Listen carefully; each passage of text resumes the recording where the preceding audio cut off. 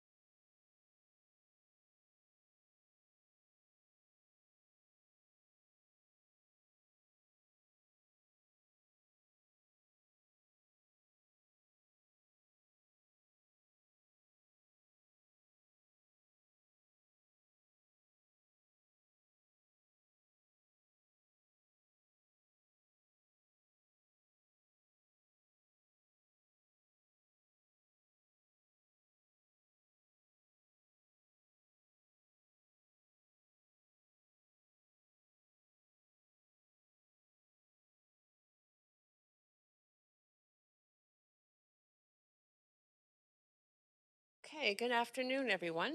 I'm sorry for the slight delay. We were just making sure all staff were connected who are in the position to answer your questions, and I think we're good to go at this point. Welcome to the Standing Committee on Policy and Strategic Priorities of June 9th, 2022, reconvening from May 18th, 25th, 26th, and 31st. This committee meeting is being convened by electronic means as authorized under Part 14 of the Procedure Bylaw, and as such, committee members may participate in person or by electronic means. Committee members participating by electronic means are reminded, in accordance with Section 14.13 of the Procedure Bylaw, your video must be enabled in order to confirm quorum. Members are also asked to please advise the clerk if you need to leave the meeting. If a committee member loses connection during the voting process, staff will get you back online quickly while we suspend the voting process. The staff contact information has been circulated to you. We acknowledge that we are on the unceded homelands of the Musqueam, Squamish, and Tsleil-Waututh people, and thank them for having cared for this land and look forward to working with them together in partnership as we continue to build this great city. I also want to take a moment to recognize the immense contributions and the incredible hard work of our City of Vancouver staff, who do work hard every single day to help make our city an incredible place to live, work, and play. Clerk, may we have the roll call, please? Councillor Carr in the chair. Mayor Stewart. Here. Councillor DiGenova. Councillor Fry. Here. Councillor Swanson. Here. Councillor Hardwick. Present. Councillor Wiebe. Councillor Boyle. Present. Councillor Dominato. Councillor Bly. Present. Councillor Kirby-Young. You have quorum, Chair Carr. Thank you. So let's go over the plan for the day. Before we begin, I want to note our longstanding commitment as a city to equity, diversity, and inclusion, including utmost respect for all genders, and remind council that when addressing speakers and staff, please avoid using gendered honorifics and instead refer to the person by first and last name or role or title. As a reminder, this meeting today is scheduled from 3 to 10 p.m. We will recess at 5 p.m. for dinner and reconvene at 6 p.m. Finally, I would like to remind you that if amendments are brought forward, they must be submitted to the city clerk in a final written form before you introduce them. And please ensure the clerk has received your amendments by using the council meeting amendments DL. They will respond back, of course, with a confirmation. So on May 31st, the committee completed hearing from speakers and also heard staff's closing remarks and presentation on the Broadway plan, which is the subject of this continued standing committee. On May 18th, the committee approved a third round of questions to staff after the completion of speakers. So we will now continue with those questions. So council, any questions to staff? I see a number of you on the roster, and I will start. Councillor Kirby-Young, go ahead. Yeah, thank you. I have a couple questions I want to get through in the time I have. And the first one just relates to kind of sequencing a bit, because I think we've heard a lot of discussion from parties around how and where and when to build density in the city. And I'm wondering, given that council has the Vancouver plan coming to us next month in July, why staff are sequencing it, that we're considering the Broadway plan before the Vancouver plan, and why we didn't potentially do it the other way around. Because we hear from a lot of speakers, well, we like to see low density across the city and not towers. Will the Broadway plan presuppose the Vancouver plan? So I'm wondering if staff can comment on that. That's a great question. Thank you, Councillor Kirby-Young, for asking that. Of course, the timing of the Broadway plan has been delayed somewhat, and the timing of and has tracked kind of on par with the Vancouver plan, and it really just came out as in terms of just timing. Ideally, of course, you would do a citywide plan before the Broadway plan, but in this particular reason, we had some agreements with the province to bring this forward. It's just kind of an unusual sequencing of events that the two have landed so closely together.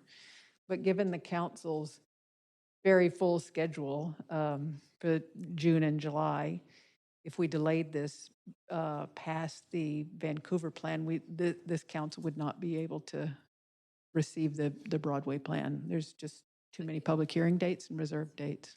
But conceivably, we could have switched the order since we're just weeks apart, right? Excuse me, Councillor Kirby-Young, I wonder if you could speak more directly into your Sorry, mic. I have It's a little- very short mic here. It doesn't always Oh, I pick see up. that, Yeah, yeah. it's really short. You have to sort of lean over it. I said conceivably, though, we could have switched the order, though, since we're only literally weeks apart. Could we not? Hindsight's 2020. I think we probably could have. Okay. For time, I'm going to move on to my next question, and it's really around what I'm calling the Great Street debate with respects to what we have in front of us today. I think it's more around housing philosophy and strategy and land use, and yet there is a discussion coming out with respects to how best to use the street and how have, in terms of being an east-west connector, commercial traffic, desire to decrease personal cars, micromobility, potentially triple bike lane, an enhanced pedestrian realm, et cetera. And I'm wondering philosophically if you see that as sort of a fulsome discussion on its own. So let me frame the question specifically. If council were to commit explicitly to AAA bike lanes, does that limit us having a more fulsome conversation about how we could best manage all of those different things that have to go on the street? Even if council has aspirations to have a great pedestrian realm, because we've heard that public amenities could be strengthened in the plan and people want to have more livability, wider streets can provide patios, more green space, all those kinds of things. We want people to get more into micromobility and other things, but we're also hearing from staff, we're only going to see, I think it was a 15% decrease in surface traffic with the Broadway plan, and cars still have to get through because we don't have another major connector of the same capacity across the city. So would we be limiting our options if we are prescriptively select that versus giving direction to staff to come back and say, okay, here are your trade-offs and your options in terms of street design? Right, that's a great question. I'm going to ask Paul Storr to answer that for us. Great, thank you for the question. In terms of the direction that council gives, there's a lot of work that would need to be done if we were looking at kind of modified design for the Great Streets, including, if we were to include protected bike lanes. So in either case, there's a lot of design work and engagement that would need to be done, and we probably need to bring the results of that back to council in the future. So if council were to instruct us, if council were to ask to direct about a protected bike lane, we would probably be bringing the results of that investigation back to council, and if in one way or the other. Okay, but if we direct a protected bike lane, based on the closing comments the staff provided at the last meeting when we wrapped speakers, we would be compromising the pedestrian realm at this point. Is that correct? Well, there were still kind of two ways to approach it. One would be reducing the travel lanes to basically a lane in either direction, and the other would be not widening the sidewalks in the way that we've proposed within the plan. So we could still investigate those depending on the council direction. What will not widening the sidewalks, how will that make the public realm feel with the more density in the taller towers? Well, it would really depend on the block, I would say, because there are some places where there are already fairly wide sidewalks, or places where we could achieve that through developments. But overall, it would limit how much space we had for sidewalks, but it would definitely depend on the area within the plan. Okay, that's my time. Thank you. Yeah. Thanks, and Councillor Kirby-Young, I noticed that you just went over just slightly, but if you had any other questions, I did check with the clerk, and for all of council's information, if there was a desire to ask more questions, it is possible for a motion to be placed on the floor of council to again go beyond the procedure bylaw for a fourth round. It takes a 2/3 vote to suspend the procedure bylaw, but that is possible. Councillor DeGenova, you are up next, up to 5 minutes. Thanks. We still have more questions after this. We might be in trouble. Sorry. I'm wondering, my first question is, I'm wondering if staff can talk a little bit about why I'm not sure why the feedback, the Safeway site at 2315 West 4th was left out of the Broadway plan. And as you come up to answer that question, I'm wondering if there's a possibility to include that in the plan. I'll ask Kevin McNaney to answer that question for us. Thanks, Councillor. Kevin McNaney, Director of Strategic Initiatives for Planning. When we found the boundaries for the Broadway plan back when we brought council the terms of reference, we took a look at walking distance from the stations. And obviously we had to pick a boundary somewhere. And even to get down to 4th Avenue, which made sense as a sort of a psychological boundary for the plan, it was a little bit further than from the stations, but we had to choose a boundary. And that's what we chose. So things north of 4th Avenue are outside the boundary, and they'll be considered in future planning, such as for UBCX and Van Plan. Okay, thanks. Just a follow-up question to that. Sorry, you may want to stay there. Is we have actually received, all of council has received a letter Yes. from the applicant stating their intention to move forward with this site. So knowing that was happening and also knowing the blowback that council can get for spot rezonings, was there not some consideration to including that in the plan so that the neighborhood would have some scope as to what they could expect, and also the public benefits could possibly be negotiated ahead of time? I don't know when we received that letter, but given the planning process has been underway for 3 years now, um, uh, expanding the boundaries at this point, since the council's already received the plan, we've already done consultation on the plan, would not be possible. Okay, thank you very much. My next question is on affordable home ownership and why, considering council has passed and directed staff to do work on this in 14 different motions across the city, affordable home ownership was not included in the Broadway plan. I do see that staff is supportive of an amendment that I plan on bringing forward, but I'm just wondering why it wasn't initially included in the plan.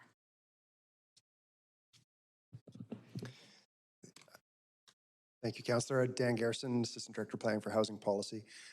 We initially, the plan and the affordable housing elements of the plan did focus on rental as the mode of delivery of affordability, both market, below market, and support for nonprofit and co-op housing. So we didn't look at affordable home ownership in this planning exercise. Where we are planning to look at it right now is through work in the Making Home Multiplex initiative as a start, looking at the construct. But we've also heard a lot of council interest, of course, in affordable homeownership. So we are willing and able to expand the scope of that a little bit to look at what the implications would be around delivery of affordable homeownership in larger sort of multifamily apartment forms as well. Okay, thank you very much. And I just want to confirm that staff is supportive of the amendment that was sent in, that I see in my very nicely color-coded legend here. Yeah. That this is something that could be worked into the plan if council were to approve that. Is that correct? Yes. Okay. Yes, certainly. Thanks very much. Also had a question on another amendment that I'd put forward that would allow some heritage retention and you know, for the possibility of up to 14 stories in some of the village areas. And this was very specific to heritage. I'm wondering if staff see any issue with that, if this really means the difference between having arts and cultural space, as we heard from some of the speakers that came to speak to us, that was a barrier and an issue without having that option for development? And I'll ask John to answer this question for us, but we do see the ability to go to 14 stories as being detrimental to being able to retain the character of those particular villages. John, did you want to respond to that, or maybe Kevin? Oops.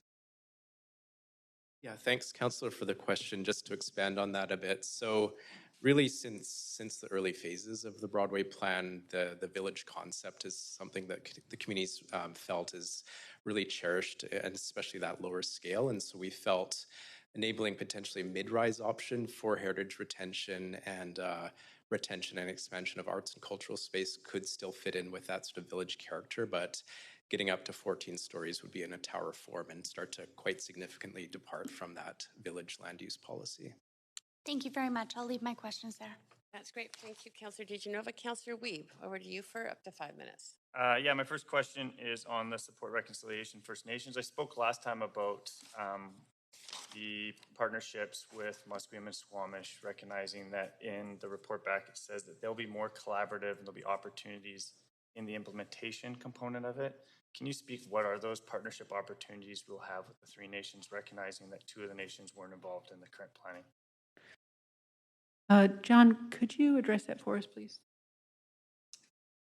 Thanks, Councillor. So through plan implementation, there will be a number of opportunities for all three host nations to be involved, and we will continue to reach out and seek those collaborative partnerships with all three nations. One example is in the Creative District, this notion of a cultural ribbon tying together sort of the lands along the Great Northern Way campus with public art, public realm features, and other opportunities to embed Indigenous voices and visibility on the land. As well, throughout other public realm initiative parks and public spaces, there will be opportunities for the host nations to contribute and partner on those projects. I guess when you look at the first guide, it talks about cultural competency, it talks about economic empowerment, mutual respect. It talks about some really big concepts about changing the way we do planning, not having the two host nations involved at all. I really struggle on this one. So how are we doing it with mutual respect? How are we actually making sure they're involved in what this plan looks like? Because they haven't been involved so far. Yeah, I mean, it's been a challenge, and we know with the nations, they get lots of requests and they have limited time and resources to contribute and collaborate. We reached out multiple times over the past 3 years and do have an active partnership with Tsleil-Waututh. Squamish is interested and will continue to reach out. And we see an array of opportunities for collaboration through implementation, Broadway plan being a policy plan, but as specific projects roll out, there'll be many of those opportunities. Okay, still struggling with that one. The next is on the commercial areas and the small businesses. It talked that the DCEs, or development cost expectations, weren't able to reduce the speculation and the rise in commercial areas that rose significantly above the city average in the Broadway core. Can you talk about what we're doing to ensure that the legacy businesses in these regions that make the communities have an opportunity to still be part of them? Yes, Chris, would you respond to that? I'm hoping you can repeat the last part of that question. Yeah, so on page 13, it talks about how these areas, the commercial areas, significantly rose in property values. So how are we going to create a plan? I know in the Mount Pleasant implementation plan, there are significant ways that we're going to ensure that legacy businesses could stay in the area, and there was DCEs to keep some of the arts and culture actually buying their facilities. So how are we going to ensure that small business has a place in this plan? Well, so the first thing the plan does is start with a focus on intensifying job space, which provides more in the way of opportunity. So with more space, we're hoping that rents would reflect the increased amount. We also know that the other thing I need to note as well, and I think I noticed this last time, was that the DCE was intended to provide guidance to property sales and transactions.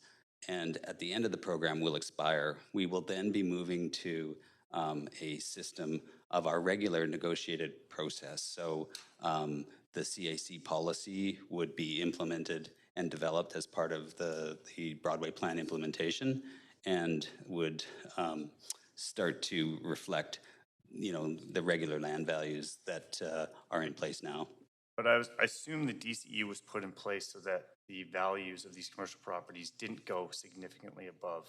Yeah, and right? Wasn't that the goal of that, was to bring land values at an appropriate rate so we could try to build these communities as we design the plan? it was meant to avoid speculation in the land market while planning was underway, so that the industry was well aware of what the city was looking for, both in terms of priority housing and jobs, and in terms of a quantitative value that was assigned to properties. So yes, it was meant to tamp down speculation. I have to say that it was the first policy of its kind in North America that we could find, and we have some learnings from that process that we will take away. The cultural landscapes, these cultural zones, are colored in the maps on page 440. However, they're not reflected in the guidelines that show yellow coloring of 20 to 25 stories for an area. Why is the cultural areas not better reflected in the small area plans? I probably have to defer to John Grottenberg for that. And just before you get up, John, you're at your time. However, I see other councillors who have already asked questions on the list. So I'm going to suggest that some councillor who is on the list for the first time could make that motion to have a fourth round by suspending the procedure bylaw. Thanks, Councillor Weed. Over to you, Councillor Swanson, for up to 5. Yeah, thanks. So first question, what percent of dem-evicted renters do you anticipate will take up the right of first refusal? So I'm going to ask Dan to take a shot at that one, Counselor. Yeah, thank you for the question, Councillor. Just to be totally frank, we don't know at this point how many, what proportion of the renters will take up the right of first refusal who are in impacted buildings. It is a new policy for us. In the past, we haven't seen a really high proportion of renters that are displaced by redevelopment taking up right of first refusal. But again, that's partly because the right of first refusal to return wasn't the kind of deeply discounted rents that we would be securing should council approve the plan today. So we do think it will be a more significant number of the renter households taking up right of first refusal under this plan than we've seen in the past, but it's very hard to assess how many or what proportion. Yeah, in Burnaby, it's so far it's 72%. Well, what I understand from the Burnaby approach and the numbers is 72% have indicated an interest in taking up the right of first refusal, which of course is a good indicator as a start. But what I'm interested in seeing in Burnaby and in our projects in Vancouver is how many tenants actually take up that right of first refusal when the building is completed at the end and move back. So that's, I think, what we're going to be keenly watching in Burnaby and working closely in Vancouver projects as well. Okay. Is there any way that the city could hold off demolishing perfectly good co-ops on city leased land until later in the 30-year timeline of the plan rather than at the beginning of it? Yeah, I think our staff in ACCS and non-market housing operations and development are looking at that as they manage the VAHF portfolio and as they work with the co-op sector, with Co-op Housing Federation of BC and the individual co-ops on those issues. So certainly we're balancing off the existing co-op stock and the role that it plays in the housing sector, but also the opportunity to generate more affordable housing. So that is ongoing work that our staff team in VAHF and ACCS will be working with the co-ops to develop. Have co-ops in the Broadway Plan area actually been told that they're going to be redeveloped soon? I'm not aware of the details of the communication. I know that work is going on through the separate work that's underway related to the city's co-op lease renewal framework and the implementation of that framework. So I'm not up to date on exactly what communication has gone to which co-ops under that strategy. Something I could follow up on, Councillor. That'd be great. I'd like to know that. Another question, probably not for you, Dan.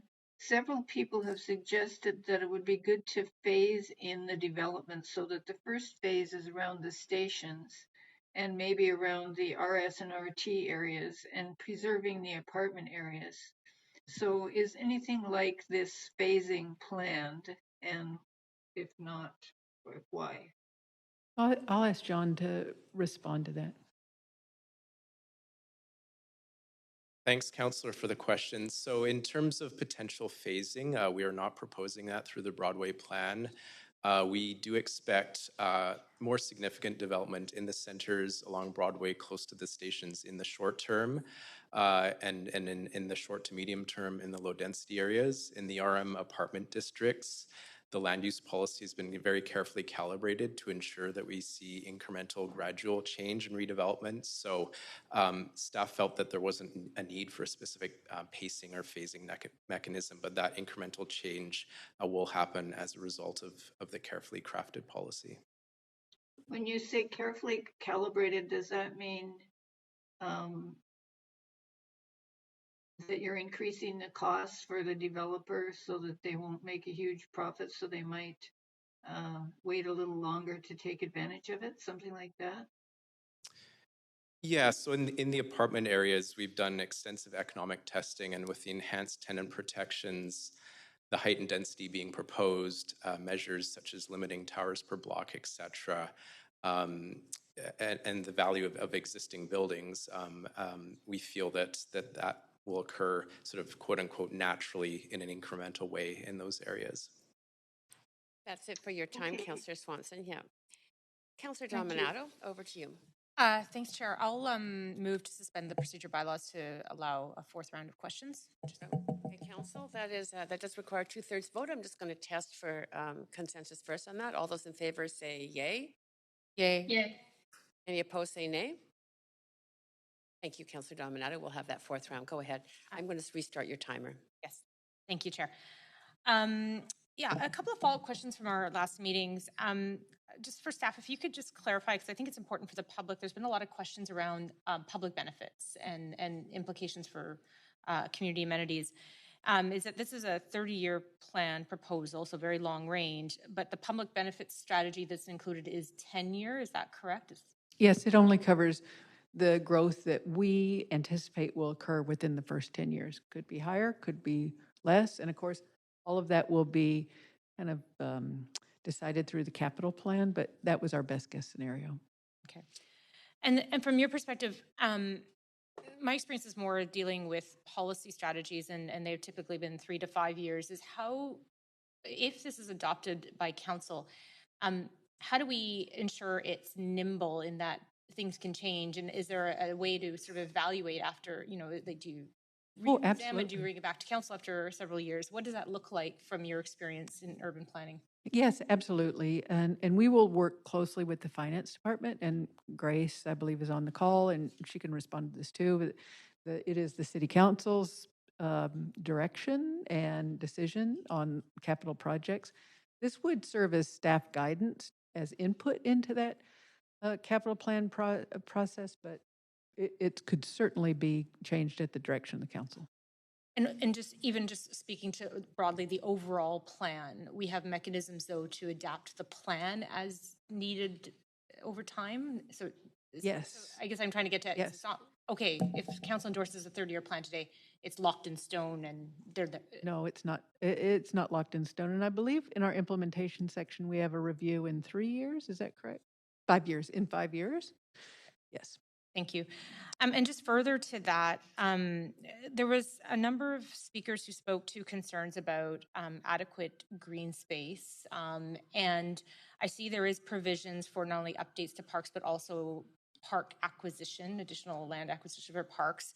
In your estimation, is it sufficient? Does there need to be further direction from council about more park acquisition? Because I know it is embedded, but I don't know that people saw that in the plan. It's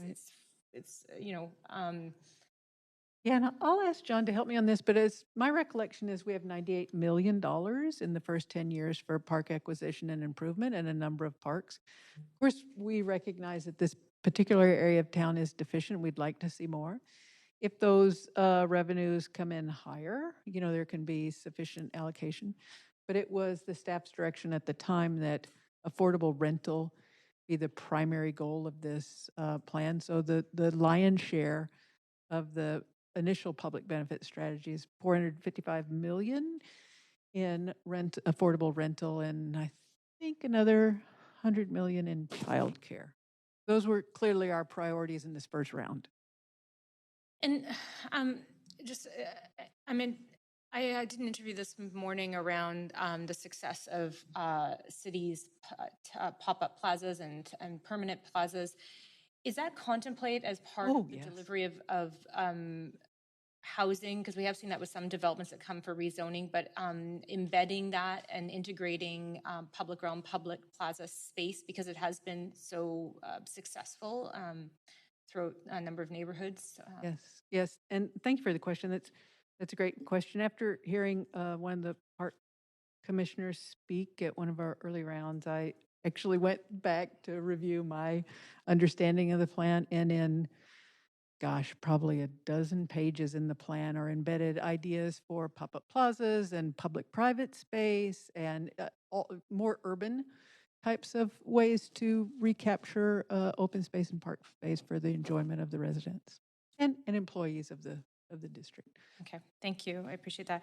And then my last question right now is around neighborhood plans. We also did hear from a number of residents who've participated over the years in community plans, neighborhood plans, like Mount Pleasant, for example, Kitsilano. Yep. Is there an opportunity, like right now, the proposal is to rescind all those as part of this work and adopting a new plan? Is there an opportunity to take pieces of that, or are they already, some of that already embedded in the plan? I think there was looking for some clarification. I know it's a big question and maybe it can be taken up by others later, but. Sure, and yes, we do believe that we have captured the significant parts of the Mount Pleasant plan. And if under your third, like, giant kind of row here, you'll see a very detailed explanation of that. I don't want to take up your time by reading it, but we do believe that we've captured the essence of that in particular. And quite honestly, we'd like to repeal these. We don't support keeping them in place because we want to reduce and minimize the confusion and the overlap. And so because we think we've gotten the important parts of it, the parts that are meaningful to the community, we don't see the necessity of keeping the two. You are Thank you, over and that's time. my You can- time. You can go back on the list if you like. So I've got a few questions. My first is just a follow-up to the question that was asked around the station area plans. I'm wondering if you are doing them, and we've seen them along the other parts of the subway system, the SkyTrain system. Are you doing specific station area plans, or does this plan actually suffice as station area plans? John, would you like to address that for us? Sorry, Councillor, if you could please repeat the first part of the question. Yeah, so we've seen station area plans, along the Expo line, for example. But in this case, in this plan, are we doing station area plans? Are you proceeding with that? Or is this plan itself sufficing as instructions around station area development? Yeah, thanks for the question. So this plan does incorporate the station area planning. So it does include detailed land use policy, not only for the immediate station areas, but also for the larger neighborhoods. And there'll be further work through plan implementation as part of our supportive policies agreement with TransLink, for example, on more detailed public realm planning around the stations specifically. So there'll be more stations focused work coming out as part of implementation. Okay. The report does actually state that there's an expectation that the station areas will develop first. Is that, though, up to the market, or are we actually directing development along the station area, in the station areas first? That will be largely up to the market. The heights and densities proposed in the plan, we expect will be, attractive for development in the short term. We know from industry there is interest in the immediate station areas, given the new subway and people wanting to live and work close to transit. So we do expect there'll be development in the stations in the short term. Okay. A second question, not on the sort of planning and station development. A number of the speakers talked about how tall towers are not green, are not climate friendly. I wonder if we could have a response from staff around that particular statement. Yes, thank you for the question. And I believe we've got Doug Smith on the line, our Assistant Director for Sustainability. Doug, could you address that question for us, please? Yeah, absolutely, Teresa, Chair and Council.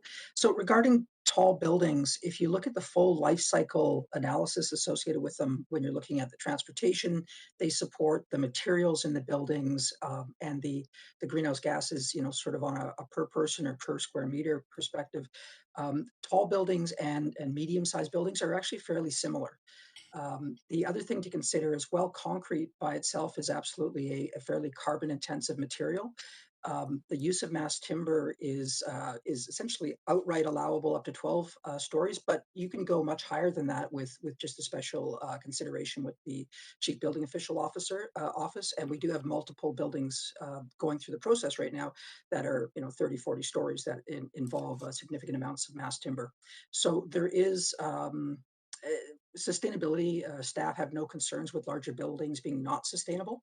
The other thing I would add is that based on the regulations that Council just approved, pretty well all new buildings going forward now will have a 90% less operational carbon within the buildings. So that, combined with the reduction in embodied carbon that Council also approved going forward, means that pretty well all of our buildings are very similar as far as greenhouse gas footprint. Similar to shorter building forms, is that? That is correct. Yeah, I think the greenest buildings would be the taller and medium-sized buildings, and then the single-family homes would probably be the least green, just because of the amount of resources that are required per person to support those buildings, especially when you look at infrastructure, utilities, roads, land, all of those things. Great, thank you. I have another question around tall buildings. It was raised by another speaker around the issues around social isolation.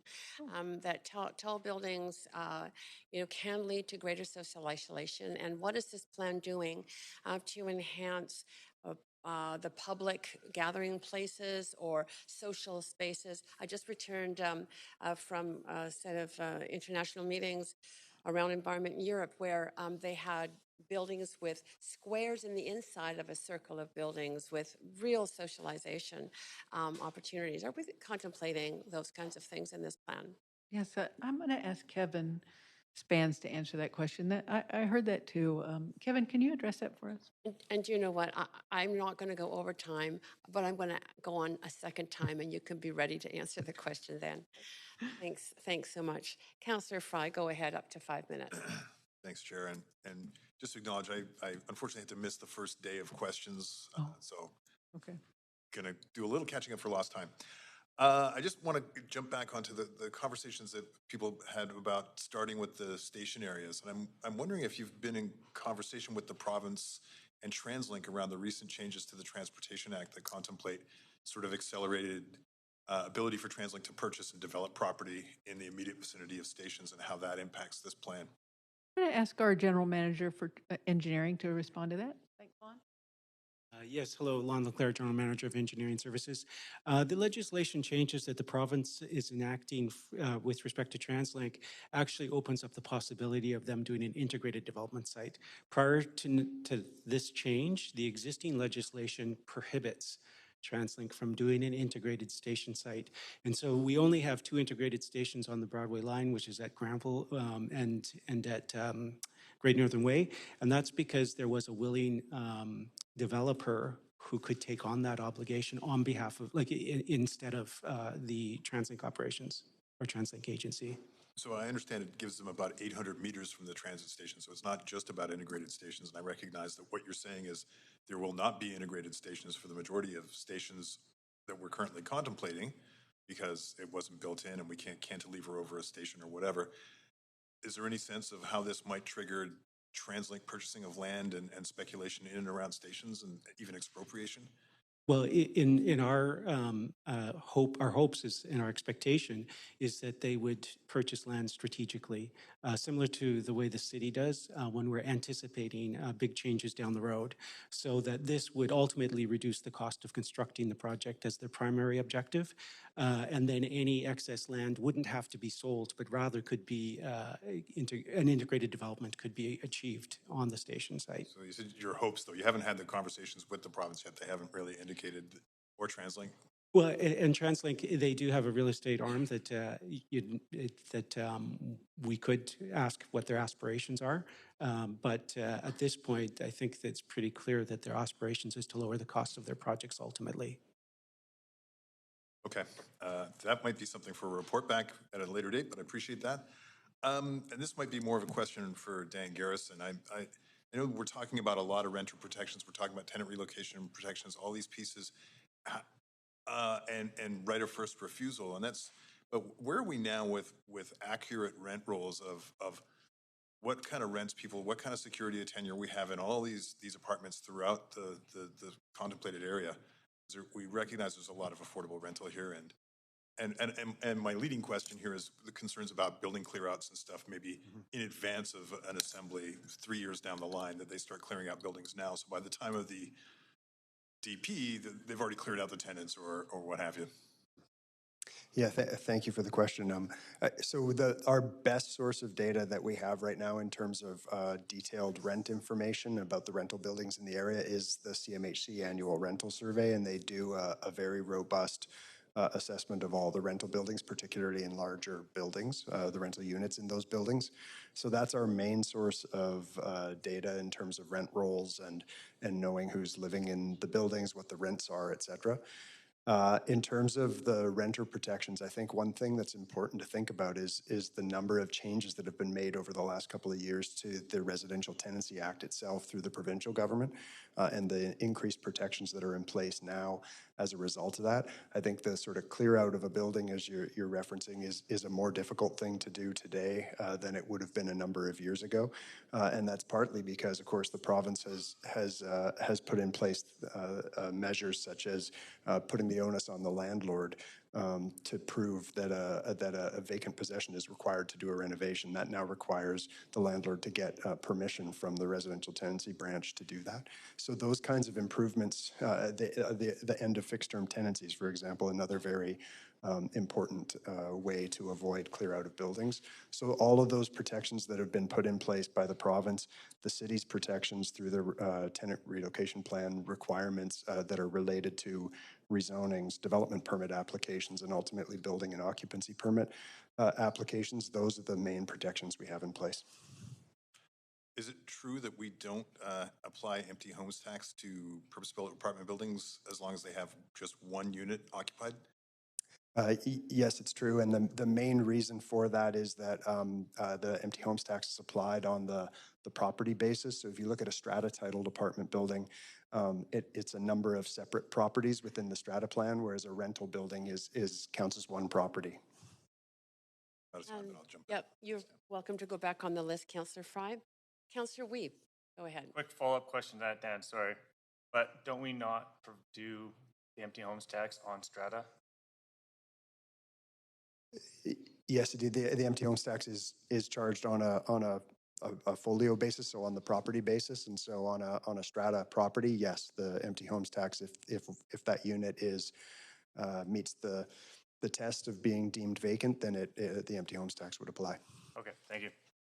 So the question before was recognizing the map on page 440 shows cultural landscapes and different important parts of the neighborhood. However, those aren't reflected on the area plans. I'm just wondering if we can speak to that. Yep. This is including kind of the Canby Court area, Delamont Village, Main Street. So there's little pockets that are seen on the paper. Yeah, so can you speak a little bit to that? Yeah, thanks, Councillor, for the question. So, this is, as you can see before you, a very large and complex plan, and the land use policy, those chapters do lay out, in those colored maps, what the land use policy is for a given area. To understand what could happen on a given property, one would have to refer to different chapters, including the heritage chapter, jobs and economy, and other chapters. And I think what we can do potentially through implementation is develop some resources or guides to help better navigate some of the more complex policy. Those areas also include further work through plan implementation, such as the preparation of statements of significance and other heritage-focused work. So that's why they're called out specifically in that chapter. And some of that work may not tie directly to land use. So it's another layer, if you will, to look at with the land use policy. But for clarity, we've mapped out block to block certain densities. And however, we also have another page that talks about those exact same blocks not being ones that can be developed. So why would we put it on the one page as something could be 20 stories and another page say it can't? That's kind of the clarity, because people are looking at it going, this is a city-owned heritage block and you're putting it as 25 stories, and yet 400 pages later you have a different color saying it won't be. So I'm wondering really what the reasoning was on kind of, it's really complicated in that sense, and I understand that, but this clarity is really important to the public and to councillors, and so I really want to know kind of the clarity and the decision making that went behind that. Yeah, so the land use chapters and those maps are general land use.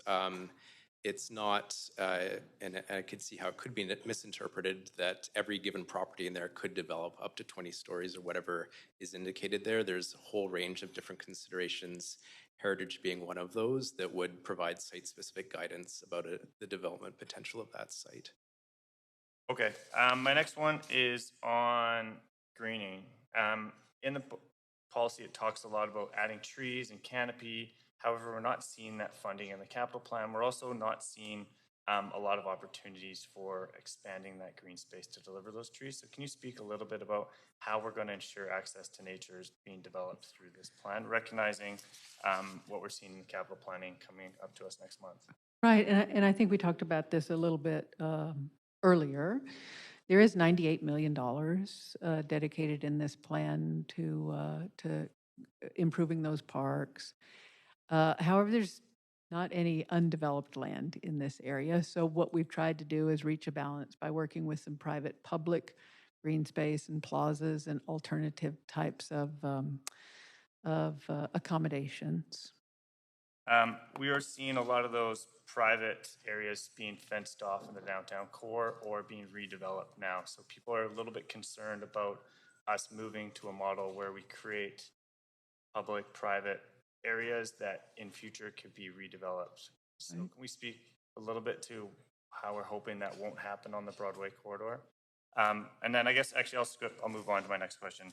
Next question is Appendix K talked about the performance of properties, and we talked about what happens after you get to a 8 FSR, recognizing we're seeing projects come in at 12.6 and higher, and that we should be able to capture more land lift and amenities to deliver the amenity package that we're hoping to deliver. So can we wonder why Appendix K has not been dealt with?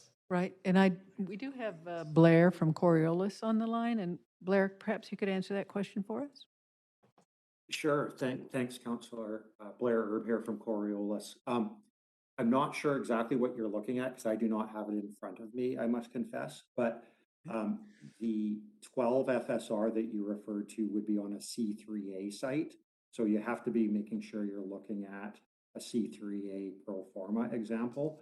And I believe the examples we provided showed that the density would have to be well in excess of 10 FSR on a C3A site in order to achieve 20% below market rental. And what happens when it gets above 12? Councillor Weep, you're out of time. Councillor Bly, and my apologies, Councillor Bly, I realized that you hadn't been on yet, so. No problem at all, Chair. I do appreciate it. I just have a couple of follow-up questions in reflecting what we heard from speakers. Actually, I think one of the, it was our former Director of Planning, Brent Hodder, and he referenced our tenant protections in this plan being the best in North America. And I thought that's quite a lofty statement. And I wondered if we can confirm that that's actually true. Dan, would you like to come up here and brag about that? Hi, thanks. Yeah, thank you for the question. I mean, I would say, you know, we're careful about making such definitive statements as Brent Todderan did, but I mean, they're certainly the best, most robust tenant protections that we've found in any of the jurisdictions that we've looked at. There are elements in other places in Toronto that are good. There's elements in some of the US cities that are very good.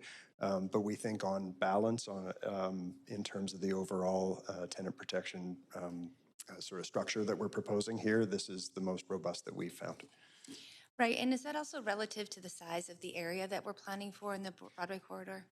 Well, in the Broadway corridor and the city's rental stock, we are a city with a relatively large rental stock. So if you look, some of the cities that have maybe smaller rental stocks have done some interesting small things, but in terms of the breadth and depth of our tenant protections, I think that the scale of our stock is definitely one of the challenges, and so the application of this approach is that much more, I think, important. Okay, thank you. That's very helpful. Moving on to what extent have staff engaged with the province and the Vancouver School Board as it relates to long-range facilities planning related to increasing the density of the Broadway corridor, and then, of course, what that means for schools and planning for schools in that area, particularly elementary schools that we see are most often at capacity? Right. John, come on up. Hi, Councillor. Thanks for the question. So staff have engaged regularly with Vancouver School Board staff throughout the planning process. We have not engaged directly with the province, but we've talked to VSB probably 10 times or so throughout the process as we're developing our policies, sharing our growth projections in terms of housing population as we're developing that work. So we've been engaging with them regularly, and they have identified the need for school expansions and a need for a new elementary school in the future. And so we've worked very closely with them on that file. Okay, that's helpful. And noting that you haven't engaged with the province yet, and whether direction of that nature would be helpful. Tying this back to the letter that we received from Minister David Eby, Minister of Housing, advocating for the Broadway plan in recognizing that schools are a provincial responsibility. I'm curious what the opportunity is there to sort of close that loop, so to speak, to ensure that we are speaking to the province about schools and long-range planning and not necessarily putting it onto the school board, which respond to, budgets that are allocated from the province. Absolutely, that's a good point, and we certainly will, through our intergovernmental relations office, reach out to the province. Okay, thank you. The final one I would like, my final question is, we hear often around human scale built form and the desire to have lower density, lower rise housing that suits the needs of those that are looking for housing in our city, particularly around affordability and average income. And could you please reflect back how, if we could get there, why are we not putting that in this plan? Right. I think that's a great question. I'll have John come up and respond to it specifically, but I think this plan delivers the entire range, right? From 30, 40-story towers all the way down to protecting the villages. But John, can you respond to that more? Yeah, thanks, Councillor. So just to elaborate on that a bit further, so certainly the plan does propose a range of scales, so up to 30 to 40 stories in the station areas, away from the stations in Broadway and Broadway itself, into the, for example, the lower density areas. We're looking at, generally up to 6 stories, also ground-oriented multiplex forms, up to 12 to 18 stories in other areas. So we see there being a range of scales and housing types throughout the Broadway neighborhoods that will meet different needs and different preferences. And so it's staff's opinion that was sufficient in sort of human scale built form, balancing some of the higher density built form. Yeah, and a key strategy as part of that is the villages. So on those key, chair shopping streets, keeping the heights low as well. Great. Okay, that's my time. Thank you. Thank you. Well timed. Councillor Fry. Great segue on the village question, because I'm curious, what defines a village? It seems that we're defining villages based on sort of heritage streetscapes as opposed to the actual functional use of, say streets like Arbutus south of Broadway or Burrard north of Broadway, where there's smaller scale, local serving businesses, but they're not old. Yep. I'm going to ask Kevin to respond to that. Sure, that's a great question, Councillor Fry. We definitely take into account the uses and the legacy businesses that are in these villages as being actually the thing that drives the heart of these villages. It's not necessarily related to only the built form or only something that's reflective of heritage. It is really about the community of businesses and residents in these villages and the way that they become a unique reflection of the culture of the city. So yes, there is sort of a heritage element. Often they do have smaller scale heritage buildings, but it is really that essence of these villages that we're looking to reflect and protect through the built form policies. Okay, thanks. I'm going to roll through because I have all my questions and not nearly as many rounds as all these other guys. So, okay. Park delivery. I understand that there's been some concerns expressed from the park board. I'm not sure if it's from park board planners or from just the board themselves, that we're not meeting the sort of objectives of green space to humans. We're Parks team. Can you run through how we engaged with Parks? Oh, sure. Yeah. On this yeah. work? Parks was an integral part of the team, and they were included in all the meetings. When we did come to, I think it was around January, we started putting the public benefit strategies together. I can tell you that there was $7 billion, is that right? $7 billion worth of asks from all the departments. And of course, we only had $1 billion to allocate.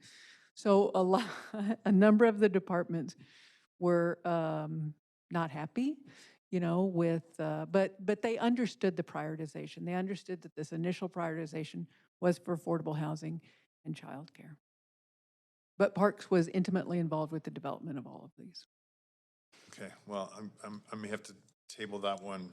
It seems it's a big piece of what makes our cities livable and what people cherish about Vancouver. Yes. do we see options for increasing that green space through this plan in other ways that aren't necessarily public parks? Well, yes, and there's a lot of strategies embedded in the plan to look for different types of public open space and private public open space. And I also was thinking that Falls Creek South, that had been kind of cut out of this plan, does have potentially 22 acres of open space, and that is certainly immediately adjacent and very accessible to the residents and businesses of this corridor. I want to shift, I guess, to a question about Broadway and the function of Broadway, and maybe this is a Lon question or Paul question. There's been notions around making Broadway a car light street, and I'm just curious, what does that mean to you, and what is the function of an arterial?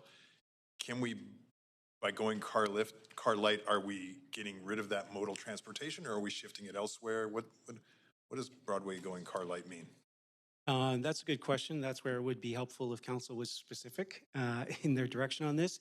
Just worth mentioning, though, Broadway as a major road network in our region, the actual design that we would come up with would be kind of done cooperatively with TransLink and the other agencies that have an interest. It's also a truck route, which is a regional truck route. And so in terms of what we can deliver, it is going to have to kind of meet other needs in the region in addition to what we aspire in the city of Vancouver.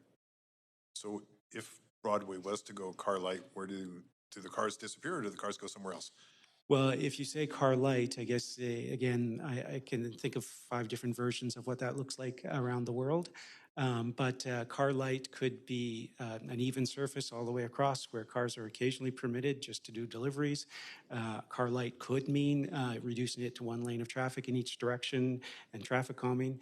So it's, I think that's kind of open to interpretation. I don't think we have a technical... So let's interpret it as functionally less cars on Broadway. Does that mean that there's less cars in the city of Vancouver, or where would we put the cars if they are still cars? Yeah, and the challenges with Broadway is generally when we're talking about car light, we're talking about single occupant vehicles or people driving personal cars. Broadway, as the kind of the prime road that serves this business district, is carrying lots of service vehicles. And service vehicles aren't just trucks doing deliveries, but it's elevator maintenance, it's cleanup crews and repairmen of all types, in addition to taxis and all of those services. So it's not even in the kind of the world where we get people out of their cars and taking transit, walk, bike, the typical trips for personal trips.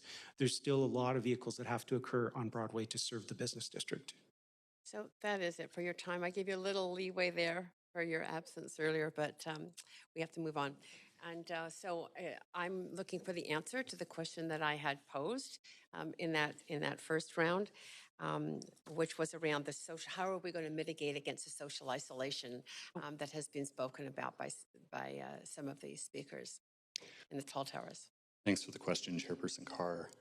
This is a really important thing to us as we're planning on seeing an increase in density and new residents in this area. So we took a look at a study that was produced by Happy City, and that study determined that the main factor in somebody's satisfaction and happiness was tenure of residency, and not necessarily the type of building that they were living in.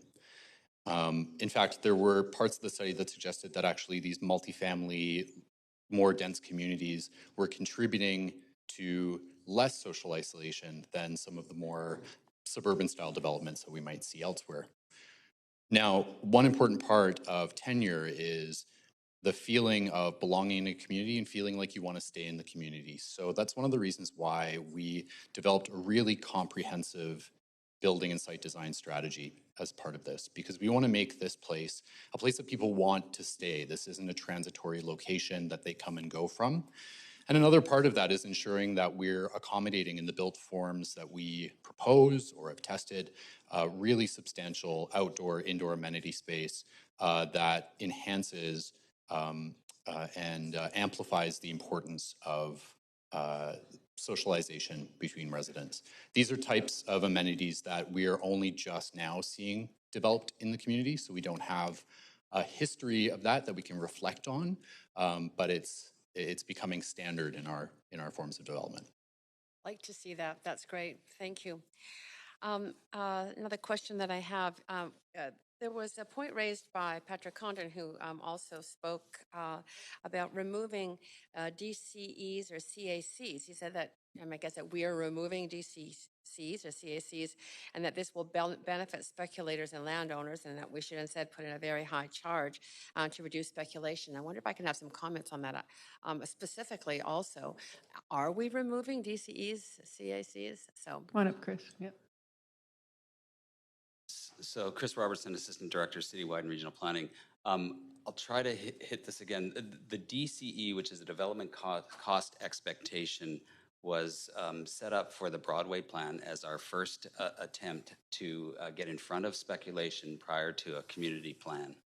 That's what it did. And what I can say is, for the most part, it was highly effective.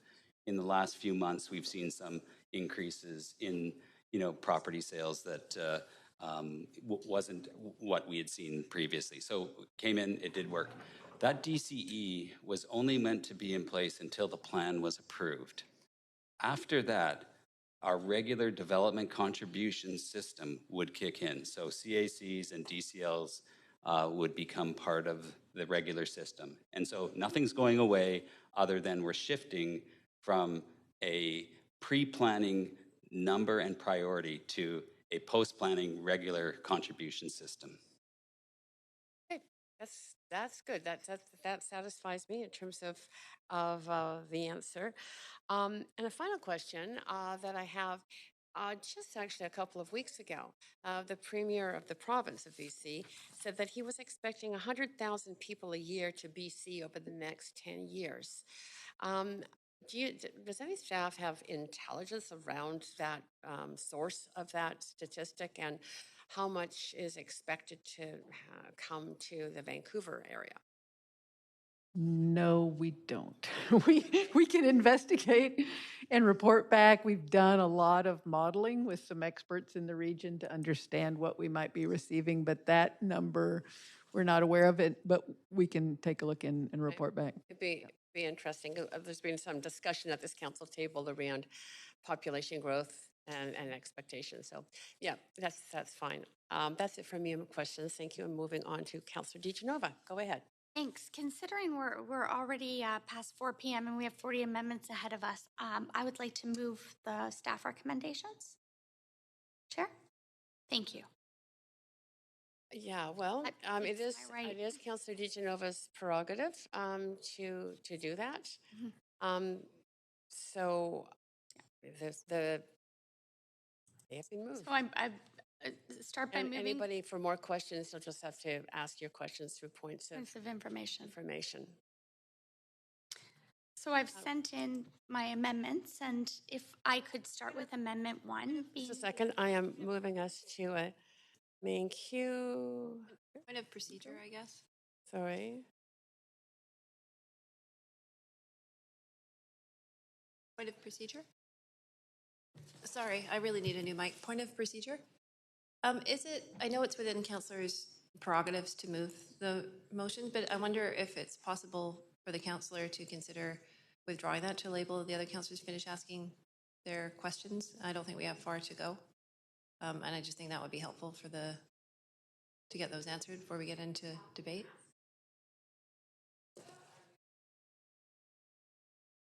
I feel that since we can move forward with points of information, I mean, there were differences on opinion as to what we should do last night as well, and I respect that. But again, sometimes that's the way things move forward. And I think we could probably ask questions about this for another entire night. So I'm prepared to ask any more I have in my points of information. I'd like to move forward, and I'm not sure why Councillor Weeb's time's running, and I'm not sure why I was kicked off the queue. So, yes, of course. Thank you. Yes. Okay. Thank you, Chair. I'm prepared to move forward with my amendments as I mentioned before.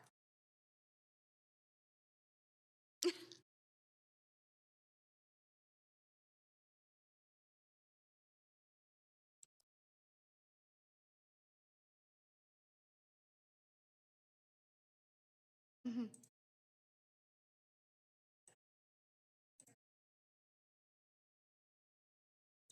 Mhm.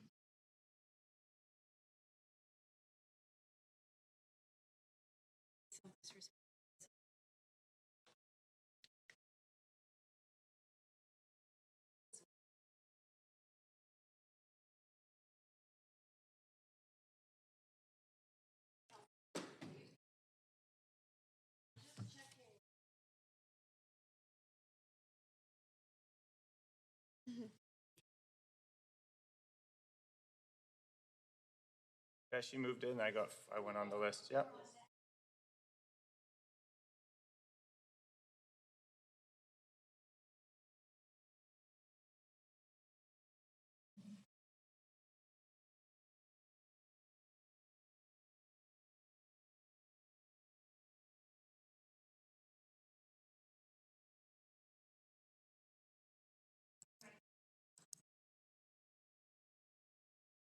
Thank you so much. It'll just take a moment for the clerk to reset that list.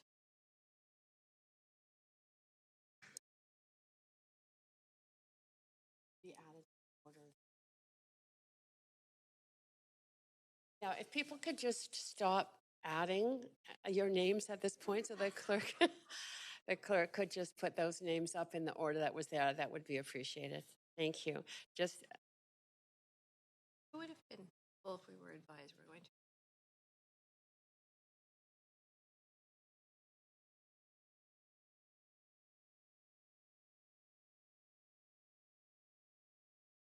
the clerk will inform us when she's done, and then you may have your finger poised. Okay, that's the list.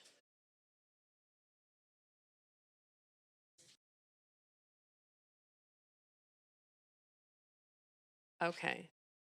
I'm ready to, everybody good? I'm ready to advance Councillor DiGenova. Councillor DiGenova to the motion. Thank you. I've already sent in my list of amendments. So if we could move to amendment queue for my first amendment, Chair. Yes. Just a second. I'm just going to put your name on the. Thank you. And I'll just wait until this comes up on the queue, and then I'll just explain quickly the rationale for it. But while we're waiting for it to, I can just read it out. The council directs staff to provide an expedited process for applicants with multifamily residential rezoning applications already approved by council, to encourage applications to consider, or to encourage applications to consider submitting new applications to the City of Vancouver that better meet the aspirations and housing goals in the Broadway Plan, and that any expedited process for such applications not put for-profit affordable housing in front of non-profit or non-market owned and operated rental housing, and furthermore, applications with government funding, including BC Housing and CMHC, be prioritized in front of other applications. And Council, the reason for this is there's about, I understand from conversations with staff, about a dozen projects that we've approved that are outside of the guidelines currently of the Broadway Plan, but could go back in and apply within the Broadway Plan once we pass that. And those are projects that currently would just be moving forward with excavation, but considering we want to make sure that there's alignment with policy and that we do our best for housing density, and to try and make sure that multi-residential housing conforms with this plan, I think that it's great to offer that option and that expedited process. So I'm hoping there'll be support for that. Thank you. Councillor DeGenova, I'm just going to stop your timer for a second. Council, you have all been sent a spreadsheet of councillors' motions. And I think it would be helpful if those of you who are working from home or joining us from offsite, bring that up on your computers. Those of you who are here in person have a copy of this spreadsheet. It would be helpful, staff. I will pause the timer for the councillor speaking to their motion. If a staff person could inform us which category this is in, because I see councillors flipping through the pages. So if you could just let us know. And council, if I'm hoping that you all took the time to read the staff comments. Council, I'm going to also ask, and it's only an ask on my part, but that when you introduce your motion, if you could say that you did receive staff feedback, whether they were in support or not, and if they had comments that whether or not you incorporated them. I think it would be helpful for council to know that information.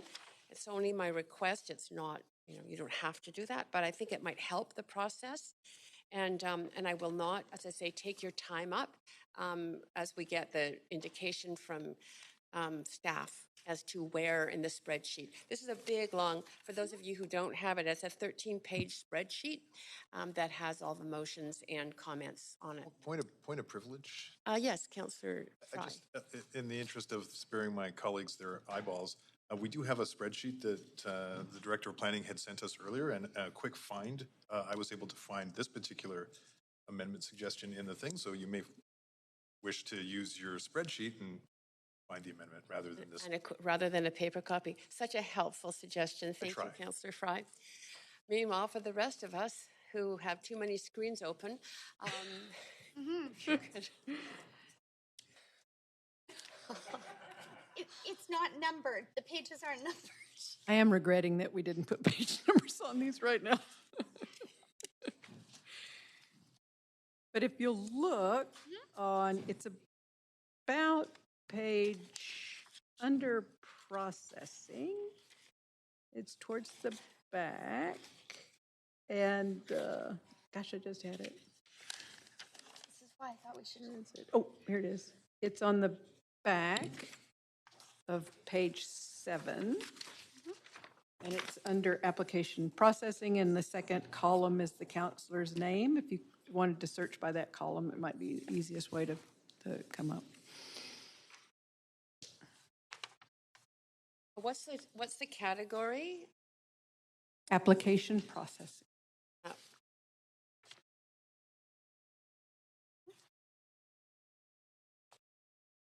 What's the page number, Chair?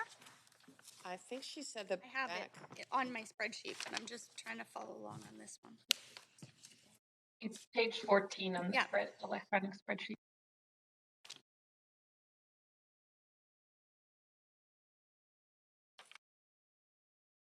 Oh, yes, it's true. We have 19 pages. Yep, let me. Okay, thank you. Very helpful. Page 14. And anybody can look at that now. So, great. Is everybody good in terms of you're all looking like you're there? Councillor DeGenova, I'm going to restart your timer. Go ahead.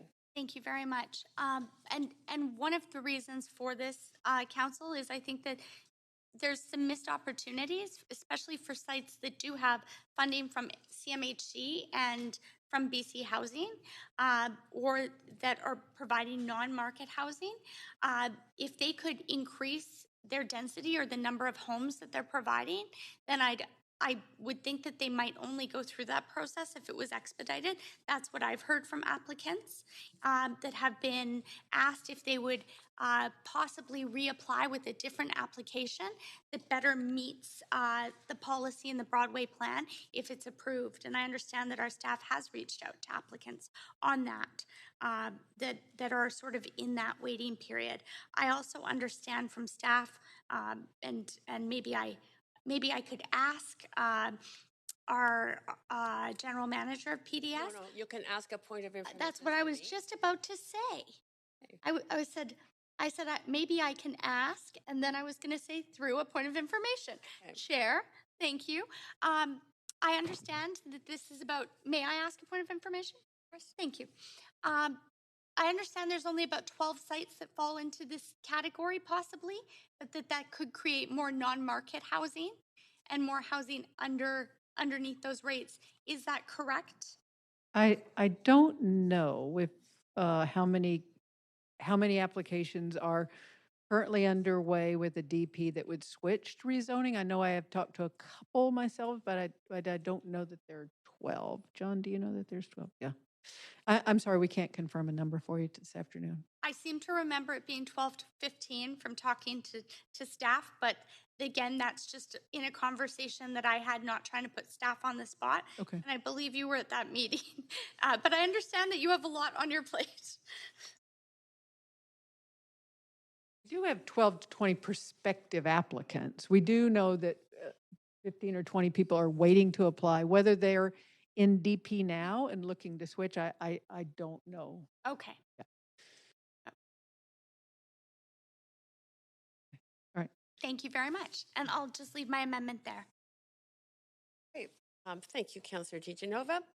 To the amendment, Councillor Bly. Thanks, Chair. I just want to clarify, so we do have this spreadsheet with 19 pages, and we have first draft of amendments and then staff comments, so, because we're going to be talking about amendments here that may have really major implications in the plan and others. So I just want to reflect, and maybe it's a point of information through the mover first, that this language is the original language, not supported by staff, but there is language in the spreadsheet that is slightly different and supported by staff, and you've chosen to move the original language. I just want to be very clear. Okay, you're asking if this is the original language or has incorporated the comments of staff. Councillor DiGenova?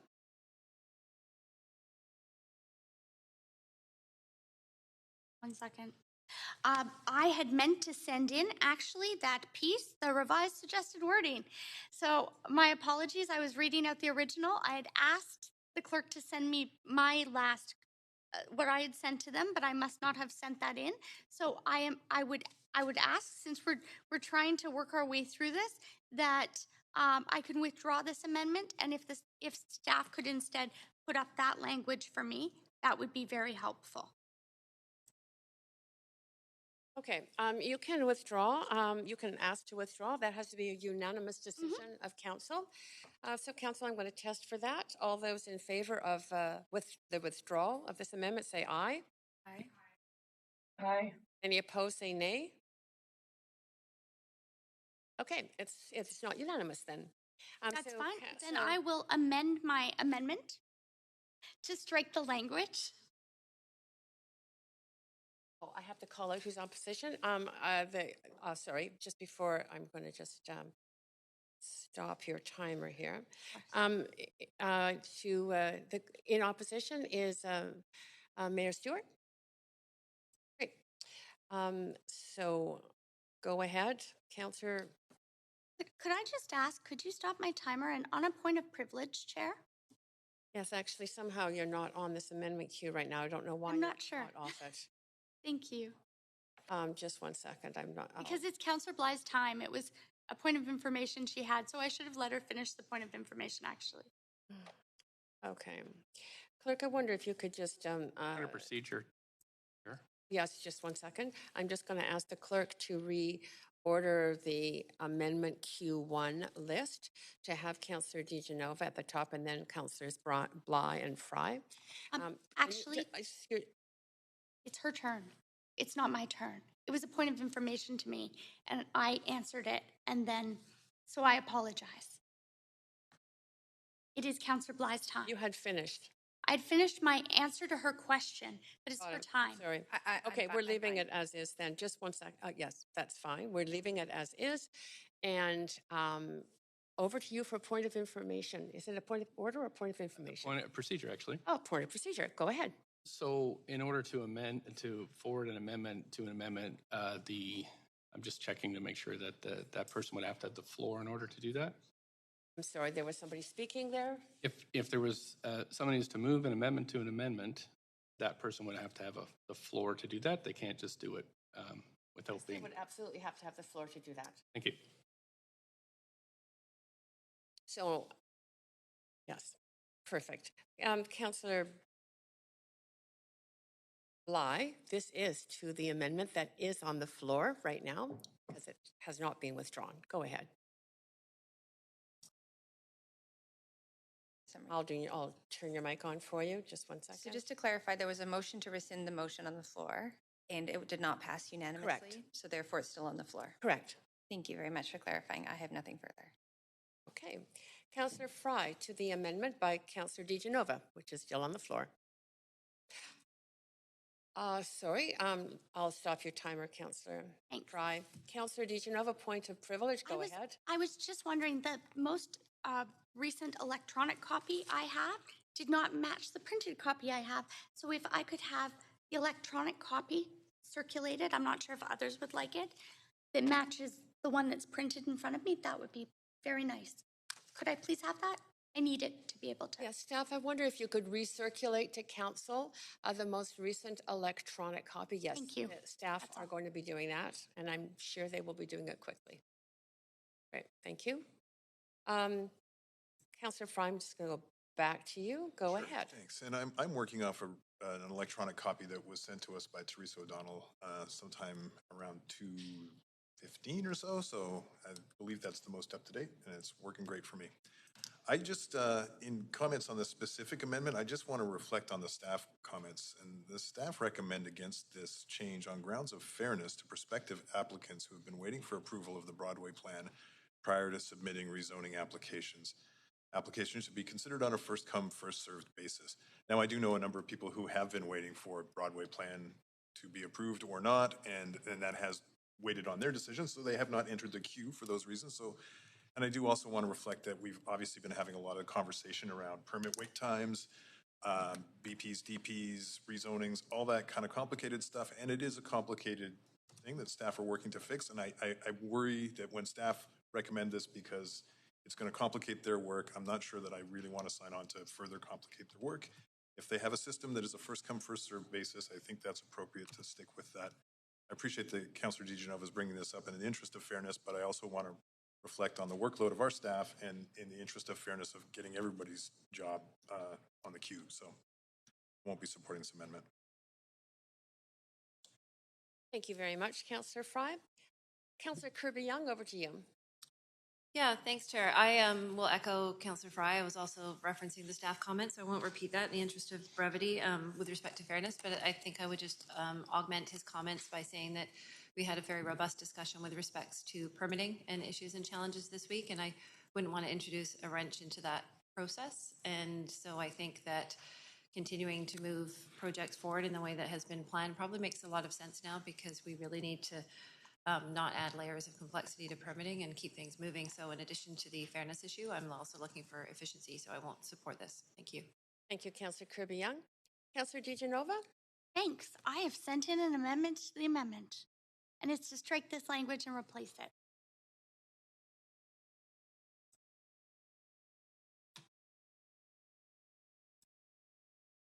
Yes.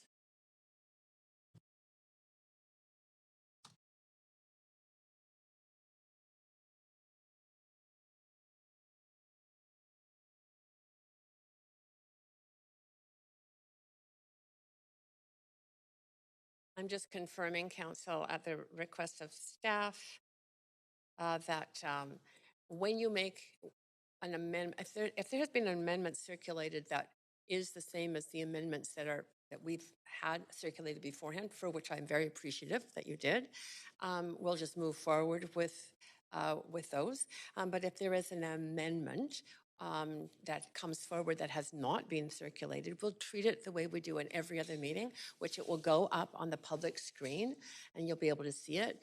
You'll be able to see it in your inboxes by email because it will have been posted to us all. We are not going to stop and wait to print any new amendments done that way. Okay, so Councillor DeGenova. And I hope I've remedied that problem. I will be sending in my other amendments off the other document. But for this one, Council, this is the language that staff had suggested. And again, I do think that this is to make sure that it is in line with the Broadway plan and that we're not missing opportunities. And I'll just say quickly that we did miss some opportunities when we changed over the DCL waiver, and there were projects that could not be made whole. And I know we're still working with our staff, and although I brought forward a motion, I appreciate council supporting that to correct that. Some of those projects are still having problems because they can't quite make up that extra in the UDCL waiver. So to make sure that we do what we can, considering our housing goals, I'm hoping that council might support this language, which I understand and you'll see in your sheet is supported by staff, the revised suggested wording. Thank you. Okay. And I'm going to, clerks, I'm going to move us to an amendment Q2, which I should have done. Can you put Councillors Dominato, Mayor Stewart, and then Councillor Boyle on that list for me? And I see we have a staff response. Go ahead, staff.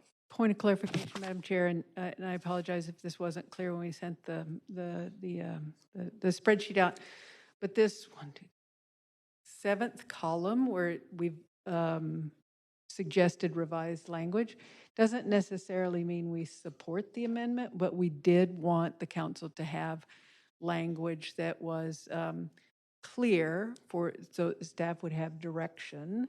We didn't want to preclude your ability to offer an amendment even though we didn't support it. So we're trying to be helpful, and I just wanted to make that clarification. Right. Thank you very much. I think that is helpful. Council, you should all take note of that, which means if revised suggested wording is forwarded on an amendment that staff say they don't support, you might want to question it with the revised wording. Would they support? It is I think a worthwhile piece of information that some of you may desire. Meanwhile, we're going to go on to speakers to the amendment Councillor Dominato.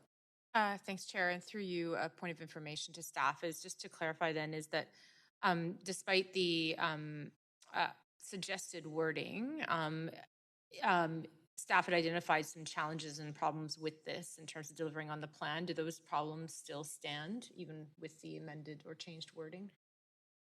Well, for this particular one, we do think that there are a number of staff applicants that have been waiting to submit, and to pull one out or several out to put those at the top of the list, not knowing when their application would be ready, how thorough their application, and cause other delays, we think is it's certainly an approach. The approach we take now is first in line, first in time, right? Okay, so if I was to recap, is that you have the same issues. Yes. While the wording is slightly different, okay. Yes. Okay, thank you. Thanks, Councillor Dominato. To the amendment. Yeah, Mayor Stewart? I'm okay. You're good? All right, I see no one else on the queue. So clerk, I wonder if you can move us to a vote. Council, we are voting on the amendment to the amendment as forwarded by Councillor DeGenova.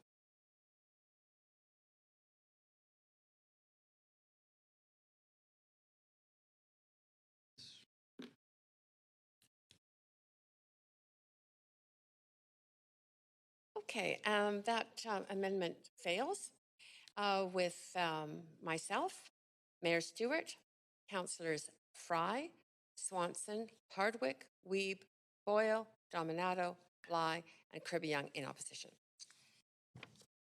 Okay, we are back to Amendment Q1. Councillor DeGenova? Oops. I don't have it. I think we're just voting on the original amendment. Yes, we are, and you're out of time to speak to it. Councillor Dominato, back to the It's a holdover. Thanks. holdover. Councillor Swanson? This is to the original amendment. It has not been amended. You might be on mute, Councillor Swanson.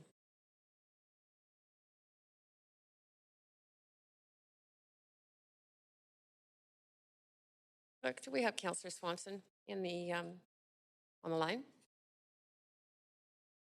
Yeah, you might be double muted, Councillor Swanson. Please check. It's a holdover. Okay.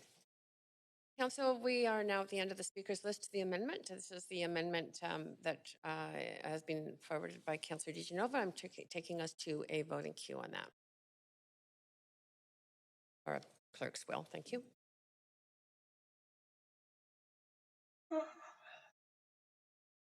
Okay, that amendment fails with myself, Mayor Stewart, Councillors Fry, Swanson, Hardwick, Weeb, Boyle, Dominato, Bly, and Kirby-Young in opposition.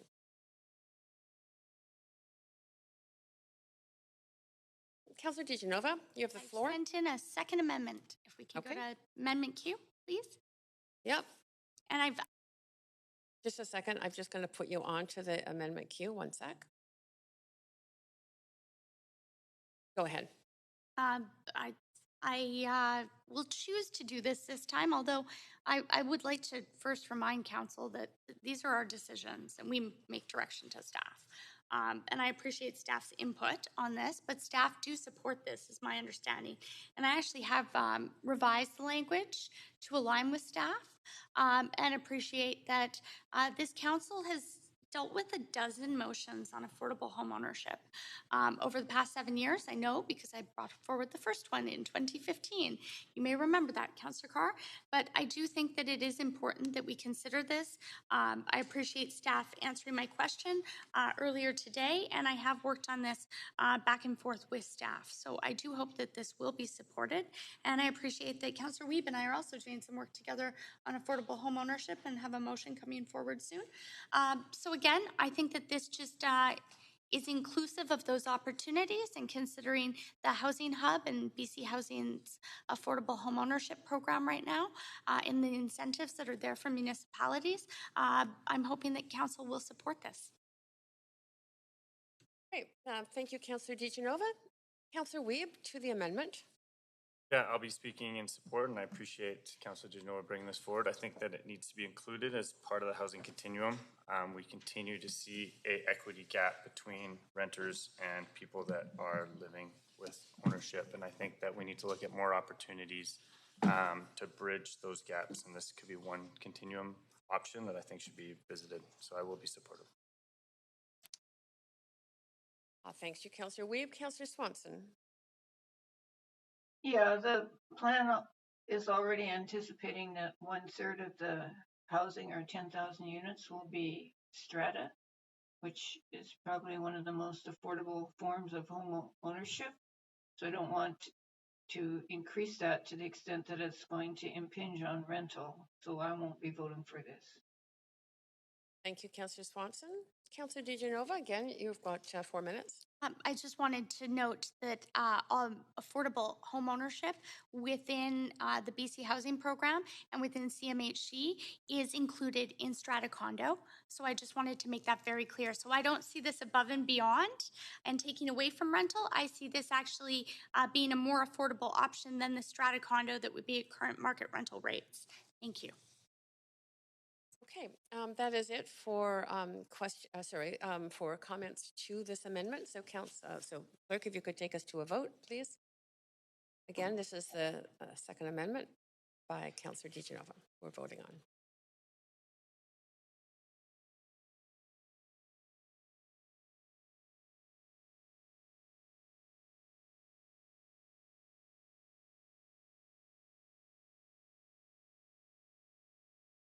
Okay, that amendment does pass with Councillor Swanson in opposition.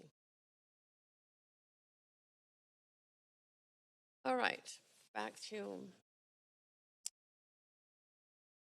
the main queue. Councillor DeGenova. Thank you very much. And I'm just sending in another amendment now. You'll just have to indulge me and make sure that I get the language correct here.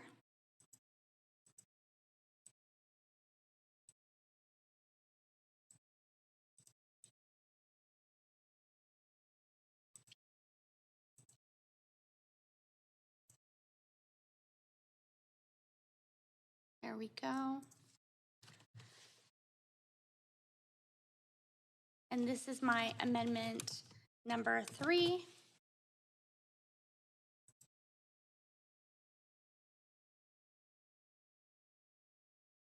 And I've already sent that. If we could move to an amendment queue, that would be great. Yep. I'll just put you on, and I'm just going to pause your timer. Sorry. Just because what I see on the clerks, do you have that amendment? It's their language. It's on their spreadsheet. No. I know, but I changed it.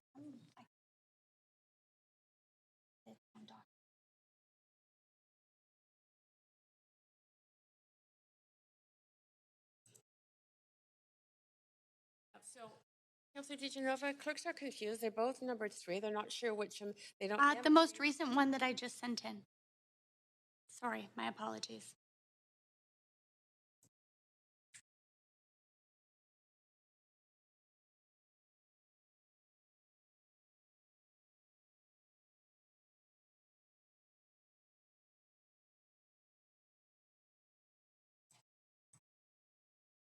Okay, if we could actually, staff, just if you could, before I start the timers here, if you could let us know where this one is on the pages. Okay. Okay. Page 2. Mm-hmm. So what's under housing?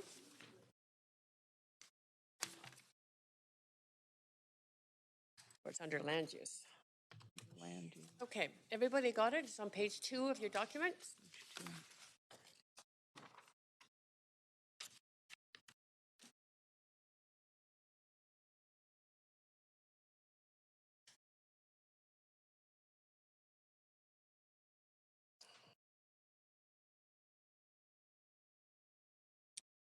Councillor DiGenova, I think everybody's on page here. If you wanted to speak to your amendment.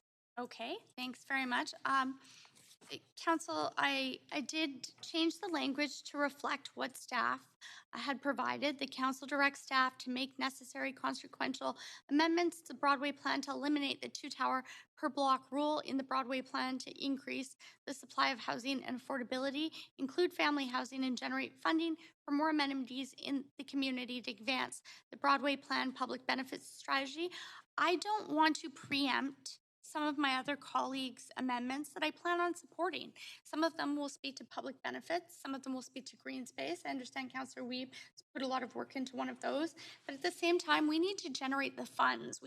Money doesn't grow on trees. We do want more trees in the plan. But at the same time, when I was a park board commissioner, we planned 100 years out. And I understand that this plan is for 30 years in the future. But I'm not just thinking about our children in Vancouver right now and the housing they will need. I'm thinking about their children. And I feel that it's very important and incumbent on us to consider that as well. So I'm not proposing that we have a certain number of towers per block, but I do think that it is limiting to say that only 2 towers per block would be what we would expect all the way across Broadway, especially considering we're looking at high density housing in transit. I mean, that is what we have supported as a council, and I think it's very important that we remember that as we move forward and consider the limitations and constraints in 30 years as they're trying to put together a new plan and there's not enough supply of housing in our city. And the only way that we can build is to go up. So I'm hoping that this will be supported by council. Again, this is the wording that staff preferred instead of the wording that I'd put forward. Thank you. Thank you, Councillor DiGenova. To the amendment, Councillor Kirby-Young. Yeah, thanks, Chair. I actually would like to take this opportunity, because I know we're going through a lot of amendments, to make a couple comments to council, and then I have an amendment. And the first comment is that you will recall that I think back on May 12th, I put forward and shared with all of council well ahead of time an amendment with respects to frontages. And that was submitted to staff and has gone through with language. And as part of that frontage piece, which I think council is looking to consider, staff recommended incorporating in that amendment a change to the towers per block. And you'll see in the feedback that those two pieces actually work integrally together as opposed to distinctly. And that's my understanding on the feedback from staff. And so I think that's really important if we're looking to achieve that, that we not compromise sort of those two pieces by adopting one piece here. And so while I had intended to move the frontage amendment later, it is wrapped up in there. And I think I've been very clear with council that that is an intention to move those two pieces together.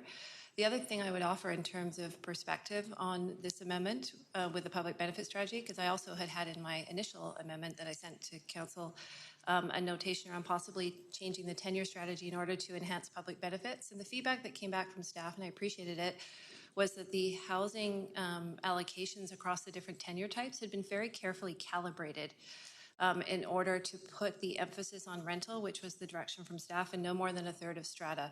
And so staff feel that by doing that, and I think you can summarizing some of the key comments here for the conversation, staff feel that that would require substantive changes to the plan, which could compromise potentially us adopting that today, and some of the housing objectives. And I know there's a balance between public amenities, but that was the direction that council was given.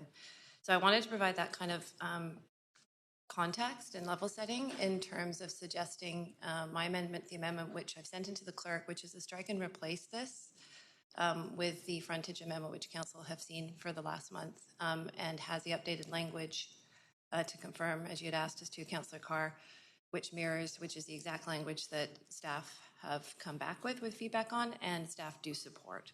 So if the clerk could bring that language up now. Okay. I'm going to move us to an amendment Q2, which is and Councillor Kirby-Young, I will put you on, but I just want everyone to note we have 1 minute left. Move to extend to complete this specific amendment. Okay, that's absolutely legitimate. I'm just going to go for yeas and nays. So this is a motion to extend past 5 to complete this particular amendment. All those in favor say aye. Aye. Aye. Any opposed say nay. Nay. Clerk, I don't think we need it to be unanimous, do we? No. So there was only one. So we will do that just to finish this amendment. Yeah, just we don't and, leave something hanging. Go ahead. We're on an amendment Q2 now. Just 1 second. I'm just checking with. Sorry, my clock's still running, Chair. Yeah, that was just Councillor Hardwick opposed. They're doing a recording on that. Is that clear? Yeah, just noting my clock is still going. Yeah. Oh, I'm so sorry. Yeah, just to clarify, that was Councillor Hardwick that was opposed. Thanks, Clerk. Go ahead, Councillor Kirby-Young. I'll give you a few Yeah, seconds. thanks, Chair. So I think I've provided sort of the context and the setup for that. The only additional thing I can offer here with respects to frontage is in terms of the content of the specific pieces, it really responds to a lot of feedback that we have heard that was respecting the fact that it doesn't put pressure on for land assemblies by reducing the frontage from the 150 meters recommended in the plan to 99, as is indicated here. And that could provide some, more variation in the built form. I know that that's something we heard back from the public as well, but also hopefully to alleviate some of the pressure on the older rental stock. And so I think there were a number of rationale and pieces there. And also in terms of, I think we saw in the staff feedback too, potentially accelerating the delivery of some of the affordable housing types for the available sites, because you're not having to potentially assemble up to 5, right? So you're not necessarily displacing, but you're hopefully striking that balance on achieving some of the housing delivery. So sort of respecting council's time and the full evening we have ahead of us, I will leave it there. Thank you. Thank you, Councillor Kirby-Young. Councillor DeGenova to this amendment. I'm fine with that. I mean, if Councillor Kirby-Young would like to have credit for it, that's fine. I just wanted to get done, really. That's one of the reasons I brought it forward. I was expecting her to bring forward frontage. And although I have to say that I would think that it would be better to go down to 75 feet. I'm not going to get into it here. I mean, I have a background in working in the development industry. And I think that if we look at great cities like London and New York and Paris, we do see frontages of 75 feet. And I think that that actually would help and benefit some of the businesses in Vancouver. But that being said, I'm happy to support this and just move forward. So I'll leave my comments there. Thank you. Thank you, Councillor DeGenova. And Councillor Bly to the amendment to the amendment. Thanks, Chair. And I'll just be very brief to echo Councillor Kirby-Young's comments. I'm a bit confused on the most recent comments because this, just to reiterate, the previous amendment, as I understood it, was to remove the 2-tower limit per block, and this is to put it back in, or to keep it in, I should say, in the areas where 2 blocks are currently stipulated and 3 towers per block in the centers, which is, essentially along the Broadway corridor, while reducing the frontages. And that strikes the balance that we heard in terms of the intent from staff in terms of bringing forward these limitations around how many blocks per or how many towers per block, but also responds to more flexibility when it comes to the type of land assembly and development and built form that we can expect in this plan to be more nuanced and more flexible, which I think serves the broader population in terms of what we want to see from a streetscape perspective. So very much supportive and think it is absolutely necessary at this stage of our process. So thank you to Councillor Kirby-Young for bringing it forward. Thank you, Councillor Bly. Councillor Swampson. Yes, through you, Chair, could I ask the staff what their comments on this are? Yes, you can do that as a point of information through me. Yes, I'll ask Carrie Dow to answer that question for us. Thank you, councillors.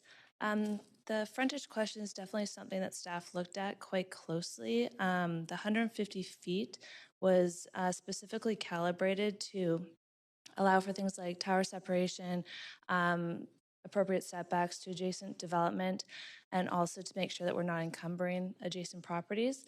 We do recognize that it does add additional onus on the developer for consolidation. So we have explored opportunities where we could reduce that. The major impact is on adjacent development. So in some instances, that might actually neutralize development of adjacent parcels, not in every instance. And it could also create issues of setbacks with adjacent properties. You would still be getting mostly tower forms, but you would have a significantly reduced side yard setback and smaller tower floor plates. But it is something that we feel with appropriate review could be accommodated through the design process. And just to a point of clarification on the number of towers, it's 3 towers per block face, which would actually be 6 towers in the centers. So you guys are okay with this?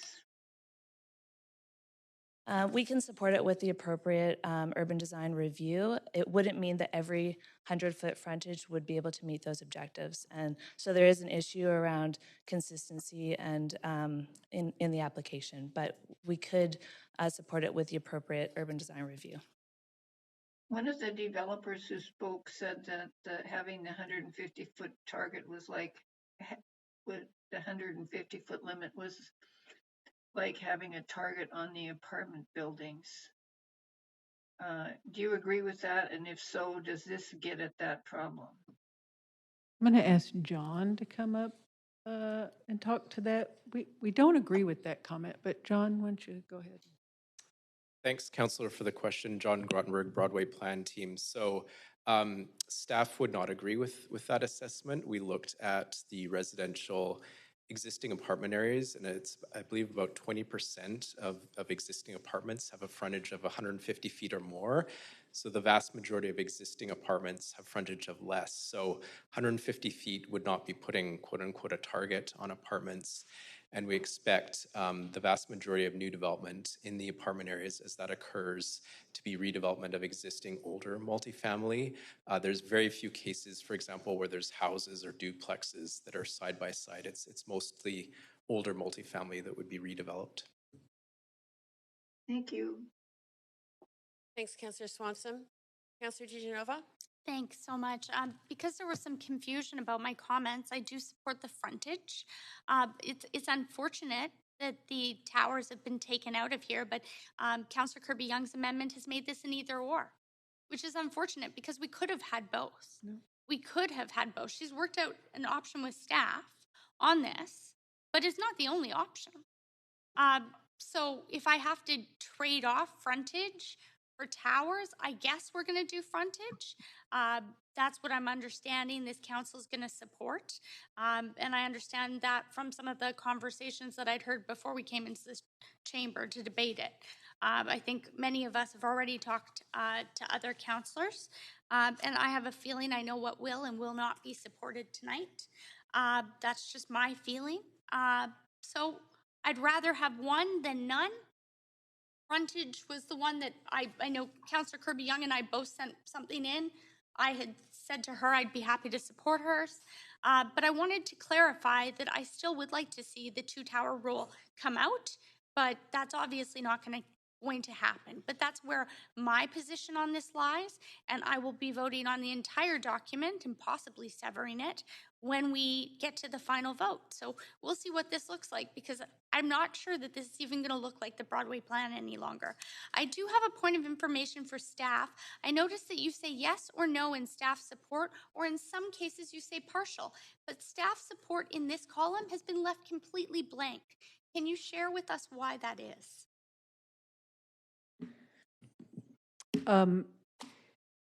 Yes, thank you for the question. As Carrie said, we did a lot of study on the block lengths. We thought we'd hit the right thing. Councillor Kirby-Young had come to us with a reduced frontage because we know there are some developers that don't have the ability to assemble big lots. And we thought with adding the maximum number of towers per block, that would guard against, it would protect the livability, it would protect shadowing, it would protect the daylight, and it would protect that series of towers that we don't want to see on Broadway. Okay. So staff is not supportive of this? Staff, we are comfortable with the language that was written for this, yes. Okay, it just doesn't say anything in the staff support comp. Because we didn't really have a time to really fully analyze these. Okay. There's a very extensive. I appreciate staff's financial advice. analysis. I still make my own decision, as I've said, so I will support this, but I wish that this had not eliminated the opportunity to have more than two towers, because I think that as we move forward and we can't council talk about higher density housing and not talk about building up and higher buildings. So for that reason, I'm disappointed, but at least this gets us through the frontage part. So I will be supporting it, and I hope that my comments are understood. Thank you. Thanks, Councillor DiGenova. Councillor Hardwick. 1 second. Up there. Good, thank you. I just want to point out that the 99-foot frontage dramatically increases the number of sites that can be redeveloped, and it will be a big win for developers and real estate agents. That's it.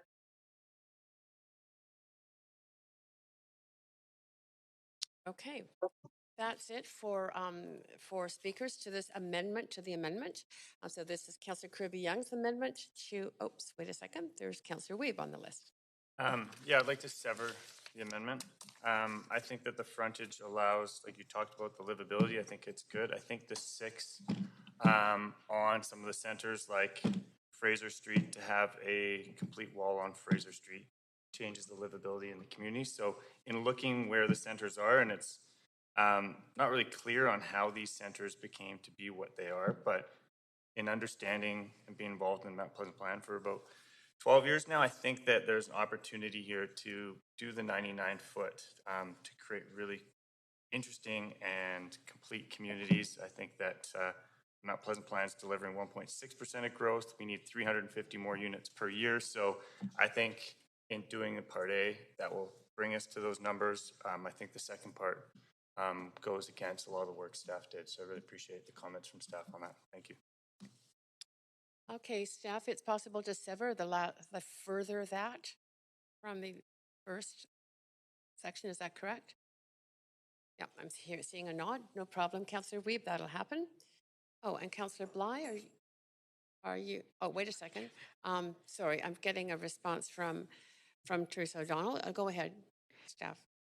Teresa. Well, I'm afraid that not supporting the maximum number of towers would actually increase opportunity for redevelopment, Councillor Wee, but perhaps that's your objective, but I'm afraid just that you might be reading that backwards a little bit.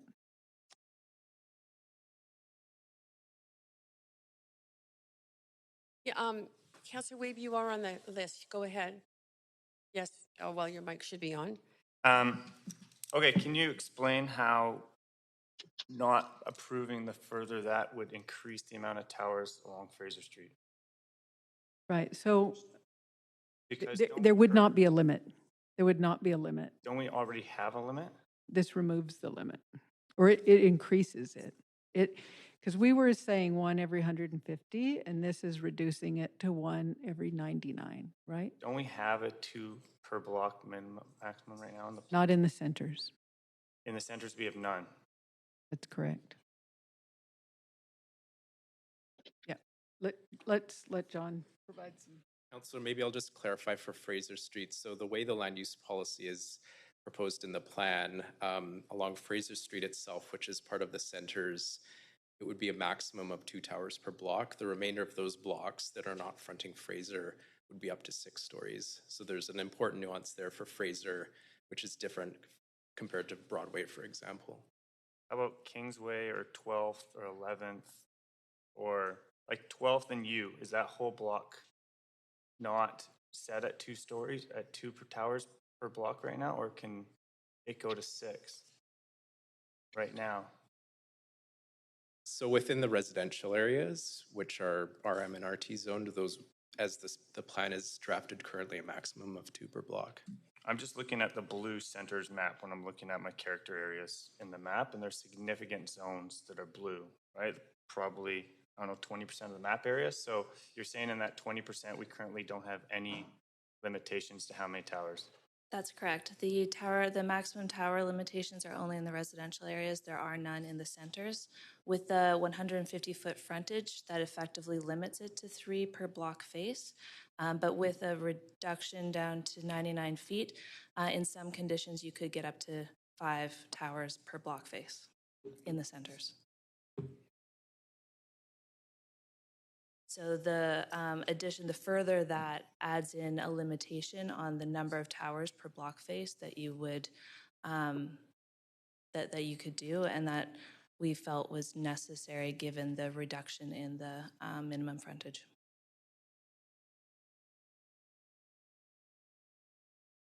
How many? Okay. You're good? I have to think that. I got to think of that. Councillor Bly. That's a holdover. I was Holdover. hoping that would get answered. Thank you. Okay, thank you. Oops, you're on again? No. All right, Council. So we are now going to move to a vote. That vote will be on the amendment by Councillor Kirby-Young to Councillor DeGenova's amendment. So that everybody's clear, and it is up on the screen and not severed.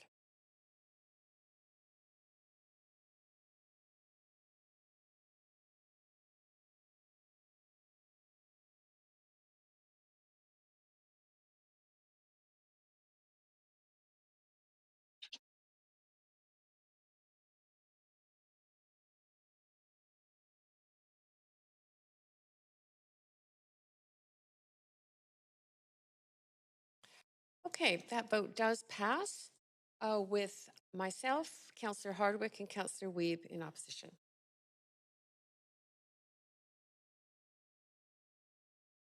All right, that moves us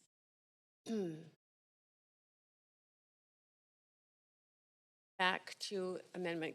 You asked for an extension to complete this amendment. Yeah, and just So for we have to for the record, move I will have one ahead. further amendment, but I can do that after the dinner break, Councillor Carr, while I have the floor.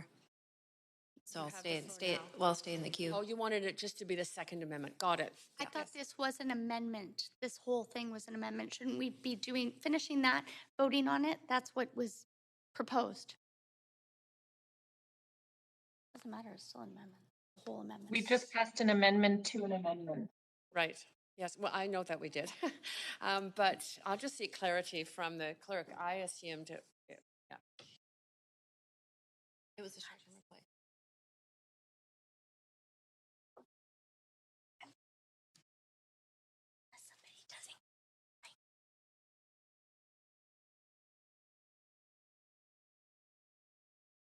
I love hearing the rain in here.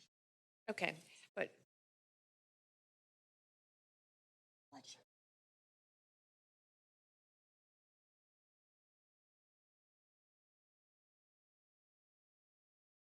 okay, even though that was an amendment to the amendment, I think to make sure that we followed due process, we would be voting on exactly the same thing at this point. It is it's a complete replacement. It's still what you see up on the screen, right? And there are people on the list to speak to it, but it is not the original one now. This is what it is. So I'm going to go through the list. Councillor Kirby-Young, did you want to speak to this? No. Thank you. Councillor Fry, did you want to speak to this again? No. Councillor DeGenova, did you want to speak to this again? Great. Councillor Weeb. Yeah, I'd like to call the dinner break. Pardon me? Recognizing that the information on this, even though we're in the middle of You want to this call what? amendment, I'd like to call us to go to dinner break because obviously the information has changed. So We've already passed a motion. You'd have to rescind the motion that we passed to have the dinner break after we had this. We dealt with this amendment, so that would require. that's fine. I'll vote on it and then we will look at opportunities. That's fine. Thank you, amend it. Councillor Weeb. So if no one's left to speak on that, I'm going to move us to a vote on, again, this amended version of this amendment as amended, which we just voted on. So it's the same wording we just voted on. Pretty clear?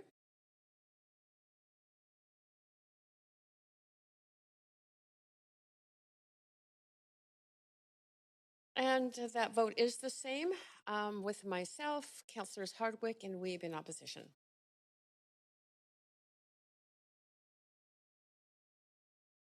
Okay, we have finished with that amendment. Thank you, everyone.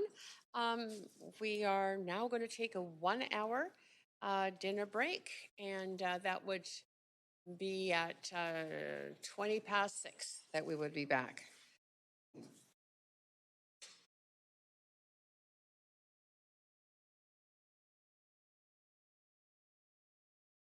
Just 1 second. I just have to write down, sorry, let me do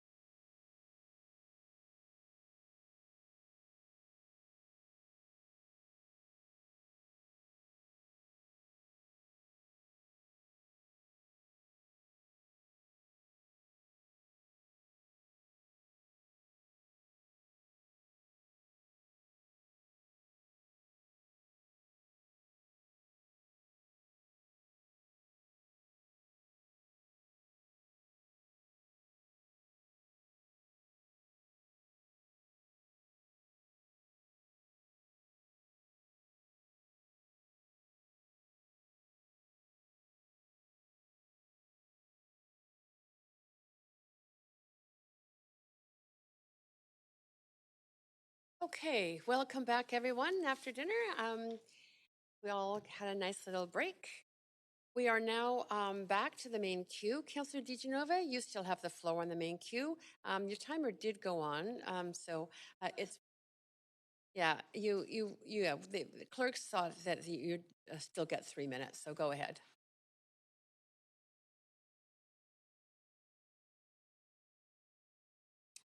Thanks so much. And I'm just going to move straight to amendment number 5 that I've sent in. And I'll just notice the clerks are pulling it up. I was going to move forward with amendment number 4, but I think Councillor Weeb's covering that off. And it's a way to not duplicate things.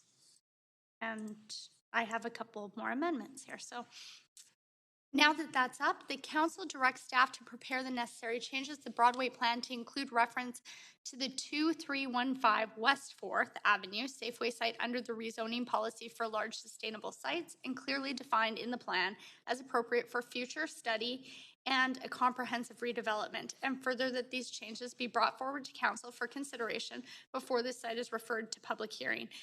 We did receive a letter, I believe it was in April, from the applicant stating that they were moving forward with an application with the city. And something we often hear from neighborhoods is, why do we not incorporate some of these? There we go. Why don't we incorporate these larger sites in the plan? In this case, I think that this could also help with the public amenities and benefits. I realized that staff had to decide where they were going to end the plan and pick somewhere. But considering the significance and the size of this site and the fact that this has moved forward, this is moving forward. We've heard from the applicant that their intention is to move this forward immediately. I think that it would be prudent to include it in the plan, and it also helps the neighborhood to have expectations as to what's expected, because that would meet policy. So I'm asking council to support this, and hopefully also remember what the neighborhoods say to us when they come to us and ask us, often not for spot rezonings, but instead to have comprehensive policy and a plan. So I'll leave it there. I'm sure, did you? Okay, thank you. Staff did not receive this amendment prior, so it is not on your spreadsheet. I'm aware of that. I asked the questions about it earlier, and that's why I chose to forego some other amendments and put this forward instead. So I'll just thank you for noting that, though. Yeah, that was good. Thank you very much. And we're on to Councillor Swanson to speak to the amendment. Yeah, point of information through you, Chair. Oh, to go the ahead. staff. Can you tell us what you think about this amendment? Thank you, Councillor Swanson. I don't believe it's possible to amend the plan tonight to include this property. We haven't done consultation. We haven't done any analysis of the site. It's not included in any of the boundaries. If the council wishes to have this property included, they would need to refer the plan back to staff for further study. And after that's completed, we could bring it forward. Thank you. Thanks, Councillor Swanson. Councillor Fry, go ahead to the amendment.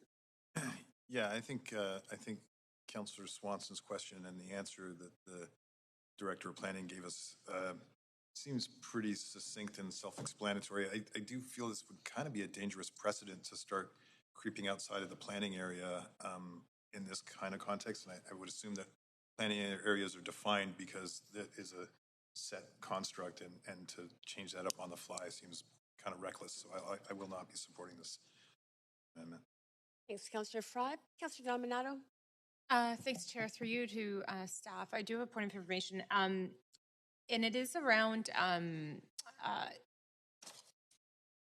irregardless of this being included in the Broadway plan, what are the implications of the designation of a large sustainable site? Because I will say, just the context is, I have spoken with members of the community, and I think there's an interest in that in order to ensure that there are some really key amenities included on site, in addition to grocery, things like the public library and so on. And so I'm trying to reconcile, does it make sense to do it here, or is it a separate motion or direction around that? Because I think the community has an interest in that. Right. We do have a policy that has recently been established through the leadership of this council called our policy inquiry process for sites that don't have governing policy, and those we take in, we do an analysis, we often bring an issues report forward to council to test those ideas, and the applicant is certainly able to avail himself of that process. I think it would be a good one for this particular one because we really don't know what they're proposing at this point. Right, and this one is currently not within the bounds of the That's correct. Plan. Yes. Yeah, because I think personally, I'm interested in exploring it because I think there is it's particularly around making sure that the site is comprehensive and includes some of the amenities the community desires. But maybe it's not a good fit here. But if there's maybe a conversation that can take place with the applicant, maybe through staff, that would be a place for it. Thank you. Thank you very much, Councillor Dominato. Councillor Weeb, on to you. Yeah, question through to you to staff, if that's okay, Chair.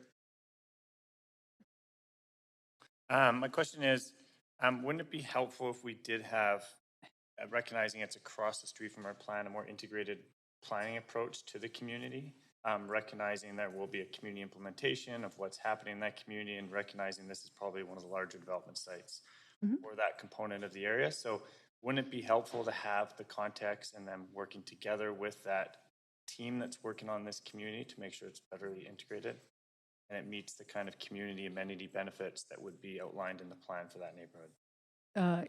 Yes, sir. I agree with that. I just don't believe it's possible to do that tonight, to amend the plan tonight, to amend the boundaries, unless the council was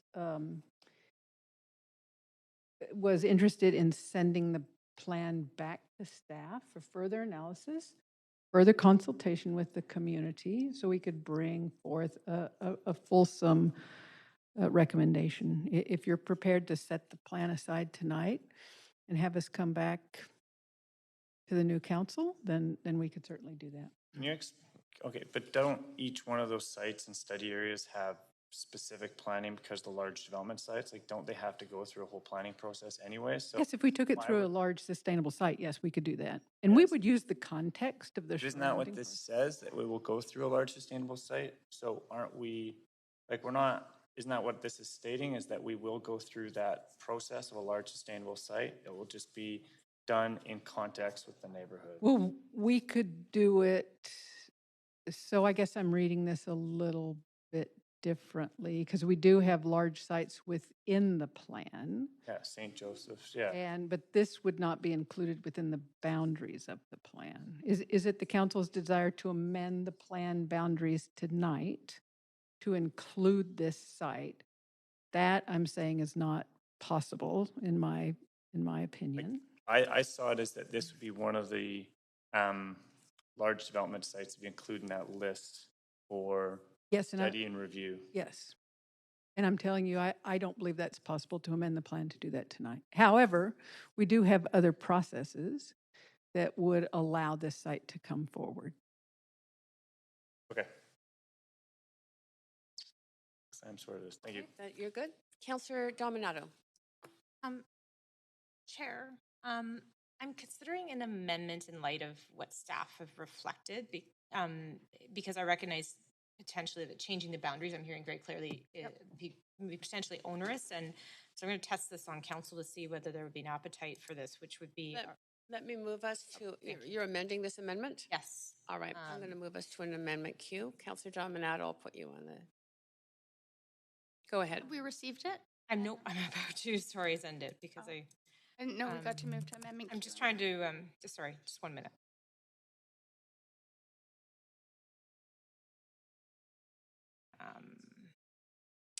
Okay, let's try this on for size.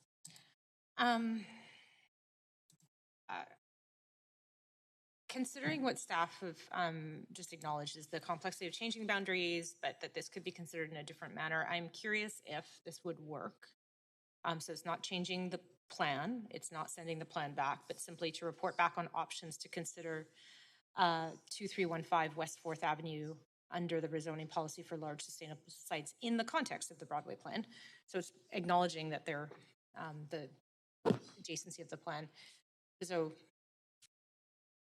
throwing that out for consideration, and that should be in your inboxes. Okay, I think we'll look for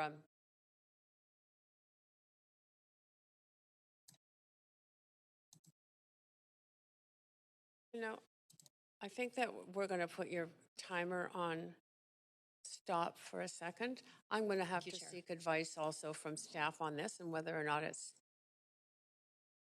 Makes sense, Mike. well, they'll tell us whether it's admissible or not, or wise to admit.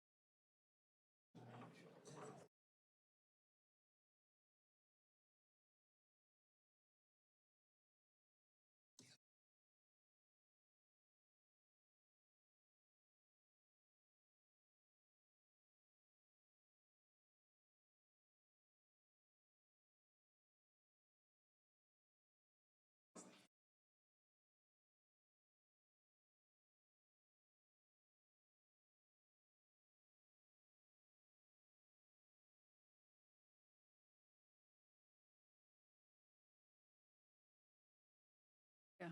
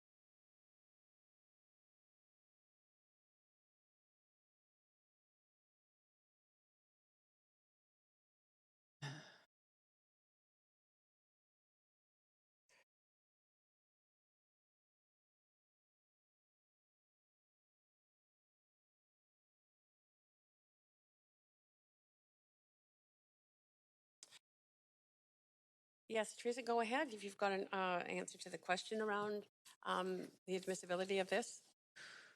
I still believe that this would be outside the scope of the plan unless the council wanted to send it back. The other complication that the team has brought to my attention is that the sites west of Vine are under an interim rezoning policy. So the site doesn't have policy. It would be covered under interim rezoning policy. The best way for that applicant to proceed would be through the policy inquiry process, and we could bring that forward to the council in an issues report, and it would not require council direction today. They could just come in and apply tomorrow.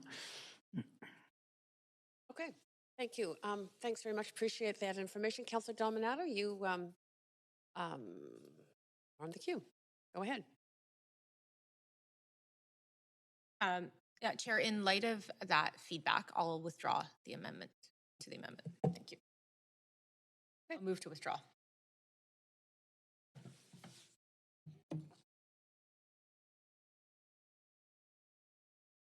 Okay, so there is a desire on the part of Councillor Dominato to withdraw this. That requires a unanimous vote of council. I'm going to test for that.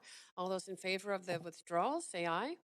Aye. Any opposed, say nay. Any opposed, say nay. It's withdrawn. Thank you, Councillor Dominato. So I'm going to move us back to an amendment Q1. Councillor Dominato? I'm done. Thank you. You're done. Councillor DeGenova? Yes, I just wanted to state that I think that this offers, I appreciate that there is an issues report and a process. I also realize the staff would be spending a lot of time on an issues report. I also realize that this is one of the largest sites, and while I'm not questioning why staff chose to make this the end of the line, I do think, council, that when yeah, I'm trying not to look too far into the crystal ball, but often we hear from people who say, I would have liked to have seen this included in the policy. Trust me, I've been through it with the Joyce policy, with Joyce Station and that policy, and I know that that is something that we hear a lot, something that I heard a lot last term, and I see this as a significant site. I don't see an issue including this in the Broadway plan. That being said, I've tried to do the research to look up the appropriate language, and I understand that this is the appropriate language when we talk about the large sustainable sites. And I appreciate what the Director of Planning has said, but I also think that the other changes here are so significant. Some of them are way more significant to the plan. We talk about public amenities, benefits, changing from rental to condo. They're a lot bigger than this change, and including this one major property that we understand the applicant's already moving forward with our staff. It's not like this isn't going to, have an application come forward in the next 2 years. So, council, I'm hoping that you will include this in here so that the community has some idea as to what's going to happen, and then our staff aren't doing an issues report because instead it already has policy behind it. And I feel that that's a transparent way of moving forward. I also just wanted to say that I think that this could help us to leverage more public benefits and amenities that we need in the plan. I appreciate that the mayor's bringing forward, amendments to make sure that we protect renters. I'm also trying to protect amenities in the plan as well. And we can't do that without being able to pay for it. So I hope that you will support this. Thank you. Thanks, Councillor DiGenova. Mayor Stewart. Thanks, Chair. I'm just a little bit alarmed. We have a 500 block plan in front of us that has been gone through years of consulting with dozens and dozens of people that came out to many nights of public hearing. I find it alarming that we just tack something this big onto the end of it. And I definitely won't be voting for this. There is a process that the Director of Planning has said that the owners of this site have known about for a long time. So I just think, let's try to focus on the plan that we've got in front of us, which is enormous, and not vote for this one. Thank you. Thanks, Mayor Stewart. Councillor Bly. Thank you very much, Chair. I'm just going to basically reiterate what the mayor has shared, and I'm also feeling quite alarmed that we have been at this for 4 hours, and we're on one councillor's amendments, and it's not personal to Councillor DiGenova by any stretch, but I think we just have to recognize that we're at risk of not even finishing this item tonight if we continue this way. So nobody needs a lecture, but growing anxiety in me is that this is going to go on, and our reserve dates are already booked with the business from yesterday for the next 2 weeks. So I would just like to call attention to council on the fact that we're at 7 o'clock and we've got 40 amendments to go through. Yep. Thank you, Councillor Bly. I see no other councillors on the queue. We'll go to a vote on this particular amendment.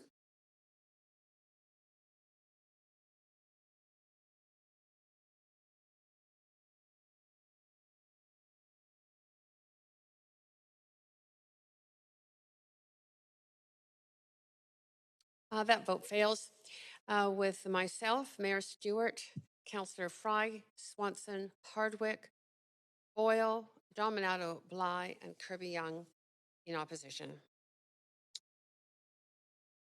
Okay. We are back to the main queue. Councillor DiGenova. Thanks. I have one last amendment. And I just wanted to say in the time that some people spoke about how much time I had on amendment, we could have just called a question. But I'm sure that there are councillors that have more amendments than me actually in this document, going back and forth. So okay. Thank you. Can I ask you why you didn't ask the other councillor that, Chair? Because no one else has spoken yet. You're the first councillor on the list. Well, someone just did speak about this, not pertinent to the amendment. But this is the last amendment I'm bringing forward at this time, and it's under amendment number 6. Just so I can ask the clerk to bring it up. It's states add the letter that council directs staff to prepare necessary changes to the Broadway plan to allow development of up to 14 stories in the village areas for projects that include heritage retention and delivery of space serving arts and culture. And further, that council postpone voting on any part of this plan that may affect the development of this major transit oriented development until after these changes are brought forward to council. And I think that this is really important, council, because we did hear from speakers, a number of speakers.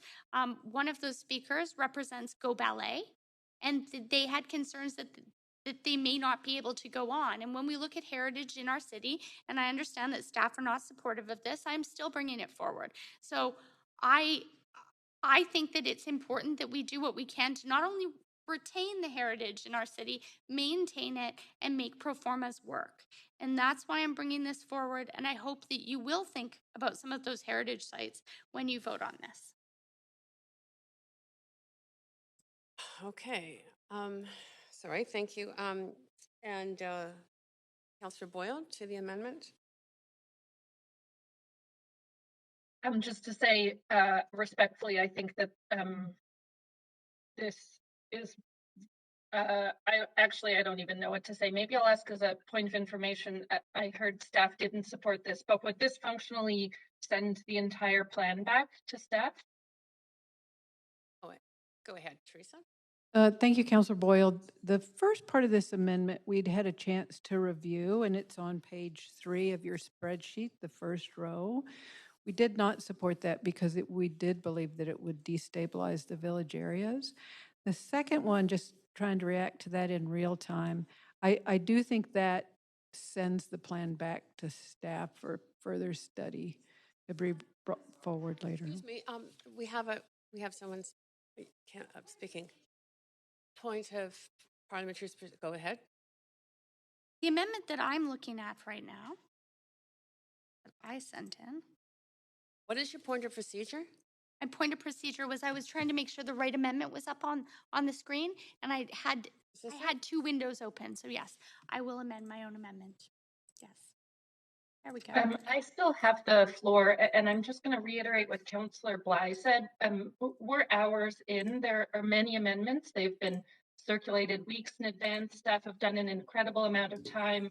The public is watching, and I am deeply concerned with how chaotic we are being. So I hope we can focus to get this done today. I'm having a really hard time with the chaos that's being involved in some pretty major decisions here on the fly. So I will leave it there. So I don't. Councillor Boyle, I'm doing my best to keep chaos under control. Yes, Chair. Sorry, that was not a comment on you. I appreciate the chairing. Okay, thank you, Councillor Boyle. Councillor DiGenova? Are we speaking about the amendment or chaos? We are speaking, no, we are not speaking about a previous comment by a councillor. We're speaking about your amendment on the floor. Am I only allowed to speak to my amendment, or am I also allowed to speak to chaos? Councillor DiGenova, just focus on your amendment, please. Thank you. As long as you can ask others to focus on theirs as well.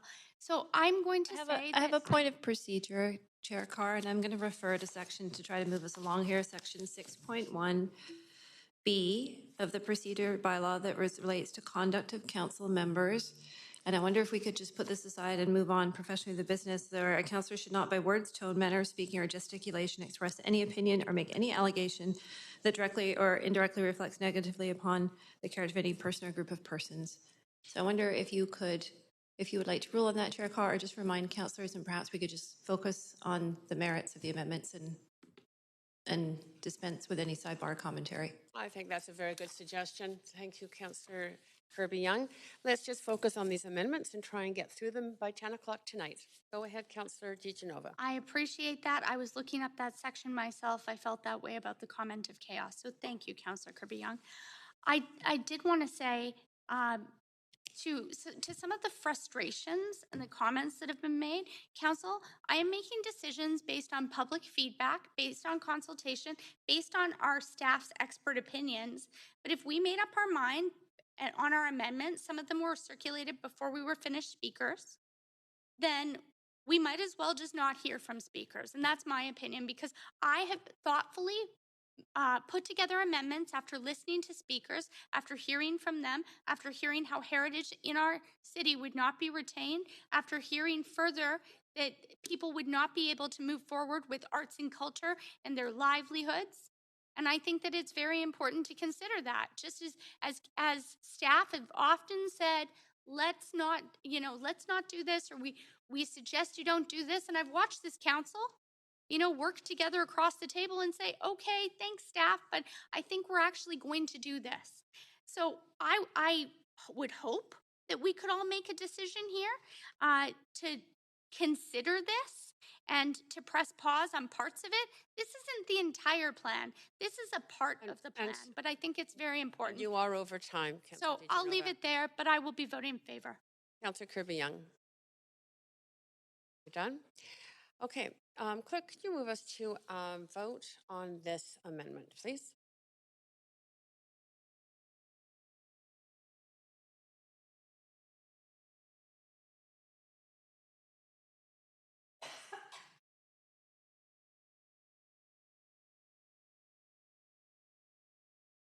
Okay, that motion fails with myself, Mayor Stewart, Councillors Fry, Swanson, Hardwick, Wiebe, Boyle, Dominato, Bly, and Kirby-Young in opposition. Right. Back to the main queue. Councillor DiGenova, you're... I understand. I just want to confirm that I'm not sure why my timer was reset. Yes, I don't either. It's been reset 3 times.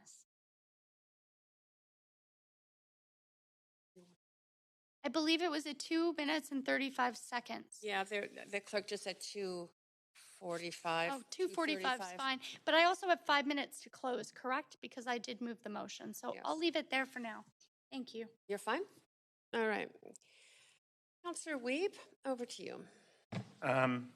Yeah, I want to thank staff and all the speakers that came. I think this has been a lot happening. I've got one amendment put forward, and this is on complete communities. And I want to appreciate the work that the chair provided and really building on the 11%. I want to thank DiGenova and others on the park space, Kirby-Young, and as well as Bly and Dominato, who are taking on some of the school board components. I think it's really important that we collectively work together.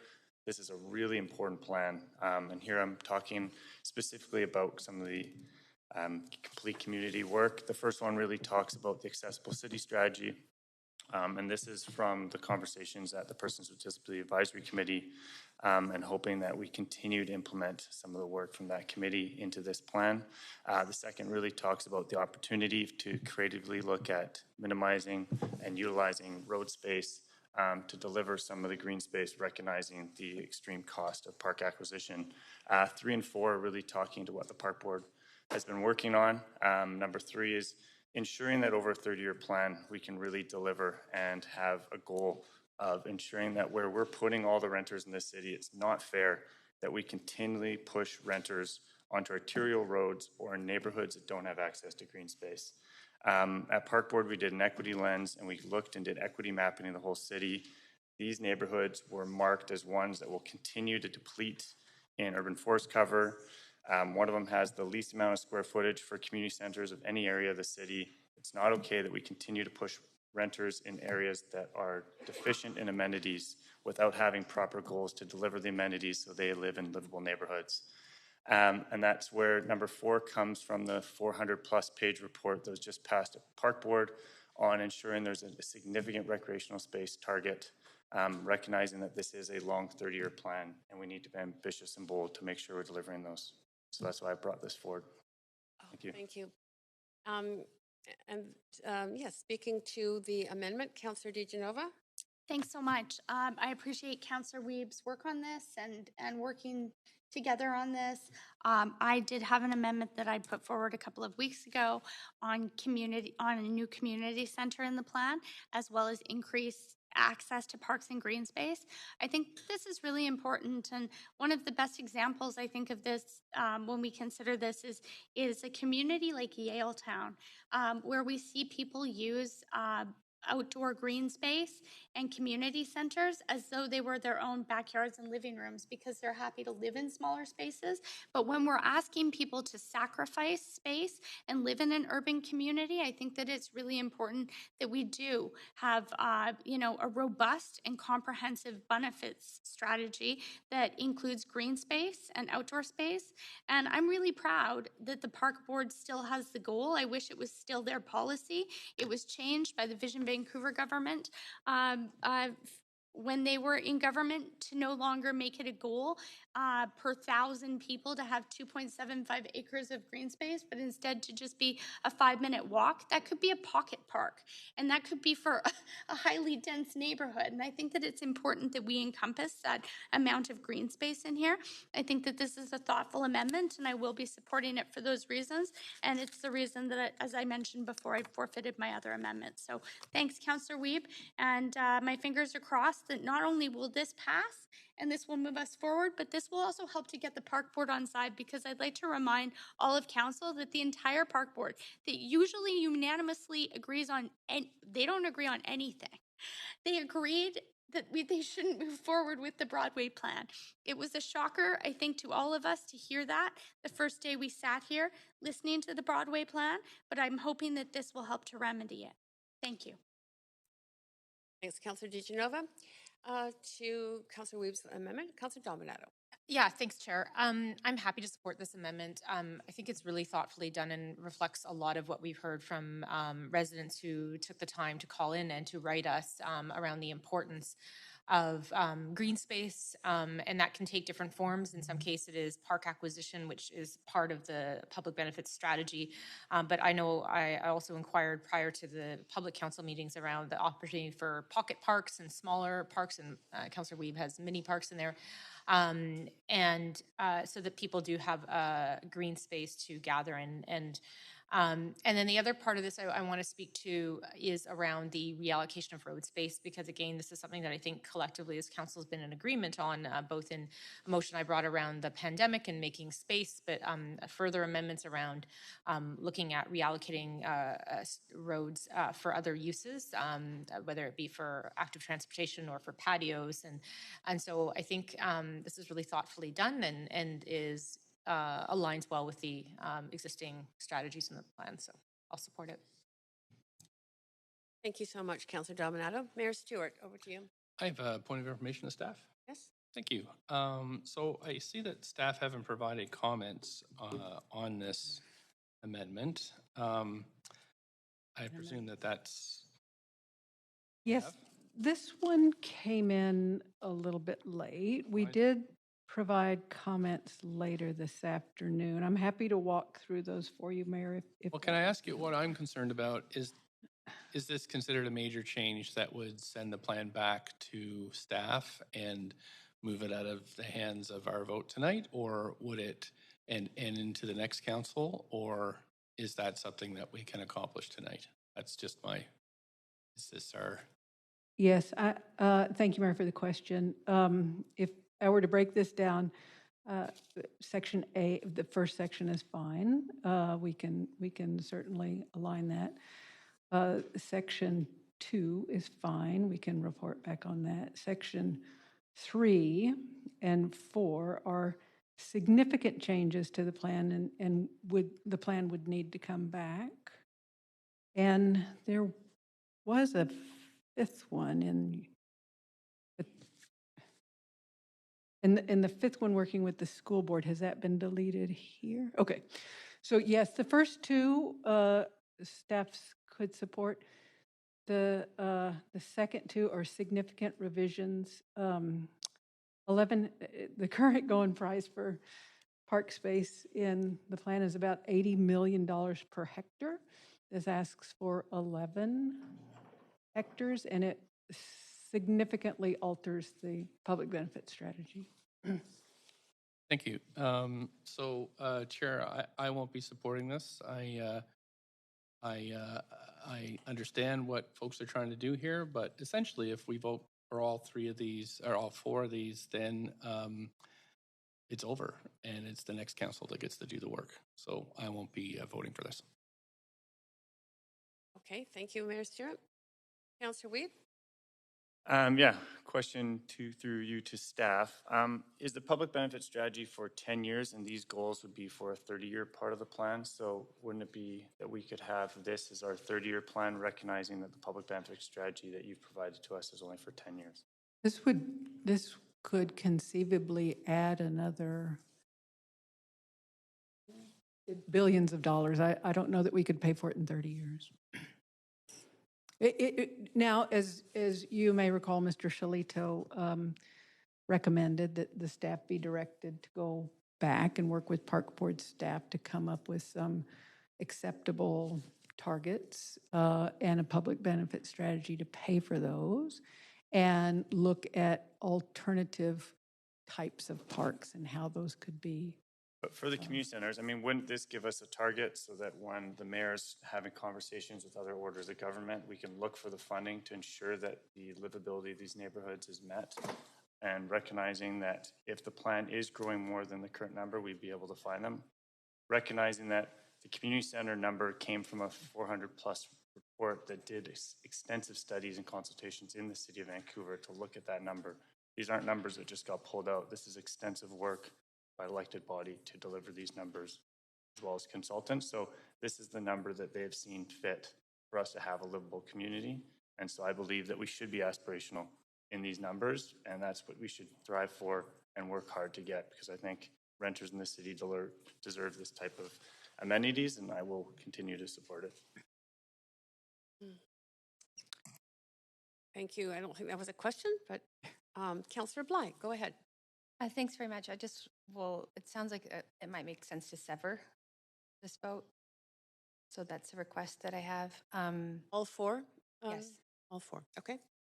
And I think, it's an interesting conversation. I know we're all, as far as what I've heard around council chambers over a long period of time, how important parks are and green spaces, and ensuring that we plan for adequate amenities that will be able to ensure that livability and folks are able to get outside and be able to have that balance in their life. And one thing that I'm concerned with, and Councillor, we've mentioned aspirational, and I think that we hear frustration from communities who have seen aspirational targets put into community plans and then they're not reached. And then it feels like we're not delivering on something that we put in a plan. And so I'm just cautious around supporting this, because of course I want to support this. I think we need to have these parks, but we're talking about billions of dollars in a plan right now. It's very similar to the previous amendments, I think, in the sense that it changes the context of the plan. And when the numbers are as specific and the cost, the risk is as specific, these are not aspirational. Aspirational is as much park space as possible. That's an aspirational goal. These are very, very, very detailed, specific commitments that we're making. And I think we need to be very careful that we're not overpromising that we couldn't possibly deliver. That would then be up to future councils to have to manage that conversation with the public. And we manage it every day with the West End Community Plan and others. And it's a difficult one to be in. So I think we really have to recognize the risk here and weigh that when voting on these amendments. Thank you, Councillor Bly. Councillor Boyle, to the amendment.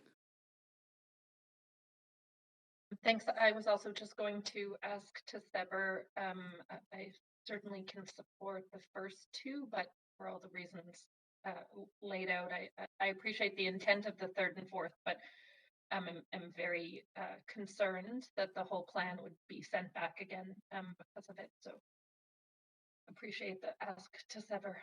Thank you. Councillor Kirby-Young. Yeah, I think I have a way forward on this, because I will say that I don't think there's anything more important than ensuring livability in the form of green space and community amenities. And I'm 125% with Councillor Weeb on that one, as he knows from our time on Park Board, and he referenced the green space. But I don't want to throw out the plan and miss the housing, but I want to set a stake in the ground with respect to signaling to the community that we're going to continue to work on improving community amenities and green space within the plan area. And so for that reason, I do have an amendment to this. I'll just move us to an amendment queue. Just a second.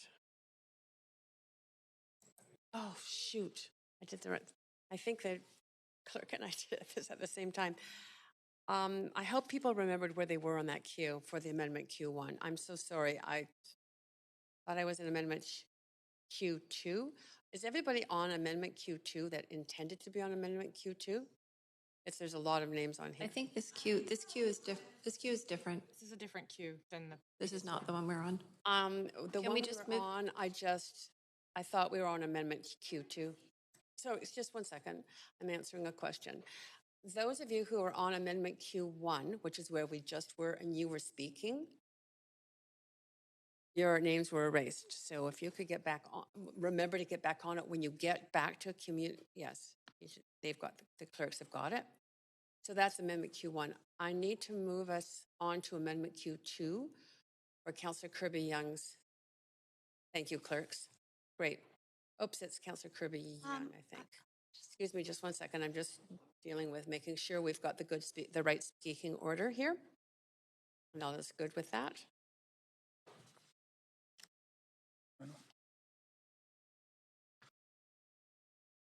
May I Yeah, proceed? I think that's good because I just moved.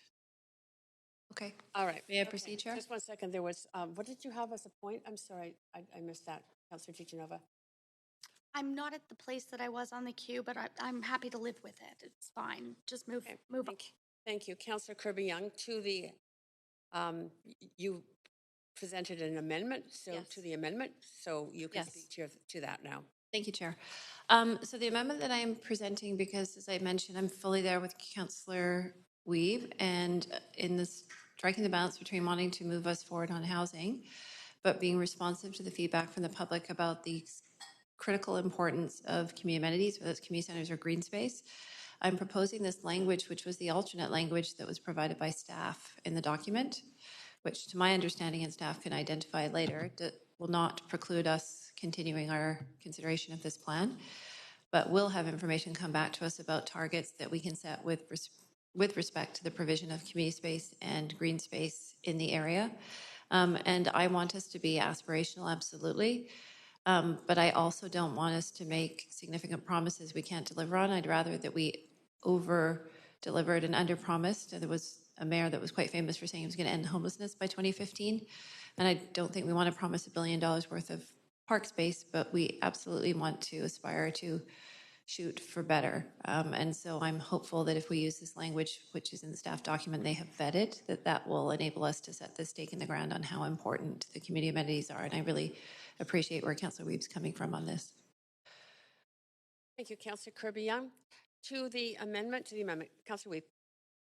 Yeah, back in the day, we had 1.1 hectares per 1,000 residents. Now we're seeing that the lowest level of park provision scores in Van Play is actually 0.6 hectares per 1,000 people. I'm asking for 0.38. Like, we're talking, these neighborhoods are already this is less than the downtown east side that this neighborhood currently has. And what I'm asking for is very little on the spectrum of what the city's looking at. I've got maps in front of us that show most of the city on the west side is significantly higher. We're putting renters in an area, and I'm asking for the minimum, pretty much half of what the lowest colored score level is on the map. And looking at the 486-page report on community centers, whatever the page number is, this is the basic minimum. I'm not asking for the 1.1 hectares. I'm not asking for ambitious plans. I'm asking for what people see currently on the downtown east side. And I believe that these renters deserve more, and I believe the downtown east side needs more parks. So I'm not going to vote for this because it's not okay that we continue to put our most vulnerable people with the least amount of green space, and this does that. So I will not be supportive. Thank you, Councillor Weave. Councillor Dominato? Thank you, Chair. Just before voting on the amendment to the amendment and the amendment itself, I do have a point of information to staff through you, and it is just to clarify a question that was asked earlier because it is very important, I think, in decision making. There was a question about if this amendment, sorry, Councillor Weeb's amendment is supported, is that that sends the plan back. So could you just be really crystal clear with me tonight? That means if that passes, then we're done for the evening. There's no further amendments, no further debate or discussion, that the plan is essentially dead in the water. And because this is really important, because I think Councillor Weeb has I think his amendment has a lot of merit. But if I'm hearing that this one amendment sends an entire plan back, I need some clarity. I have to be blunt on that point. Well, thank you for the question. It's a really good one. I'll try to answer it as directly as possible. This amendment, adding almost $1 billion in a plan that's only producing $1 billion in the first year, could significantly change the public benefit strategy. And so if it's important to me as your director of planning to bring you a plan that I know we can pay for, because like Councillor Bly has said, I've heard in my short time here about frustration with West End plan and EFL plan and Marpole plan and lots of plans that have promised things that we cannot deliver. And so I was committed to bringing you a plan that I knew we could pay for. So if the council were to accept the reality that we're bringing forward something that we know is not possible, then I suppose this could go forward. But if you want me to, as I would like to be fiscally responsible to this council and bring you a balanced plan. So with that, it should go back. If we could finish some of these other amendments so we know when we go back how much we're working on, that would be great too, but this would require going back, if it's important to this council, to bring a fiscally responsible plan forward. I do appreciate that. I guess I'll add one comment. Is the way I read, and this is again how I'm interpreting clause 3 in particular, is that it's aligning with a 30-year plan. So as I asked the question earlier, is that the public benefit strategy that's included is really only a 10-year strategy, and that's correct. The plan is 30 years, and so this is setting targets for over 30 years, and so we haven't quantified even. We're not at a place where what the other 20 years would look like or be costed. So I'm personally still inclined to support the initial amendment, and because I think that it is a priority and important, and again, it could be tackled as part of the next phase of the public benefit strategy. So that was my comments, Chair. Thank you, Councillor Dominato. Councillor DiGenova? Well, I will not be supporting this, and I'm surprised to hear the way that Councillor Weeb's amendment is being characterized. But it's not really surprising, considering ABC has said that they would like to abolish the park board, and that's a commitment that they made. And I have to look into that and consider that when I'm considering this amendment, the amendment here, because I think that this is thoughtfully rooted in not only Councillor Weeb's original amendment, not only what we heard back unanimously from Park Board, but I think that it's also important, Council, to remember that this is something, these are going to be the living spaces for people who live in higher density family housing. So we really have to ask ourselves, and I know a number of councillors here have had issues before with the size and space in family-sized units. So think about that. If we don't have adequate green space, if we don't have a plan to pay for it, and I just wanted to say, I mean, maybe if we weren't just doing 3 towers per block, but now Councillor Kirby-Young's amendment limited us to 3 towers per block. Had we not limited that, maybe we'd have the amenities that we need to pay for this. But because of that, we're left here, and I feel that we are stuck. So I'm not going to be supporting the amendment. I'm hoping that it doesn't pass so that we can go back to the thoughtful amendment that was put forward, which I think was, as Councillor Weeb said, a collaboration with a number of different councillors, including Councillor Kirby-Young. So I'm not sure why this is playing out the way it is on the floor of council right now. Thank you.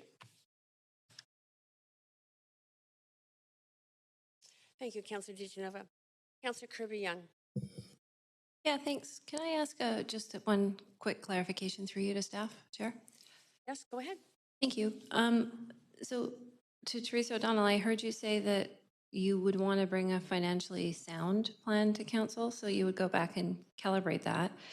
So could that mean, for example, that in order to generate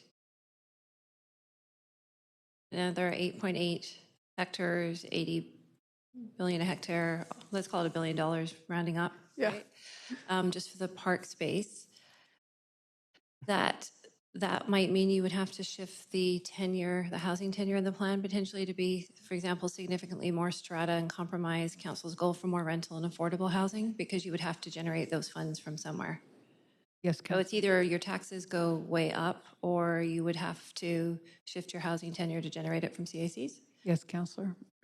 So that's potentially, just to make this explicit, right? And in real terms, that might be the trade-off that we might see coming back. Yes, and that's why we actually like your amendment to just let us study it and report back. Right, because, and a follow-up question, this plan, as I understand it, when you said that the early direction set by council, the goal was to put the focus on rental and more affordable rental. So that's why the plan has constrained itself to a third strata, which is significantly less than we've seen in other areas of the city, like Canby Corridor and other large development areas. Is that right? That is right, because this area of town has some of the most affordable rental anywhere, and we didn't want to risk. Okay. And then a quick follow-up. Am I correct in my recollection and stats that, well, today, more than 50%, 52, whatever it is, of current households are renters, that of the net new households coming into Vancouver, that almost 3/4 of them are renters? Yes. Pretty correct in round numbers. And so that's the need that we're looking at in terms of type of housing to support people. Yes, Councillor. Not to mention affordability challenges and wanting to increase affordability and maximize below market. Right. Okay. So we either put something forward that we can't afford, or we choose between housing priorities. Okay, thank you. Thanks, Councillor Kirby-Young. There's Stuart. Thanks to the Director of Planning for being so forthright on this. If you remember the plan, there's this little pie graph that has about $1 billion of allocation, and about half of that's for housing. And the rest is for a good chunks for childcare, and there's a bunch of other stuff for there's smaller slices for others. So what we're imagining here is a massive change of that pie graph, where almost all of it would be parks. So that will basically wipe out, in my calculation, if we're going to be honest with the public and not pretend to pay for something, have money for something we don't.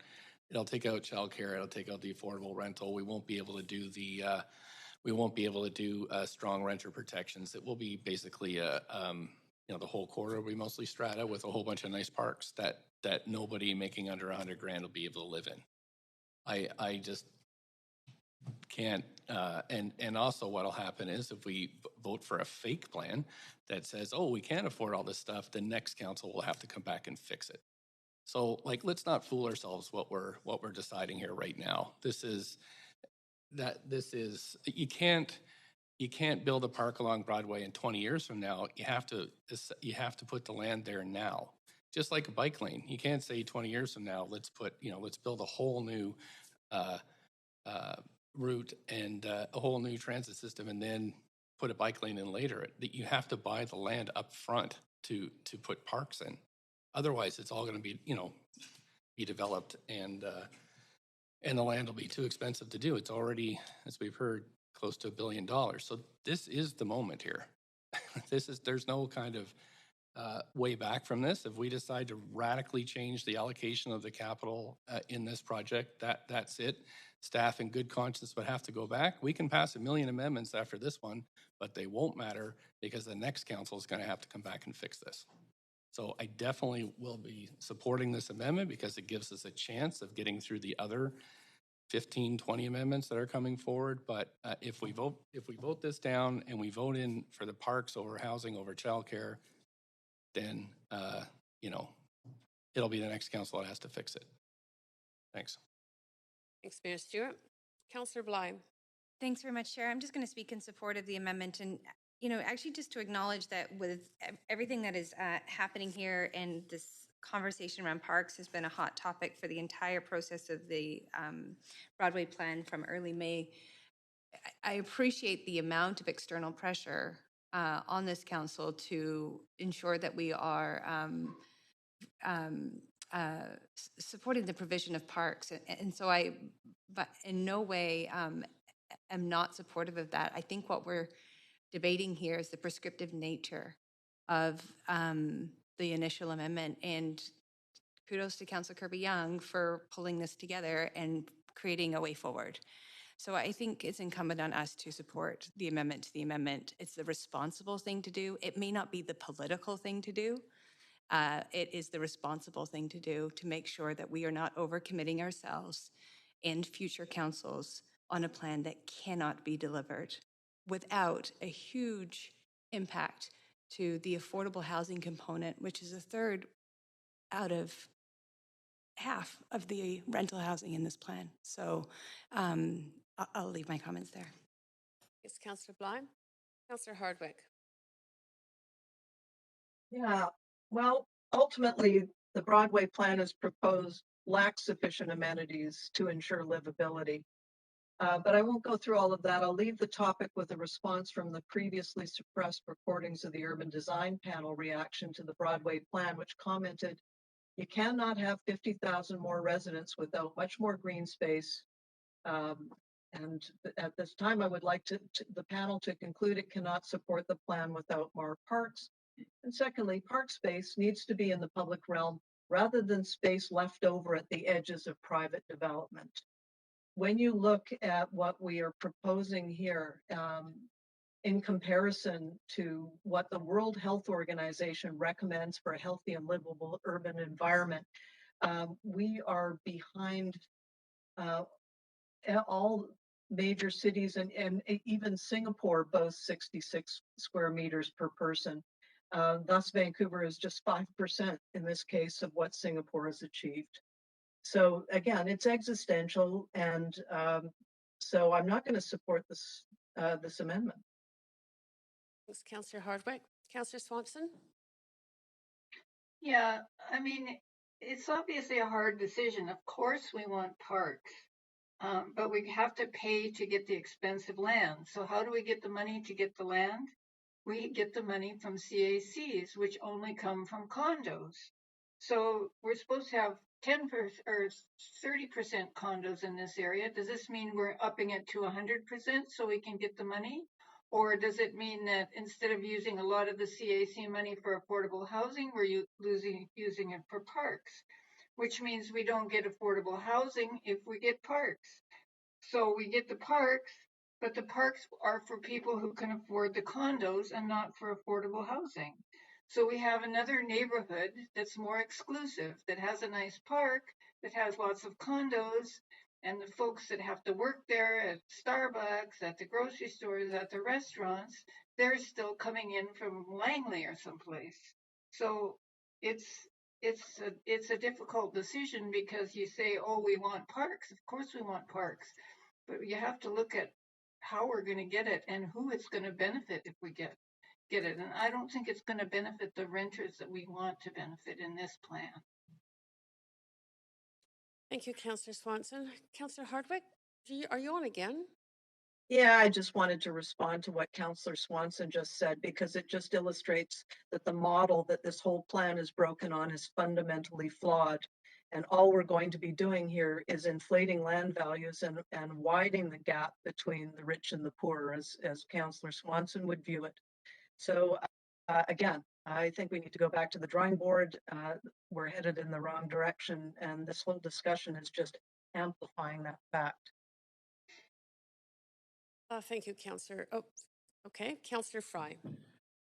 Yeah, I'm very much struggling with this. I appreciate the narrative. Of course, I was at the UDI luncheon today and got to hear the Minister of Housing talk about how much the municipalities need to do. But of course, our core job is doing things like providing parks, not providing housing and daycare. And I didn't hear the minister really step up on the notion of like the province actually meeting us somewhere here and stepping into this role to do the housing provision. So I am struggling with this motion. I'm also struggling with the original because I recognize that it is fairly prescriptive. So I see where Councillor Kirby-Young is trying to amend this in a thoughtful way.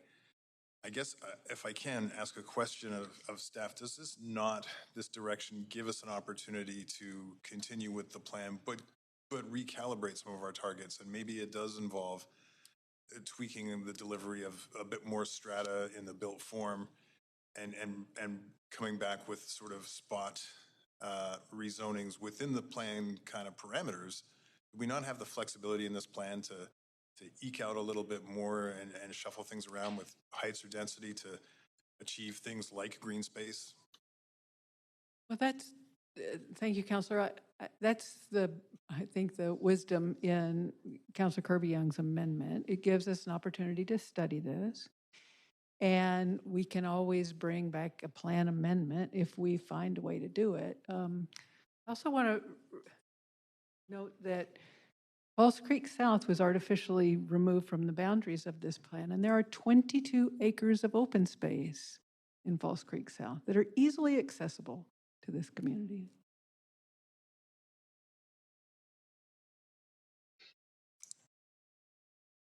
Yeah, I think my impression, of course, of this is walkable communities, and if you're at Vine and Broadway or 16th and Vine, Falls Creek South is a pretty steep walk. Man, I don't like this process. Now I'm just running out the clock. Okay, so I'm just going to take myself off the mic and I'll just have to roll the dice here. Okay, thank you. Appreciate that, Councillor Fry. That does take us to the end of the queue on this amendment. Again, this is, Clerk, if you could take us to a vote. This is a vote on Councillor Kirby-Young's amendment to Councillor Weeb's amendment.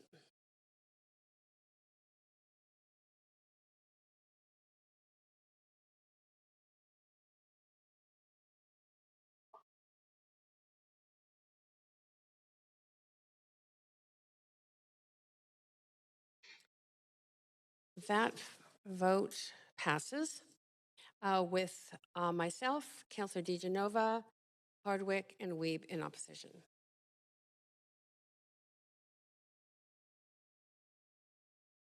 Okay. We are back to Amendment Q1, and I don't know why you aren't on the floor for that. It should be you, Councillor Weeb. I'm not sure, Clerk.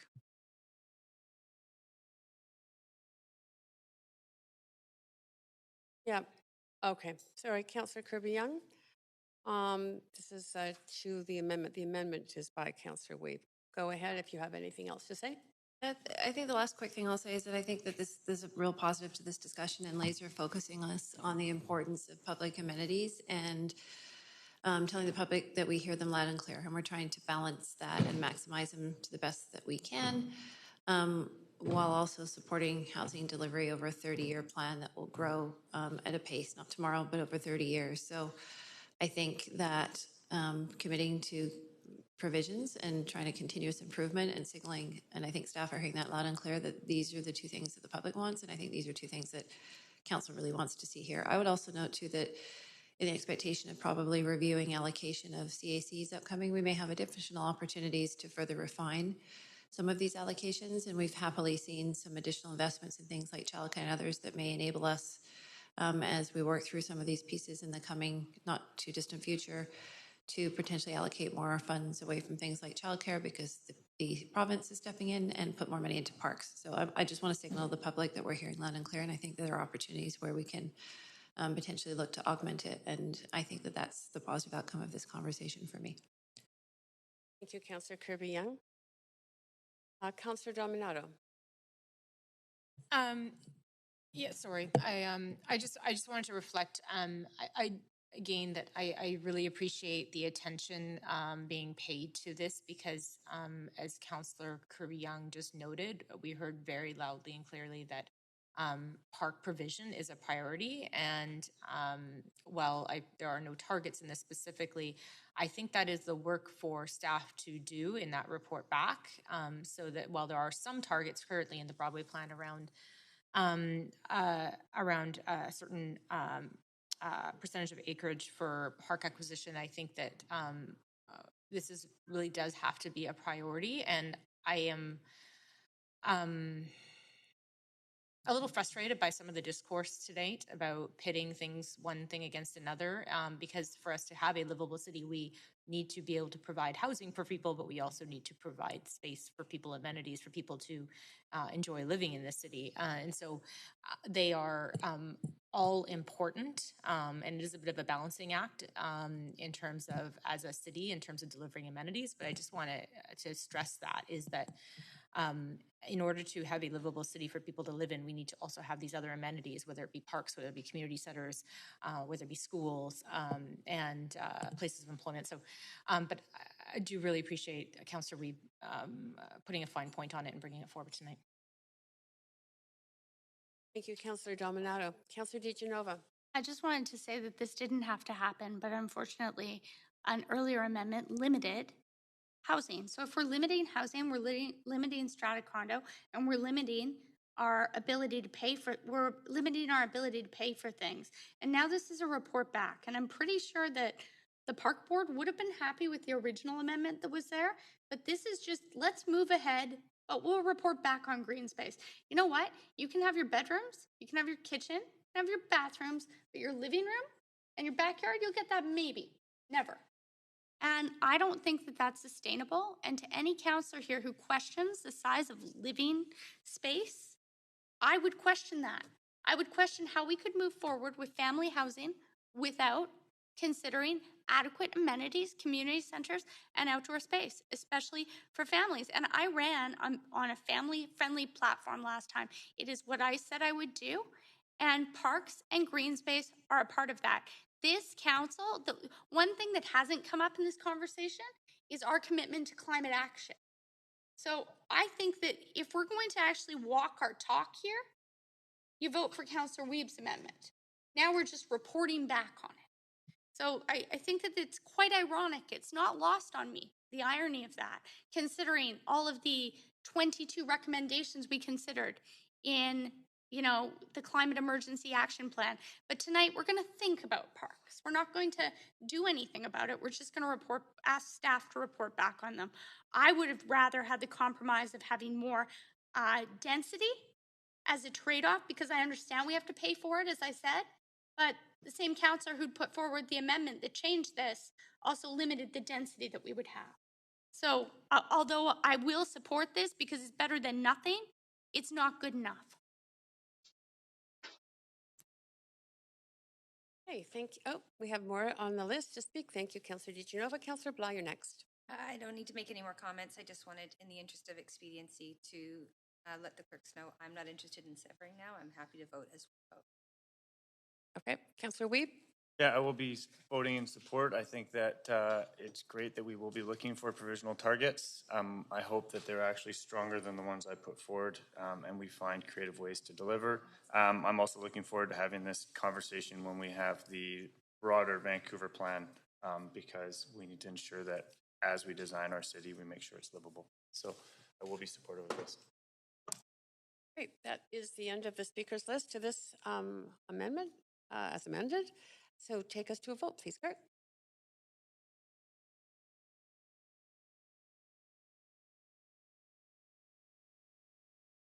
And that does pass unanimously.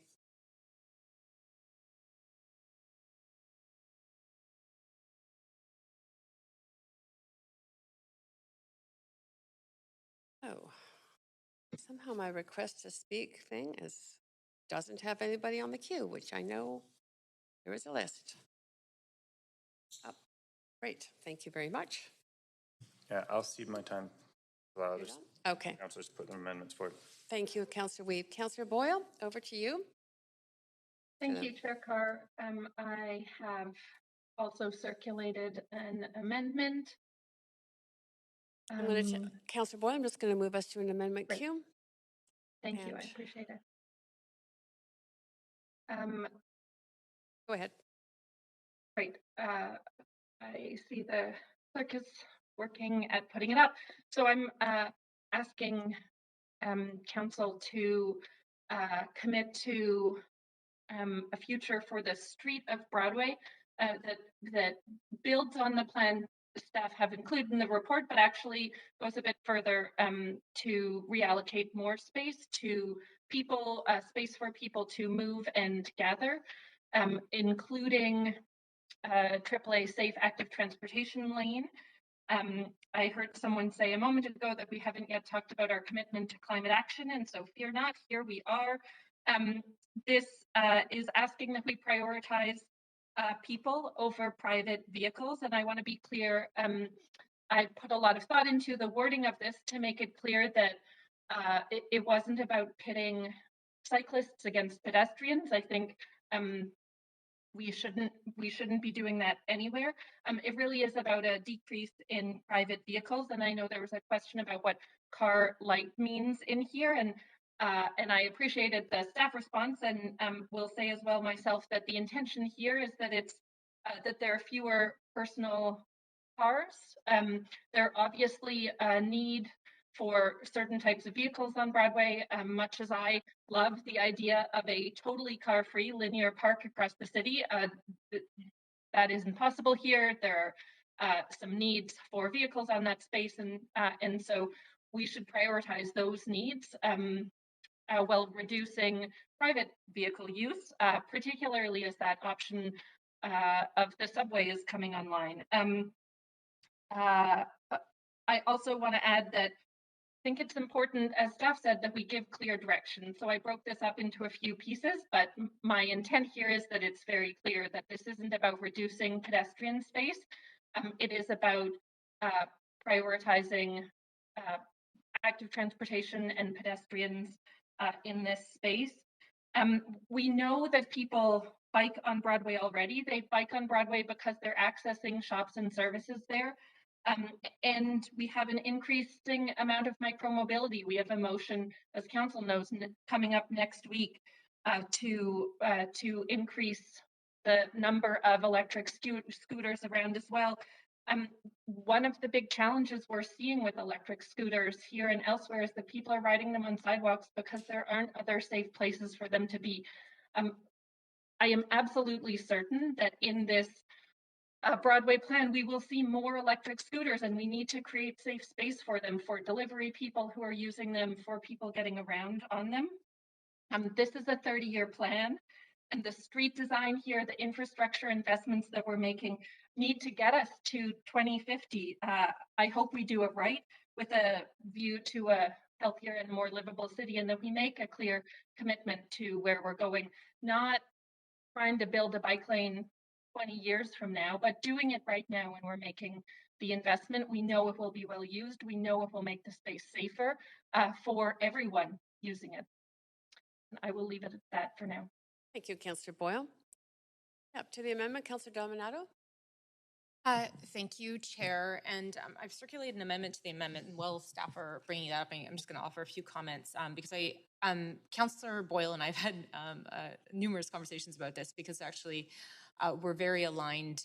We both cycle. I know there's other councillors who are also cyclists and are big believers in complete streets and having safe, active transportation across the city. And I was listening intently to the questions that were asked throughout the number of days we've met, and also with the report back that we had at the close of the last meeting around the considerations, I would say, around this street, because as was noted again today, is that it's actively used for service delivery, transport, first responders, and so on.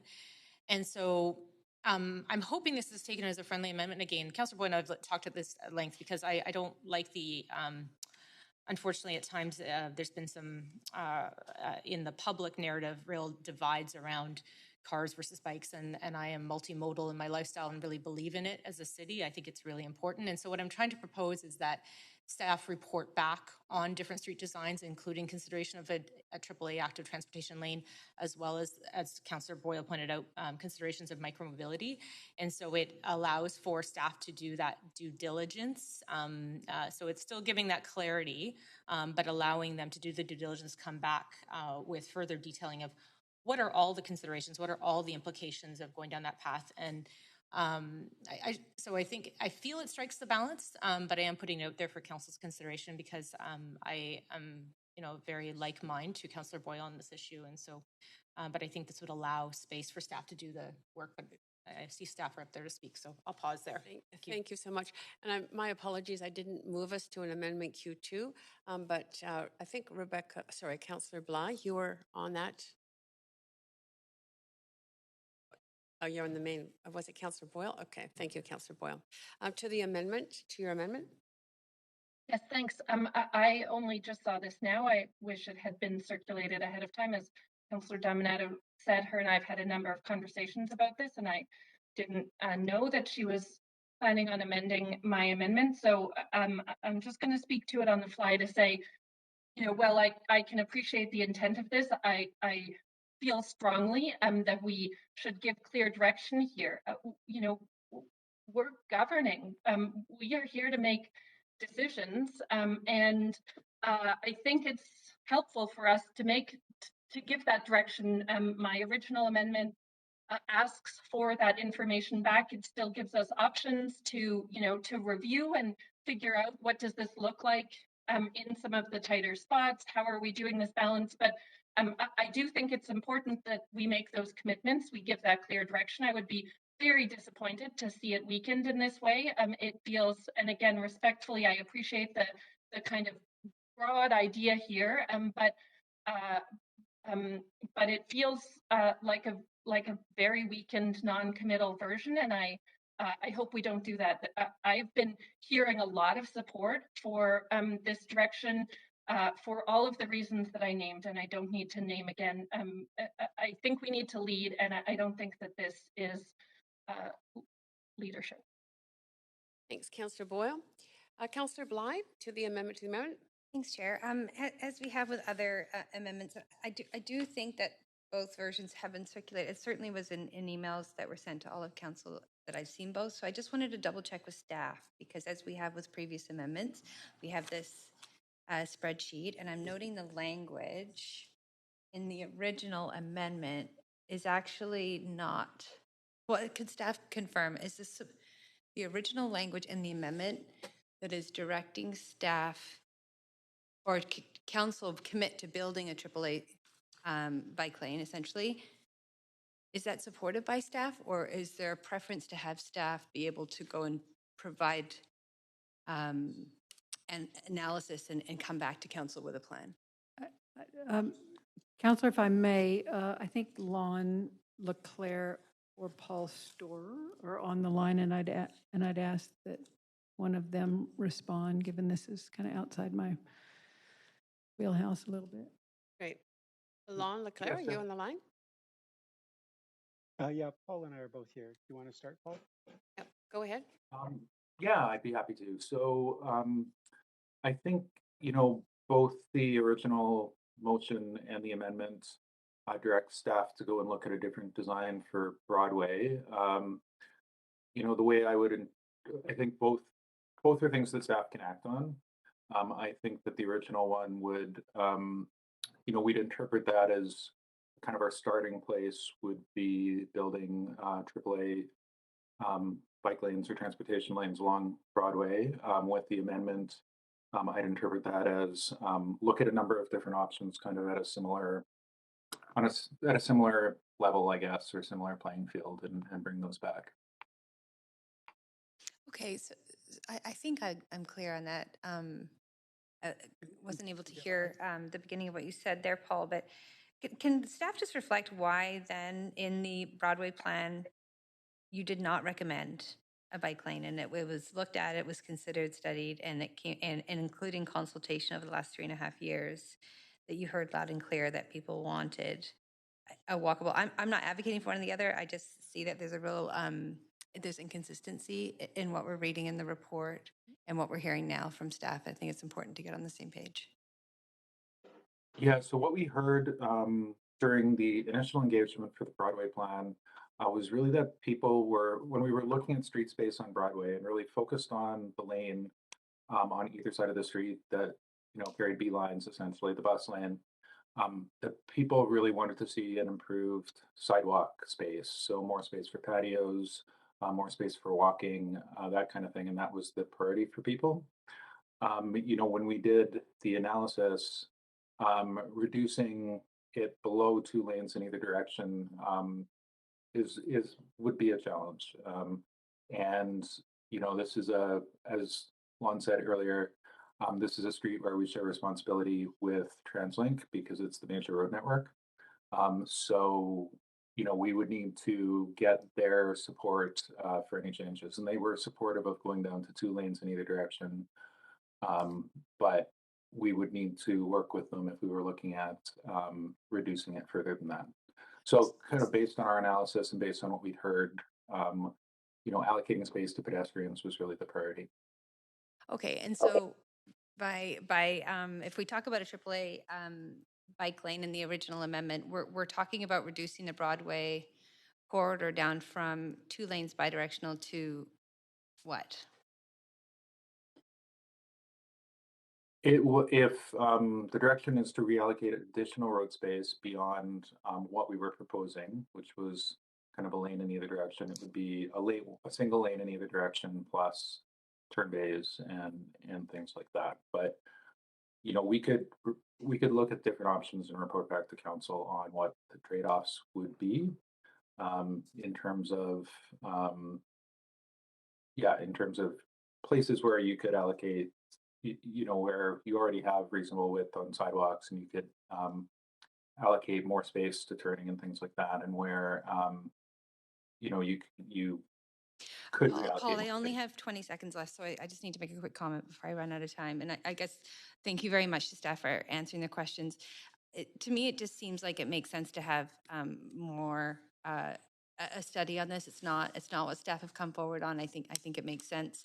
I'm not opposed to it, but we have to consider the implications being a medical precinct, most of all, in an east-west connector. Even just with the construction right now with the subway, we know that West 12th is completely snarled, and I'm imagining single lane bidirectional on West Broadway, and I just think we have to better understand the full impact of what that plan would look like. So Okay. I'm going to support the amendment. Thank you. That is it for speakers to the amendment. To take us to a vote, please.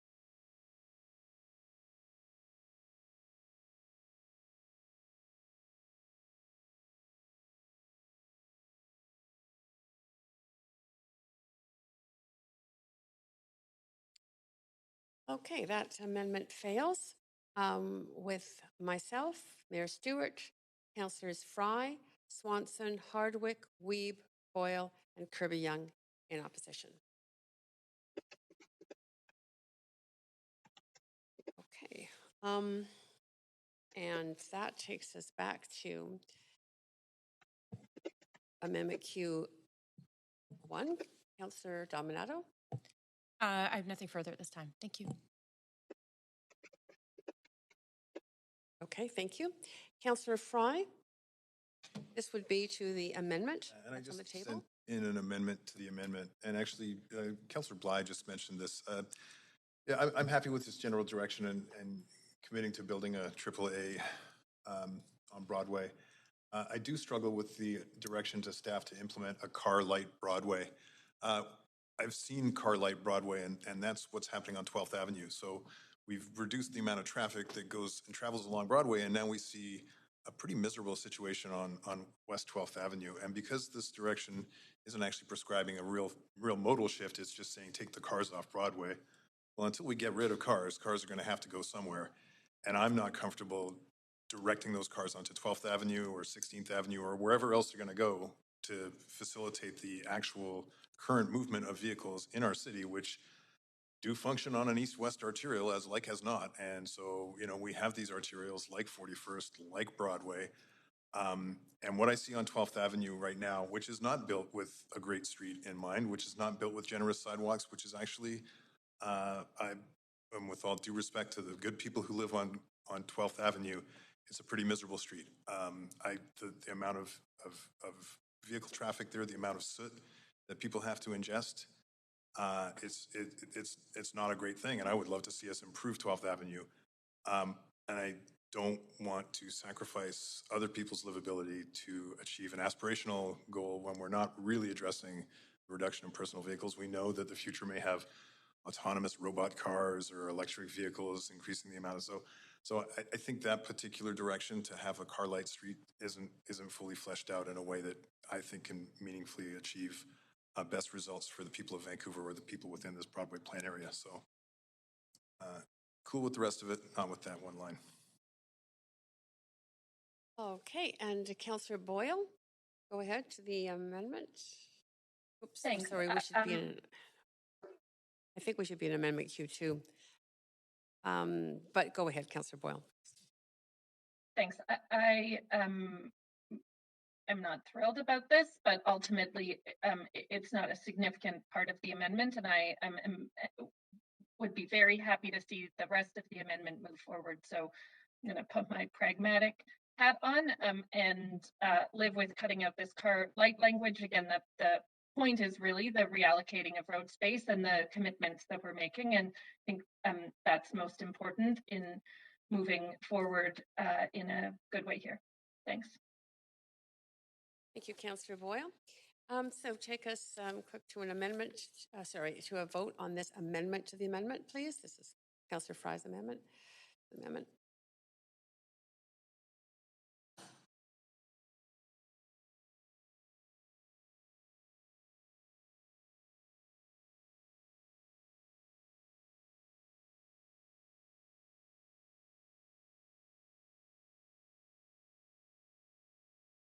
Councillor Swanson. Oops. Sorry.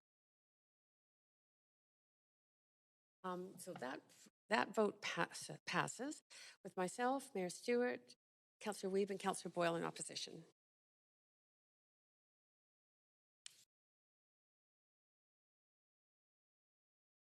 Okay. Back to Amendment Q1. Councillor DeGenova, you're up to speak to this. That would be an amended. Yeah, I just have a point of information for staff. Point of information, go ahead. Thanks so much. I'm wondering, first of all, if staff could, through a point of information, tell me if deprioritizing personal private vehicles is not something you're already doing. Because I kind of thought that was the whole concept of the subway. I'll ask Paul to address that question, please, Paul.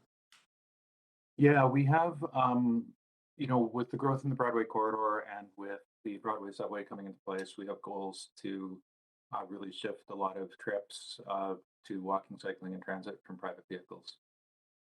So, we hope for the plan is for a large percentage of trips within Broadway to be by private vehicle or to be by walking, cycling, and transit. Okay. But you already are doing that, correct? You're already deprioritizing private personal vehicles. Yeah, and a lot of the plan is to create better ways for people to move around by walking, cycling, and transit. In addition to the subway, it's a greenway network. It's better bike routes and things like that. Okay, so I kind of wanted a yes or a no. Are you already prioritizing this? Yes, we're prioritizing walking, cycling, and transit over private vehicles. Okay. Chair, I'm just wondering if you might be able to rule on something for me. Go ahead. It's just in hearing staff's answer already that they are doing this, and they just said yes, they're already deprioritizing personal private vehicles. I'm wondering if under section 8.7F, if this is frivolous, as it's redundant. I mean, frivolous is the word we have in here. But I'm wondering if, because this is already being done, and I thought that was the whole concept of the UBC subway line and the Broadway subway, it just seems to me that to some counselors that are frustrated that we're taking too long tonight, repeating things that we're already doing might not be helpful. Are you asking that the whole amendment is for, you're using the whole amendment is? Well, I understand that when a part of it is, it's the whole thing. But I was really just concerned about that paragraph up top. So I can seek further clarity from staff. I just did. Is staff saying that, I mean, I can rule on it, I can speak privately to them, but I can also just ask the question. Is staff saying that everything in that first paragraph is already being done? It was that piece I asked you to rule on. Thanks. It was what? It was just the piece on the deprioritizing personal private vehicles. I asked staff if that was already being done through my point of information. They said, yes, they're already doing that. Sorry, Chair, I know it's a late hour. I'm trying to help move this along. It's the last sentence of the first paragraph on the screen. You're asking me to rule on the last sentence of the first paragraph. That's all.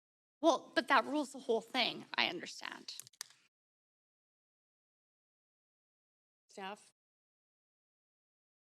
If I could offer, Lon Leclerc. Yes, go ahead, Lon. General Manager of Engineering Services. So the first paragraph, I would say, is very much in line with what we are doing. The big difference here is the further that commit to a AAA safe active transportation lane on Broadway. That's clear direction, which differs from our recommendations in the plan.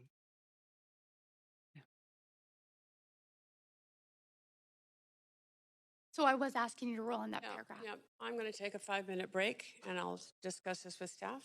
Everybody take a time for a break anyway. Yeah, get the Explore piece put in there.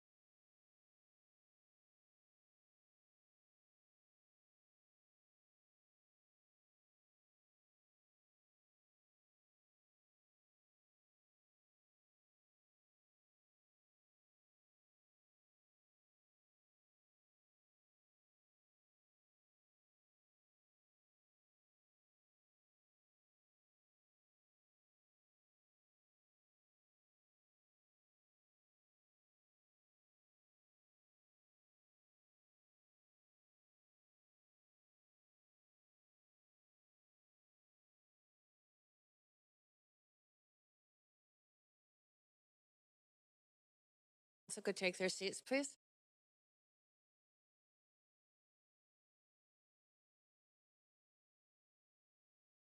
Council, if you could take your seat, please.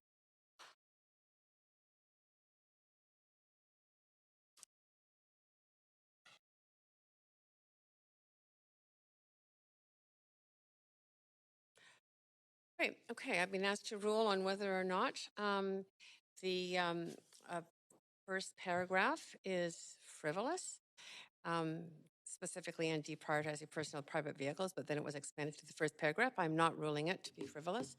In discussion with staff, including legal staff, the combination of all these things, staff said maybe we're doing something here or something there, and they're sort of generally in goals, but to have them comprehensively put together and specifically applied to Broadway is unique. So I'm not ruling it frivolous.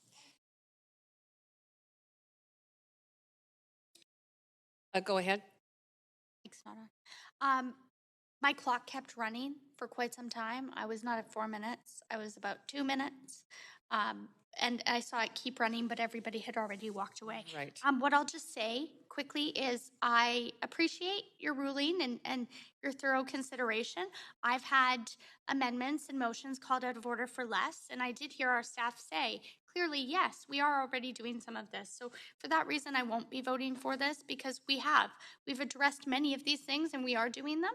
And I just find it a little bit ironic from someone who was frustrated that we were taking so long earlier, that we were going to prioritize doing things that we're already doing. Thank you.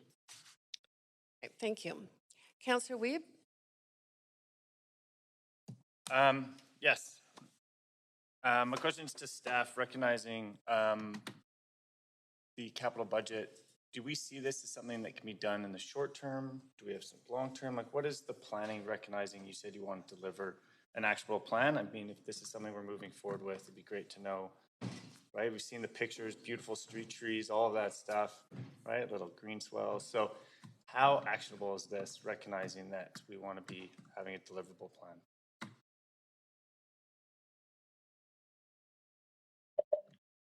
So I can respond to that as well. It's Paul Spar, Director of Transportation. You know, as part of the work that we would do to look at different street designs, we would also look at what the costs might be and whether there would be kind of interim treatments that we could put in at a lower cost versus kind of a long-term design. So that's all things we could report back to council on. Okay, and recognizing part of the agreement we have with TransLink, that this would be incorporated with all the other greenways and bikeways to make sure that we have, I think it said that we have to deliver a yearly cycle strategy as part of that agreement with TransLink. Can you speak to how this would align with the agreement we currently have with TransLink for the yearly review on cycle? Yeah, so under the supportive policy agreement, there's a number of things that we report out onto TransLink. So we would work with TransLink on the exploration and look at how we would report out on that. Okay, so this would align with that work, and I guess we have a report coming back in September that we're going to deliver to TransLink. Is that correct, or are we bumping that for another year on the cycle?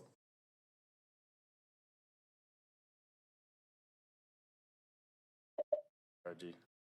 I'm not 100% sure on that, Lon. Are you aware? No, we're not planning a report in September. Okay, thank you very much. Appreciate it. That's it. Councillor Wiebe, thank you. Councillor Bly? Yeah, thanks, Chair. I'm going to support this amendment because I would have quite clearly preferred to support Councillor Dominato's, because similar to the parks, I think it's sort of in the same vein. It's right, being responsible about how we're planning and not overcommitting for things that staff have clearly stated they need the time to be able to appropriately scope. And once again, we're responding to external pressures. And I keep coming back to the responsibility of this council to make decisions that are best for the future of this plan, which is 30 years out. But all that to say, I've heard from staff, and as most of my time in the previous amendment was spent hearing from Paul, that they are going to come back to council probably a number of times before we make a decision really on how a bike lane can be realized.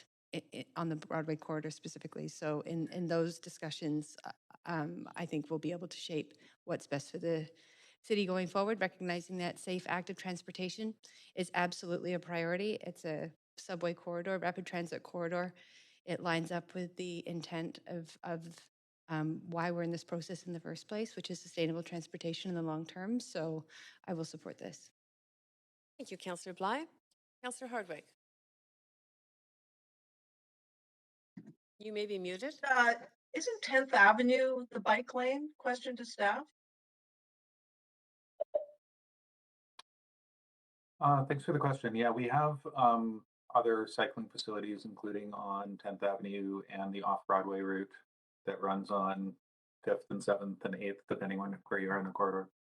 So then if this goes forward, will you free up 10th Avenue to deal with other necessary ground transportation? Well, when we look at protected bike lanes or active mobility lanes on Broadway, our expectation would be they would be more to serve the businesses along Broadway. You have a signal every block. On alternate routes like 10th Avenue, you probably have fewer signals. So for people traveling longer distances, it would probably still be a priority corridor. Yeah, and we're talking about a block apart and we don't have access for vehicles to be servicing the buildings. It's the commercial or the residential, and we don't have enough money for parks. I won't be supporting this. Thank you, Councillor Hardwick. Councillor Kirby-Young. Yeah, I think tonight, for me, the focus is the great housing debate. I think the great street debate will come when staff come back with options. I would encourage them to kind of phase that work and do some really conceptual. It makes me think a bit about the Granville Bridge and some of the redesign. I don't think, or this needs to go to full redesign. I think they should come back with sort of early concept options and trade-offs so that at a high level, before investing a lot of funds, council could really see the trade-offs between prioritizing those, because clearly people are starting to move in different ways, and we do have a significant and expensive transportation system going in.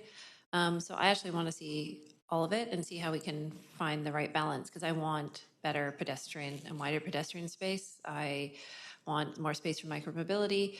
And I also want to make sure that economy driving kind of commercial vehicles that don't have another option, the East-West Connector, can also still move. So I'm interested to sort of have some information and sort of get into a fulsome debate that we don't have the scope and ability to do tonight.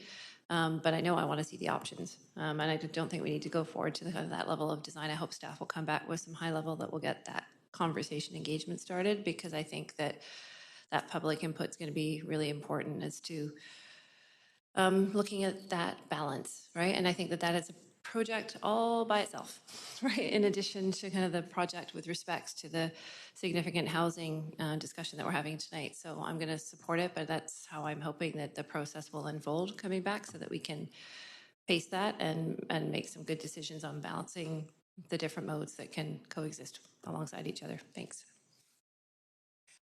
Thanks, Councillor Kirby-Young. And so that does move us to a vote. That's the last speaker on this amendment by Councillor Boyle. Clerks, for the vote.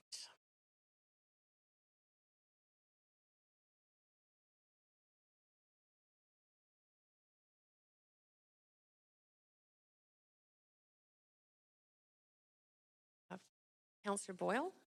Okay. So that vote does pass with Councillors DeGenova and Hardwick in opposition. Okay.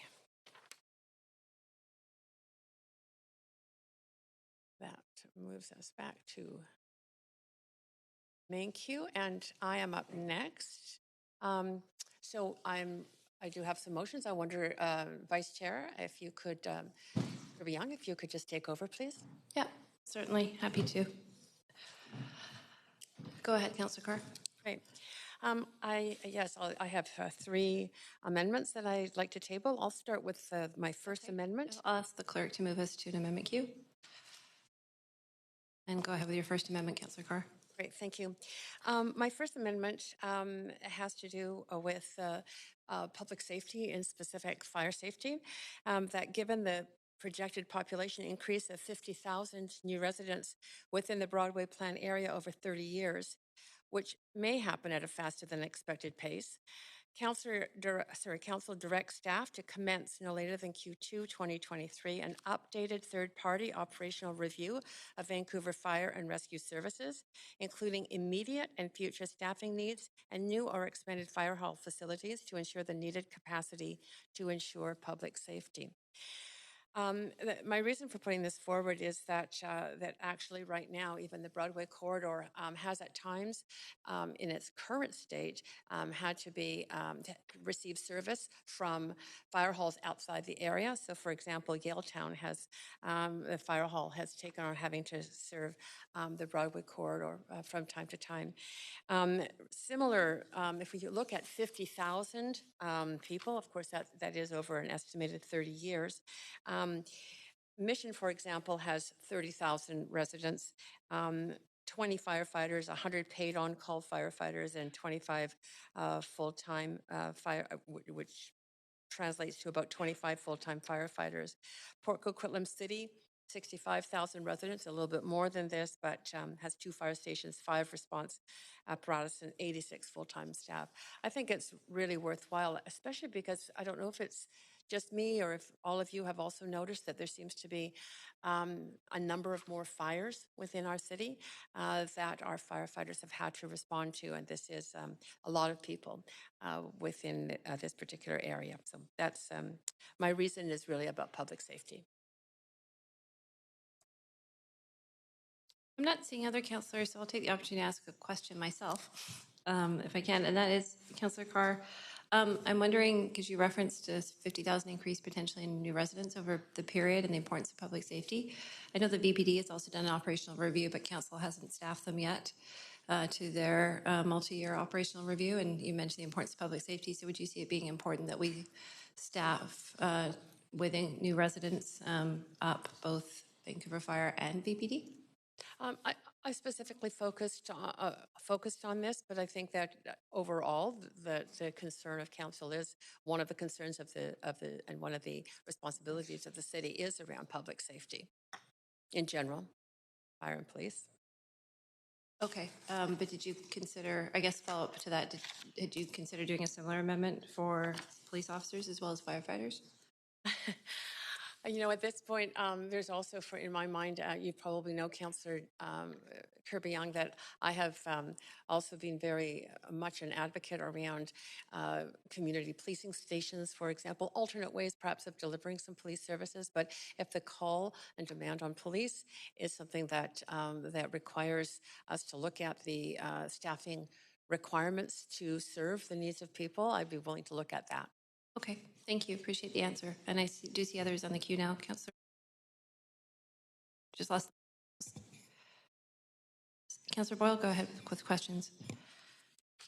Thanks. I don't have questions. Just to say I'm very happy to support this. I think it is important to be looking at. I appreciate Councillor Carr's consistent thoughtfulness on this, and am absolutely happy to see it pass, or hope to see it pass.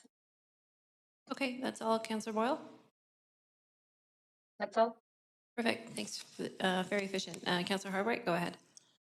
Well, this is a tricky one because on the one hand, I support the outcome, which would be a third-party operational review of Vancouver Fire and Rescue Services.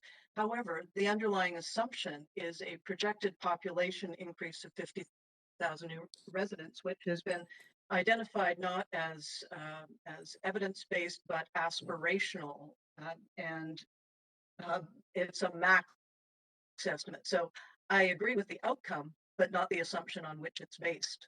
So I'm kind of torn on whether to support it or not, because I think we need it, but I don't buy the underlying assumption. Okay, that's all, Councillor Hardwick. Yes. Okay, thank you. Going once, going twice, seeing no one else on the queue, I will ask the clerk to take us to a vote.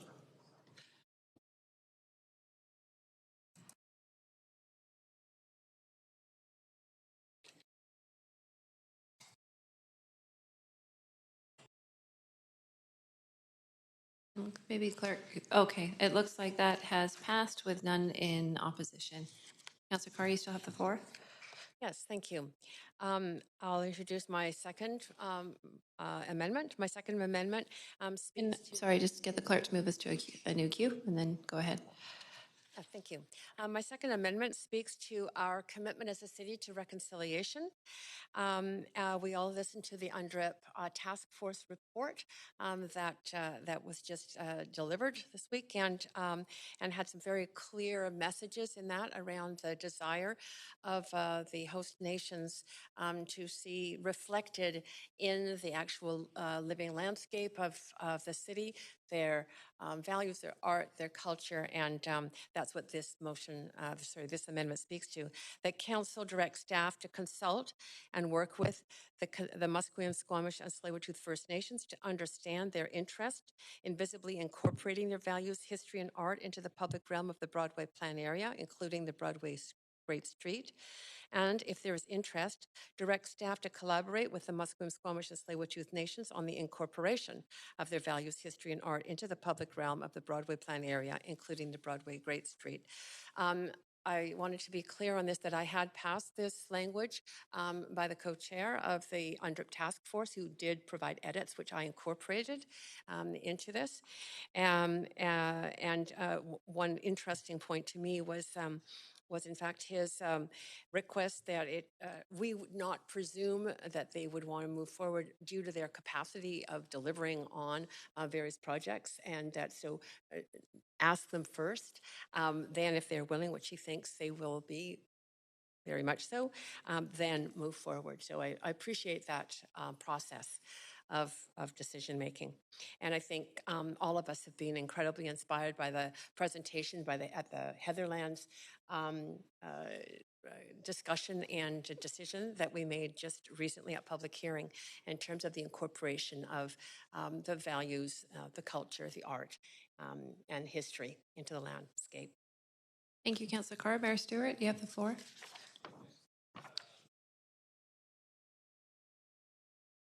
Thanks.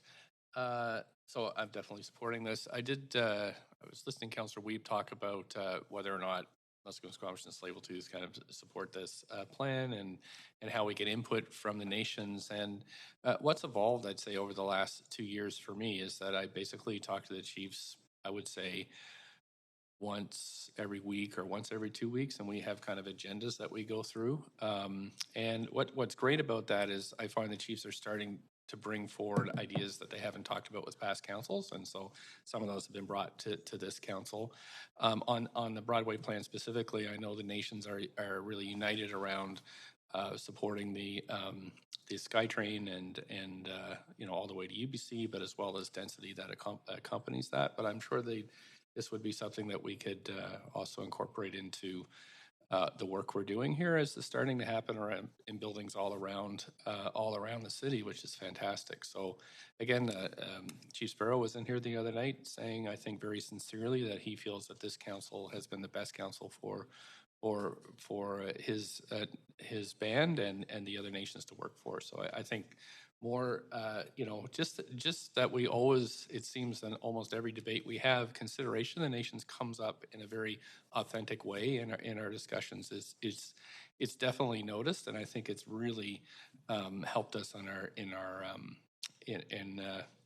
becoming a real city of reconciliation as we move that forward. So I think even though we may not, I can tell you one thing: when there's something we're doing they don't like, I definitely get a call on that. So I mean, we may not get an okay on every single project, but definitely, I think this is a great invitation. So definitely will support it. Thank you. Thank you, Mayor Stewart. Seeing no one else in the queue, let's go to a vote.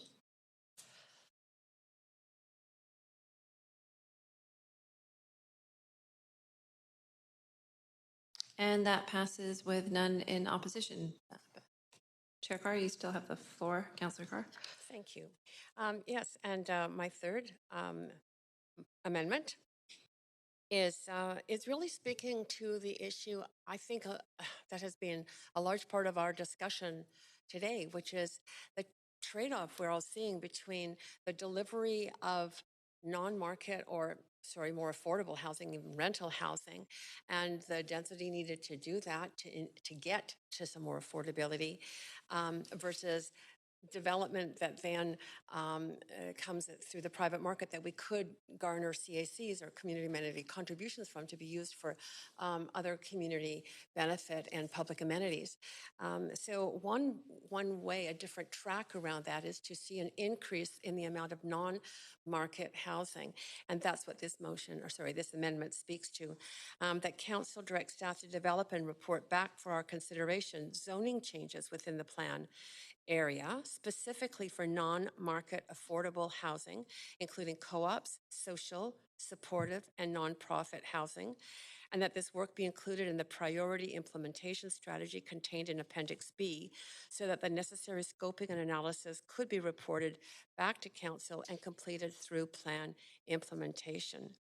And further, that council directs staff to report back to council on options for deepening affordability as part of the Broadway plan implementation work and as part of the citywide work to refresh housing targets.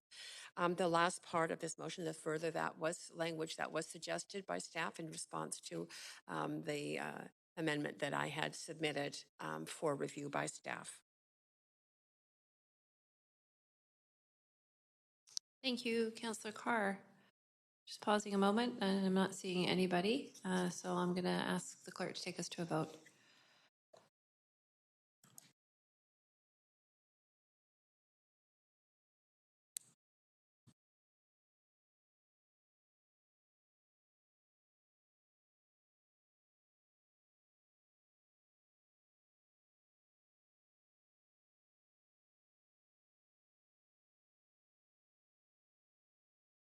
And that passes. Can I just confirm for the clerk? I have 10 and 1 absent, and Councillor DiGenova was able to participate but is absent. Is that correct?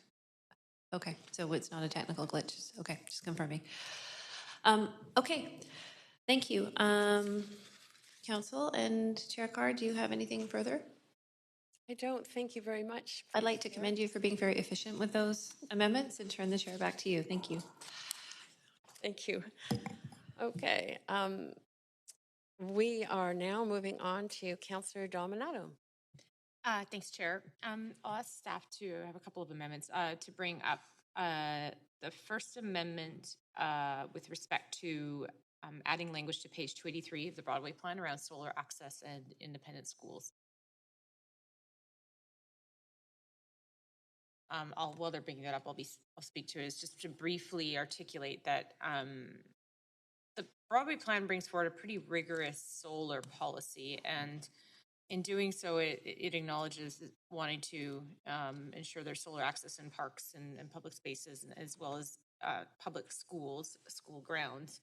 But in doing so, neglected to include independent schoolyards. And so this amendment addresses that, recognizing that if council does want to endorse the solar policy that's proposed in the Broadway plan, that we're then treating children equitably in that.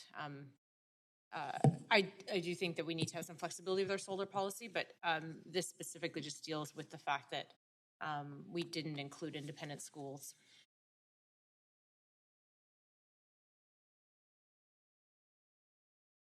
Thank you, Councillor Dominato. That's, sorry, I should have taken us to an amendment queue for that. And I'm, Council, if you're free to speak to this amendment. Councillor Boyle, go ahead. Thanks so much. I am just sorting through the spreadsheet, and I'm wondering if we can hear from staff about what the implications of this would be. Staff? So a point of information through you, Chair. I got that. Thank you very much, Councillor Boyle. And there is a staff person coming forward. Thank you, Council. Again, we haven't had the chance to look at the detailed analysis for adding independent schools to the solar access policy.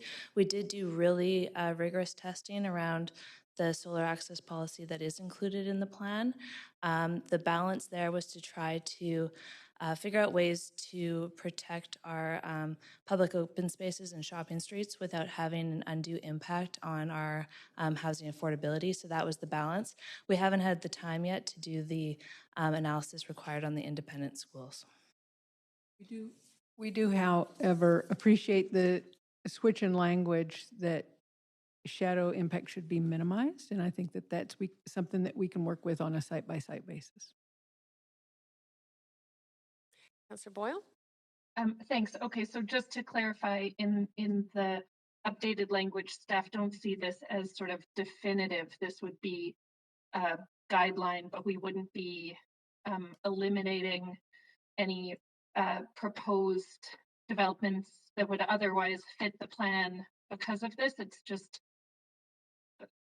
the language is looser than that. I guess I'm trying to clarify because I think it wasn't supported in the original language. Yes. I do believe that gives us the flexibility, and certainly when those cases come forward, we will do a very thorough analysis and bring that to council's attention so there can be thorough debate and discussion around that. Okay, and is this something we already do? Do staff look at shadow impacts on independent schools at all currently? I do believe we do. I'll ask Kevin to speak for that. Typically, we just protect public school space because we know that's open to the public after hours, and sometimes the independent schools, oh, well, it's during school hours. I'm sorry. Go ahead. Sure. Yeah. I'll add a little bit to that. So yes, we do. While we don't necessarily look to mitigate shadow impacts on private school property, as we do with any major conditional development, we analyze the effects of overshadowing on adjacent open spaces, private open spaces, or semi-private open spaces, and we do our best to work with the applicants to minimize as much as is possible. Every development at this stage will still be going through the highly discretionary rezoning process, which means that we would ensure that we're engaging with the schools and doing an assessment on the impacts of new buildings to neighbors. Okay, just to clarify, staff already work to minimize shadowing impacts on independent schoolyards? That's what I just heard. You're breaking up a little bit, Councillor Boyle. I wonder if you could speak more directly into your mic. Yes, sorry, I'm also trying to do bedtime here. I just wanted to clarify what I thought I just heard from staff was that we already work to minimize shadowing impacts on independent schools. I think what Kevin was trying to say is we assess those impacts and we try to work with applicants to minimize. This would give us more leverage, I think. One thing I think might be important to note that the shadow policies in the Broadway plan exempt carry social and affordable housing from the shadow requirements. Again, we'll try to minimize it, but we don't typically look to lower the height. And would this change that? No. This wouldn't impact social or nonprofit housing? No, Councillor, it would not. Okay. Thank you for all of those answers. I know it was a lot. This seems unnecessary to me. It sounds to me like we do this. So, well, I'm not going to ask for a ruling. I don't think it's needed. Okay. Thank you, Councillor Boyle, and you are out of time as well. Councillor Fry, to the amendment. Well, I see where this is needed if it's not already articulated that we're considering independent schools and the shadow impacts. And I'm notionally kind of supportive of this, but I just want to get some very specific clarification because I know we have a project referred to public hearing that is an independent school that is going to have some shadow impacts, and I just want to make sure that this is kosher within that context, and this does not change our public hearing process or interfere in that way. It would not. Okay, then I'm okay with this. Thank you. Thanks, Councillor Fry. Councillor Kirby-Young. Yeah, I'll just comment briefly. I appreciate Councillor Dominato bringing this forward because I think kids are kids and people are people. And kids need sunshine just like people need parks and green space. And there really isn't a difference, right, in terms of health and well-being. So I appreciate that Councillor Dominato, having a strong background in schools and being on the school board, obviously was able to pick this up in the plan, and I will support it. Thanks. Thanks, Councillor Kirby-Young. Councillor DeGenova.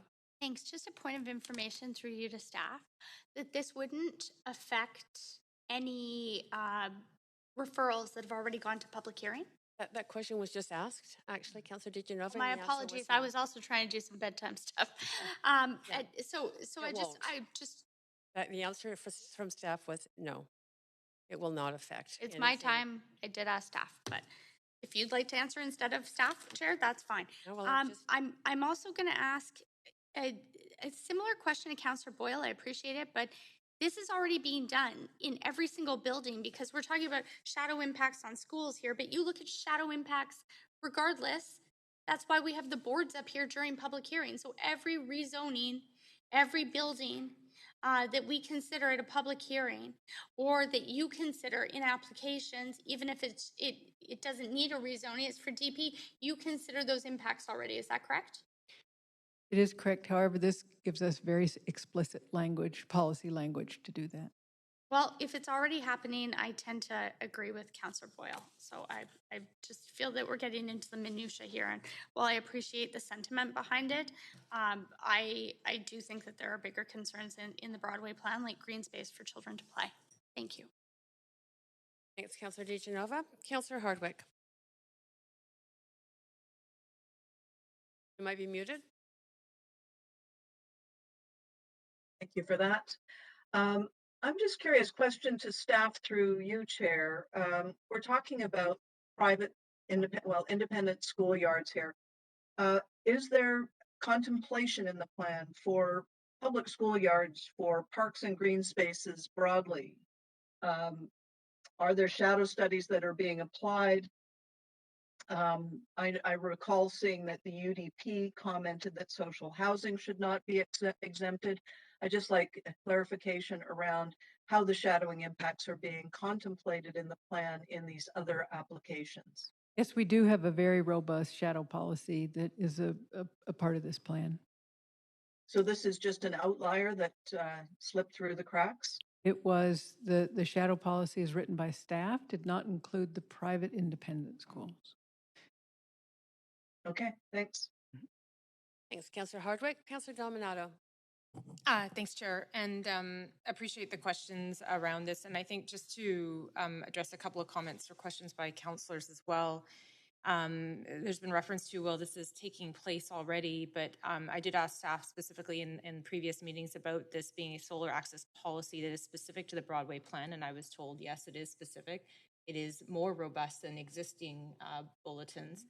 And I will note that on page 281 of Appendix A, it very specifically says applicability of this policy is solar access requirements in the Broadway plan area apply to parks, public schoolyards, and village shopping streets, plazas existing or in development at the time of adoption of the Broadway plan. So the policy itself is very specific to the Broadway plan. And so the inclusion of independent schools is actually not redundant. It actually is an addition to, irregardless of the existing solar access bulletins, in my view. And so that's why I'm stressing the importance of that we treat kids as kids across the spectrum. I think the bigger elephant in the room is actually around the park and public space access that we already discussed previously, and the desire for the public to have that green space. But I just wanted to be really explicit as to why I'm bringing it forward in the context of this plan, because actually the policy is specific to the plan. Okay. And that's it for speakers to this.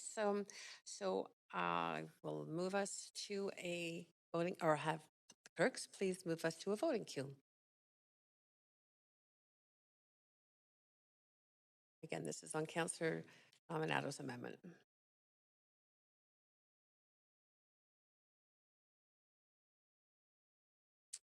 And that vote does pass with 1 in opposition. Councillor DiGenova.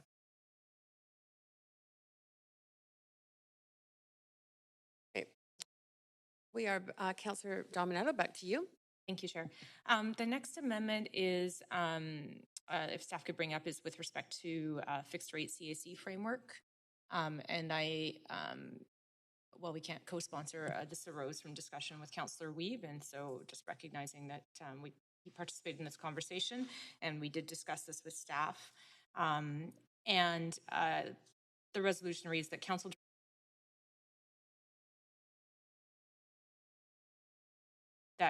staff to report back in Q3 2023 on options for a fixed rate CAC framework for the Broadway plan.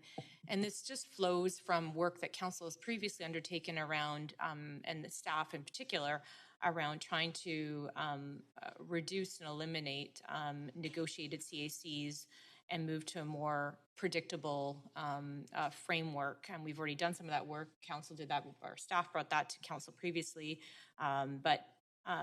Particularly as we know that it can take longer and result in delays around delivery of housing, and can be, I think, frustrating on all parties' parts around the negotiation process. And so I gather this wasn't something we could do at this time, but staff indicated it is something certainly they can look at on a go-forward basis.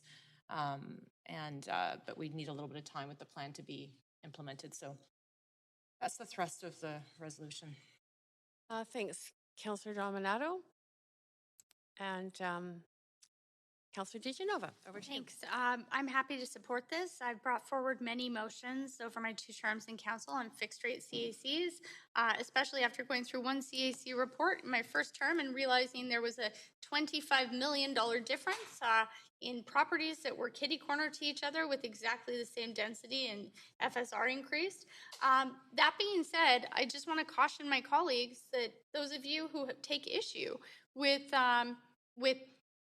Canby and what we've done there with fixed rate CACs, you'd probably be getting the same package. And I can say that from my experience working in development, in nonprofit and private sector. And it's something that I think is fair. I think that it's the way that we should be moving forward. The province has, since my previous term on council, made changes. Before, it just said CACs were voluntary contributions. And I asked how voluntary contributions could be negotiated if they were voluntary. We all know that there was a dance and a definite balance that had to be struck. But now that there is legislation that allows our staff to negotiate those CACs, I do think that it is important that we move to a fixed rate here. That being said, what you get on the Canby corridor is what you're likely going to buy here then, council. So I just consider that, considering we spend hours upon hours at public hearing from different councillors who are too concerned with that framework. Thank you. Thanks, Councillor DiGenova. Councillor Hardwick. I spoke at length today with former Director of Planning Larry Beasley on the subject of CACs, among other things.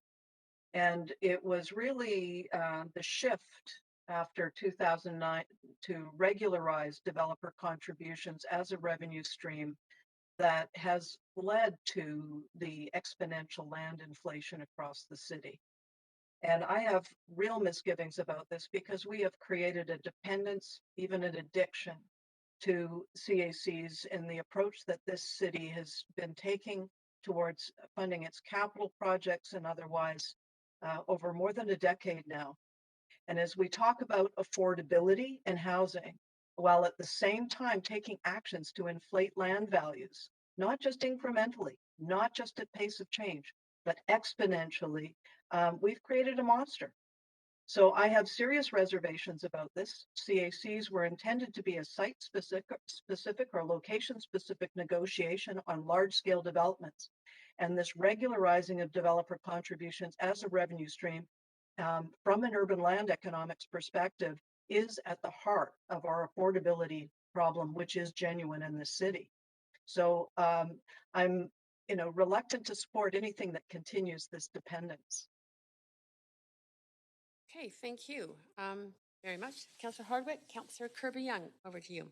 Yeah, I'd like to respond kind of to Councillor Hardwick's point and echo that I'm also concerned about affordability, but I think uncertainty and undue amount of time in length of, put aside whether or not we should collect any CACs for the moment, because I'm not hearing an alternative proposed.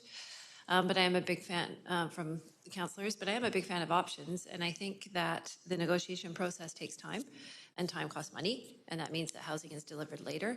And that means that construction and material costs go up. And it can be more difficult to find labor. And then the housing goes into the market at the rate at the later date that it's actually built and ready for folks to open. And so all of that does impact affordability. So I concur, which is why I think that getting options to look at a fixed rate where it's clear and transparent and can expedite the process around delivering some of these housing projects, particularly of the tenure that we're of the ones that where we're looking to support livability, I should say, in the plan, makes a lot more sense to me. It can also provide some predictability around understanding and planning for the public benefit strategy, which would also be a bit more uncertain. I would have to make some assumptions that may not necessarily come to pass, right, in terms of doing some good scenario planning. So for those reasons, I think it makes sense for council to have those options back. And I look forward to getting that. Hopefully we can 8:45. We're doing okay. Hopefully we can continue moving expeditiously through this if folks have commented. Thank you. Thank you, Councillor Kirby-Young. Councillor Fry. Yeah, supportive of this. Just want to zoom out for a second and acknowledge that actually the conversation at UBCM last month was all about moving towards a fixed rate system. They're even talking about getting rid of CACs because local governments across British Columbia are really struggling with how to pay for growth. They'd like to see the DCC, as they call DCLs, they'd like to see the formula change to cover some of the CAC thing. Negotiated CACs is a real complication, especially for smaller governments. It is for our government too, I believe, and certainly in the development industry. So I think this is a good thing to look into. So I support. Thank you, Councillor Fry. Councillor Hardwick. Well, I just have to come back and say that continuing down the same path and making the same mistakes is not going to turn this around.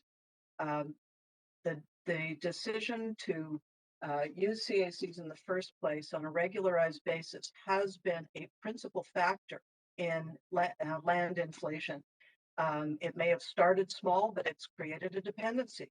So yes, we need to be looking at alternatives, but putting out fire with gasoline is not a solution. Thank you. Thanks, Councillor Hardwick, and you were the last to speak on this. Clerks, if you could move us to a voting queue, please.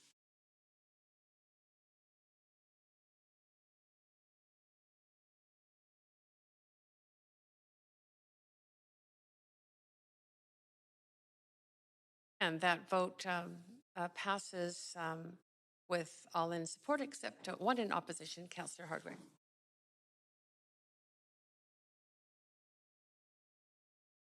Thanks, Chair.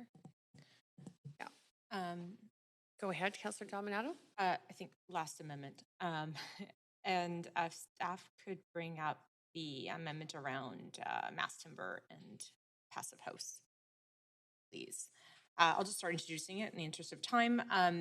This resolution is joint with Councillor Carr. We were both having conversations and interest in this in light of feedback from the public around considerations around GHG emissions and if the Broadway plan's adopted, further development, including towers. And so the resolution reads that council directs staff to explore and report back on additional incentives to advance wood, including mass timber in construction and zero emission standards, including passive house.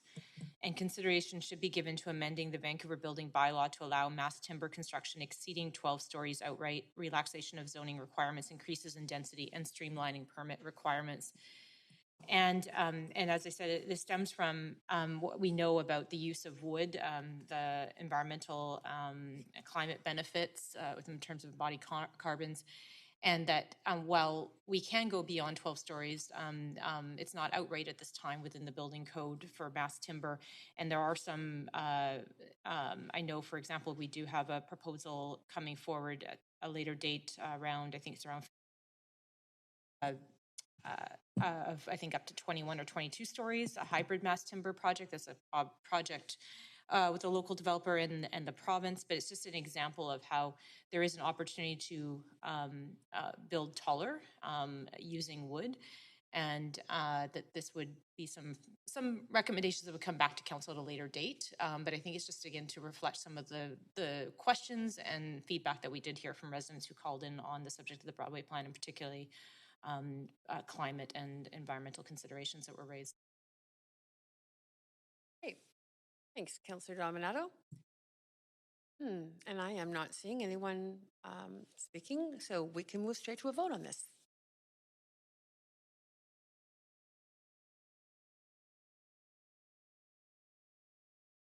And that is unanimous. That was very fast, that vote. Okay, Councillor Thank you, Chair. Dominato. I'm done with amendments. Thank you very much. Councillor Bly, over to you. Thank you very much, Chair. I have an amendment I'd like to move.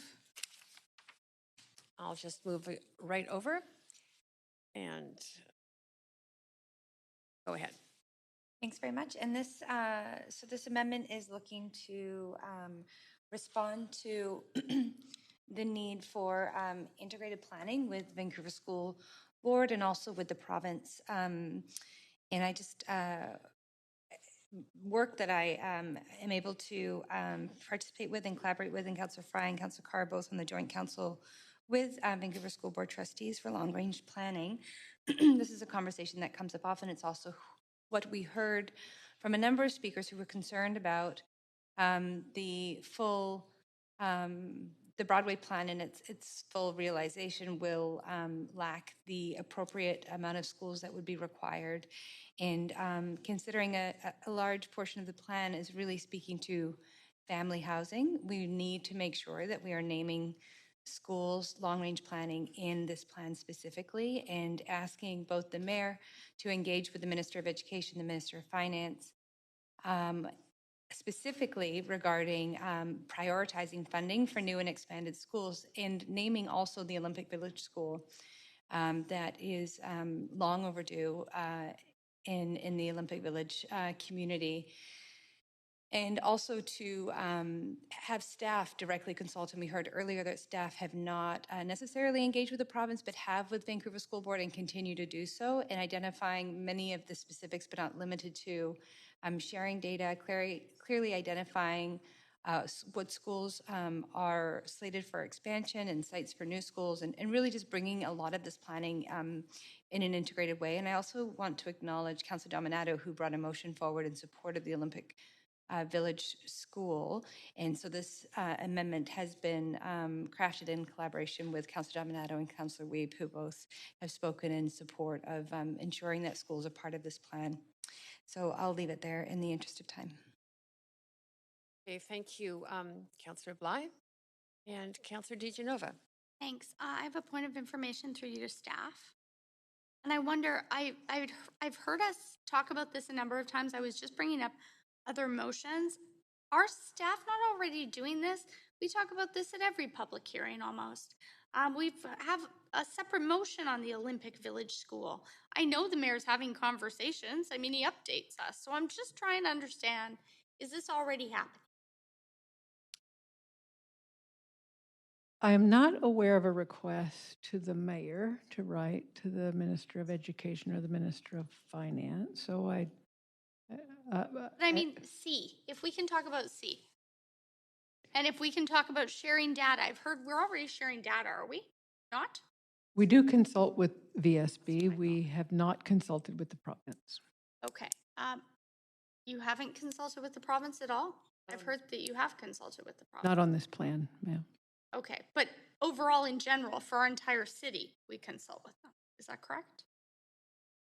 I'm not going to rule it out of order. I'm just trying to decide what I'm going to, or not going to ask for it to be ruled out of order. I'm just trying to decide what I'm going to vote on. There could be that communication could go through VSB. I'm not aware that the planning staff talks directly to the province. Okay, and planning for funding for these schools well in advance, if I could just ask, it's my last question. I'm just wondering, that's not our job. We don't plan for the funding. Is that correct? That would be a job of the school board and the province. Is that correct? I believe that is correct. Okay. So, Chair, I'd like to ask that we sever C, because we can't plan for funding something. I mean, we do fund a lot of things here that aren't core services, but I don't want to make promises to people. So now in my debate on this, I'm going to say that I appreciate this and I support it, but I find it a bit ironic considering the conversation that we just had on parks and green space and how we can't pay for this. How are we going to plan to fund something that we don't even fund, but we won't commit to funding green space? We'll get a report back on it. So here, instead, we're asking staff to plan something and plan the funding for it when we're not the ones who actually fund it. But this council wouldn't support Councillor Wiebe in his motion to actually fund green space. So I'm just a little bit surprised, but I'd like to ask that we sever C on this. Thank Absolutely, we'll sever C. Councillor Hardwick, on to you. You might be muted. Sorry about that. Just confirming through staff that Olympic Village is outside of the scope of the plan. That is correct. And do we know what the catchment of that school is? It could include parks, parts of this district, certainly. Yes. But the school itself, the physical site, would be outside of the plan. But the kids might not be. I mean, I'm supportive of schools, and I'm concerned about the loss of school property. I'm just wondering about whether this is in order, and I assume that staff have confirmed that it is in order. I didn't see this. Maybe I missed it in the spreadsheet. Got to go back. Any other insight? Is this compatible with what you're doing? Are there any further staff comments? Staff have no objection to this amendment, Councillor Hardwick. Okay, thank you very much. Mm-hmm. Thanks, Councillor Hardwick. Councillor Kirby-Young. Yeah, I thought it might be helpful to briefly direct councillors to some language that I think is pivotal here in terms of the intent, and that is in the second paragraph. It says further council directs staff to consult with the province VSB to help ensure that a plan is developed. It doesn't say we're doing the plan, it says that we are helping, collaborating, helping, providing that information, and that's how I read that. So I think that perhaps those might be pivotal kind of phrases there, as opposed to, it says help ensure plans developed in terms of planning for the funding of new schools. Everybody agrees we need to plan for it. It doesn't say City of Vancouver staff are doing it. It says that we are helping facilitate this because we recognize it's an important part of a complete community. So that's how I interpreted it. And I just thought that might be helpful to offer so that we could move this one along too. Thanks. Great. Thanks, Councillor Kirby-Young. Councillor Bly. Thanks very much. I'll just respond to a couple of comments, particularly Councillor Hardwick. It's a fair point. Olympic Village is not necessarily in the Broadway plan, but what we know is that there are many dozens of children that are currently in Olympic Village going to schools that are currently in the Broadway plan. And so if we did get an Olympic Village elementary school, then logically we no longer have them going outside of their area into the Broadway plan, and that would free up space in the Broadway plan. So if there's any concerns of that piece being out of order, hopefully that will satisfy that. The other thing I would like to mention is that when this council started this term, we were noticing, I certainly was bringing it up and others as well, that we weren't talking about schools in individual public hearing applications. And now, since that has been a repeated concern that's been brought up, we now have that information provided proactively by staff in our public hearing documents. So given the fact that this is going to inform how applications are considered going forward and will reflect the information we get in a public hearing, I think it's very important that we name the fact that schools are a critical part of building a livable city, and that work has to be prioritized in the outset. So I will leave it there. Thank you, Councillor Bly. Councillor Wiebe. Yeah, I'm happy to support the whole amendment as brought forward. Despite VSB requests, Ministry of Education and Childcare has not approved any major capital projects, new schools, expansions, seismic projects in the district in over 3 years. And we've continued to see throughout this report the need for school capacity. If we're going to build complete communities, we need to have walkable neighborhoods. And to have walkable neighborhoods, you need to have a school in the area. So I'm very supportive of this and everything we can do to work with our VSB partners to ensure that we have schools planned early in processes and not waiting until there's enough children going to other neighborhoods before a school is starting to be decided to be built. That's it, Councillor Wiebe. Great, thank you. Councillor Dominato. Thanks, Chair. I will also add one brief comment on this subject. I think Councillor Bly reflected very well the considerations as to why this is important in the context of the Broadway plan. And I will just add that it is important because as we often see in the city, that development tends to move faster and added density in housing than the ability and capacity for the province to keep up with school demand. And that has been going on for many, many decades, I would argue. And I think to the point around Olympic Village and supporting the BSB and prioritizing schools is when I was serving on school board in 2017, Olympic Village and Cole Harbour were the top two priorities for new school builds, given the pressures in the north part of the city.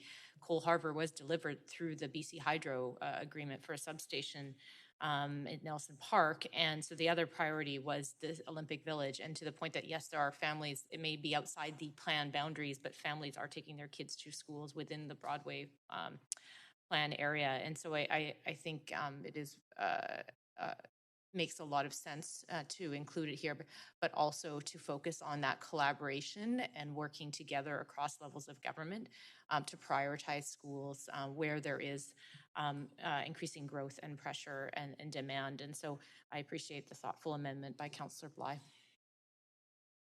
Great. Thank you. And that does take us to the end of the speakers to this amendment. So to the voting queue, please, clerks.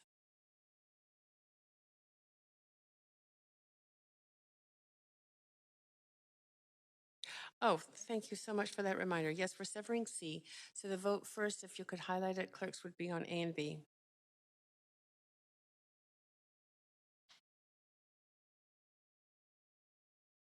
Okay, everybody's clear about that?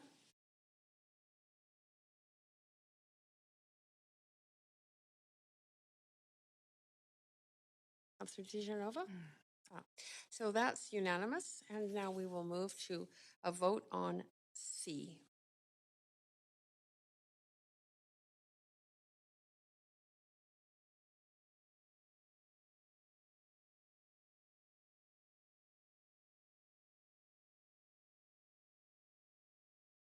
Oh, there it is.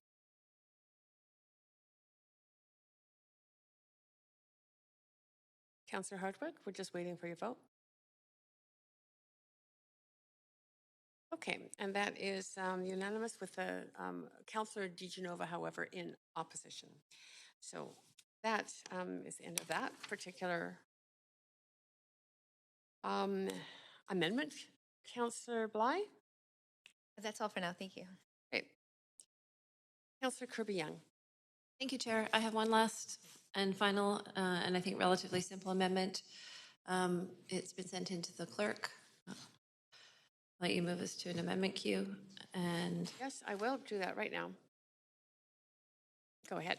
Thank you. And I will let council know that it's not in your summary, but I did send this into staff later, and they were, thank you very much, got back to me right away and said that they felt the language was fine. It's a very simple amendment, I think, really trying to continue to augment the importance of public amenities, and I'll read it out for the record. That in recognition of the importance of public amenities to support growth and livability, particularly the provision of parks and green space, Council directs staff to report back biannually on the status of anticipated community amenity contributions from the Broadway Plan area, as well as opportunities for further refinement of the public amenity strategy that could support an increase in delivery of park and green space and community facilities above the projections included in the plan. And the key piece here that is, I think, new is that we'll get a regular report back in a reasonable period of time so that we have the ability to keep tabs on how we are doing, and council has that line of sight into it. So that's the spirit of the amendment. I think it's a relatively simple one, and I'll leave it there. Thanks. Great. Thank you very much, Councillor Kirby-Young. Go ahead to the amendment. Councillor DeGenova. I had seen this in my package, Chair, but since Councillor Kirby-Young amended Councillor Weeb's amendment, I wonder if there's parts of this that are now redundant because staff are now doing a fulsome report back. on parks and amenities. So, I mean, I can call it the section number, if that's what you need, which is what you need. So that would be 8.7F. But I would ask, and I came ready to support this, but I think it could be redundant now.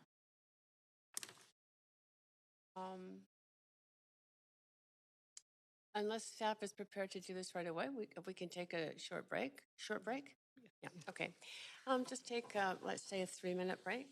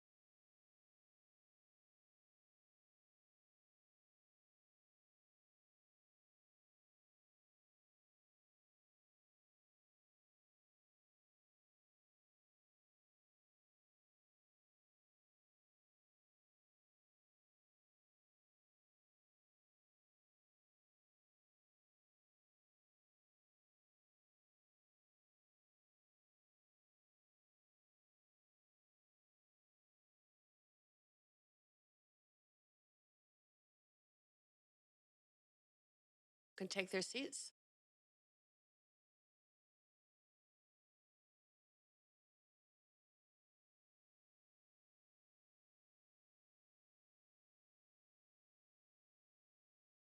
Yeah, Councillor Kirby-Young. Councillor Kirby-Young. Thank you. Yeah, so I'm prepared to rule on this. It is in order. There is a substantive difference between a one-time report on some of the same issues and a significant regular biannual report that is coming forward to council on a cumulative basis. So if this is in order. And Councillor DeGenova, did you want to continue to speak? I just wanted to say I may choose to abstain from this. I'm not sure that I want to make this decision until after we received the extensive report that I'm still concerned doesn't have any teeth to it, because we've now committed to planning funding for schools. We've committed to planning to not have shadows at independent schools, but we haven't committed to parks and green space and to community amenities in this Broadway plan for families that are going to be living in very small spaces. So, okay, thank you. Yeah, I'm sorry. Go ahead. I'm sorry, Chair. Did I just speak thought out that. of turn? No, I just thought that okay. you were. At the end. I'm finished now. Thank you. Thank you, Councillor Kirby-Young. I think that's a holdover, Chair. Great, Councillor Weep. Yeah, I'm just wondering if there's park staff that could speak to some of the particular provisions in park and green space, similar to dog parks, and we're hearing a lot of different groups. So is this something that you would come back with some of your strategies like van splash, van play, dogs parks, or people, dogs, and strategies? Is this the type of thing you think you could report on some of those gaps in some of the park board strategies?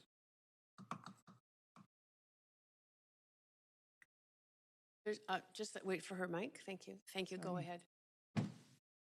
Yes, I do believe we could.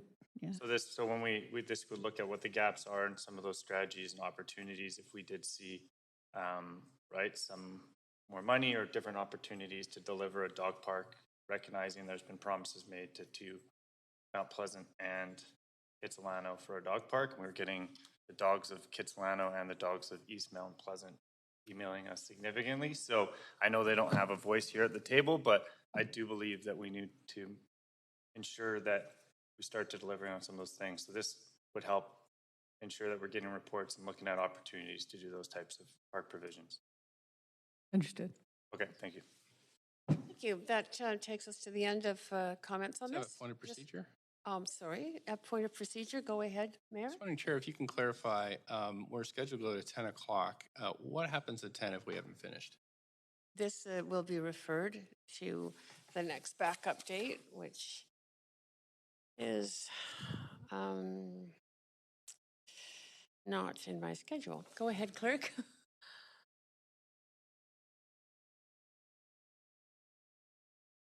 Next Thursday from 3 to 5 p.m. It's the only time for which we have quorum on a reserve date. Or a later date, I guess. Or then it could be after, but it's, yes. Right. And in order to extend a debate and decision, we'd have to have unanimous. Correct. Do that? Yes, right. we do. Good. Thanks so much.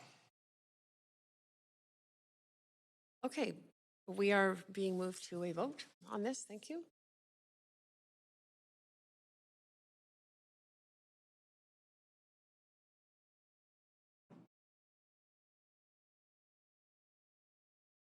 And that is unanimous. Thank you, Councillor Kirby-Young. I'll move us back to that queue.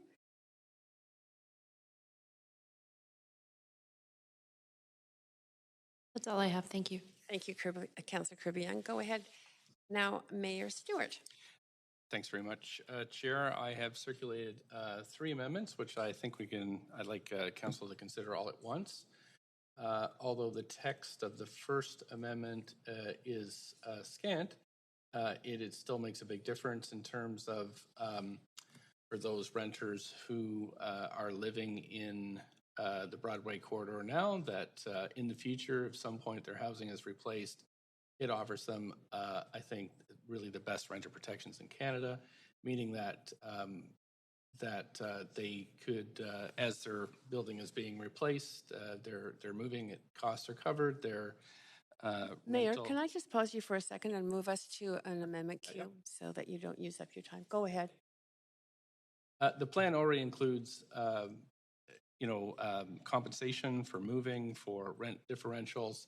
However, when the tenant, if they choose to move back to a new, the right to return and return to a newly built apartment, this slight change gives them the best option of return. So they can return at a much lower rate, as it's stipulated in the staff report. But I do think that if it's possible for if the tenant's current rent is lower than what's being offered, then they should have that option. So this is a small amendment, but could make a very big difference to especially the long-term tenants that are living along the Broadway corridor. This has been cleared and supported by staff in its text here. The second is just to make sure that renters along the corridor are aware of all this good stuff that can come their way, especially if they find themselves in a building that will be replaced eventually. And the third is just writing a letter to the Premier asking for funding and regulatory adjustments. I did, and those are the three bits. I mean, I have been talking with those and have sent those to council quite a long time ago. Very grateful to staff for helping us get the actual text of the amendment, and I'm hoping for your support. Thank you. Thank you, Mayor Stewart. And just speaking to the amendment, Councillor Swanson. Yes, I've sent an amendment to the amendment, which I'm Yes, hoping just a second. I'll move us to an amendment Q2. Go ahead. Okay, I'm hoping this will be a friendly amendment. The staff has said it's okay. It's after the 12.1.3 part to say further that we require that all tenants in buildings being demolished for redevelopment are offered units appropriate for them. So this is to deal with the issue of what if somebody's renting a big unit for a low price and gets demo-evicted and then gets right of first refusal, but the new unit is way too small. So maybe if they're renting a one-bedroom now and they're a family of three, say they could get a couple of extra bedrooms in the new unit. So the purpose of this amendment is that. And then the other crucial word is before, that they be provided with a rent top-up option as per the policy before issuing a demolition permit. So that right now, sometimes they don't, the only weapon that the city has against the landlord, if the landlord doesn't comply, is to not give a occupancy permit, but that happens years after the tenant has experienced a lot of hardship. So the two parts here are to let the tenants have a bigger space if that's what they have now, and to make sure that they get what they need before the demolition permit is issued.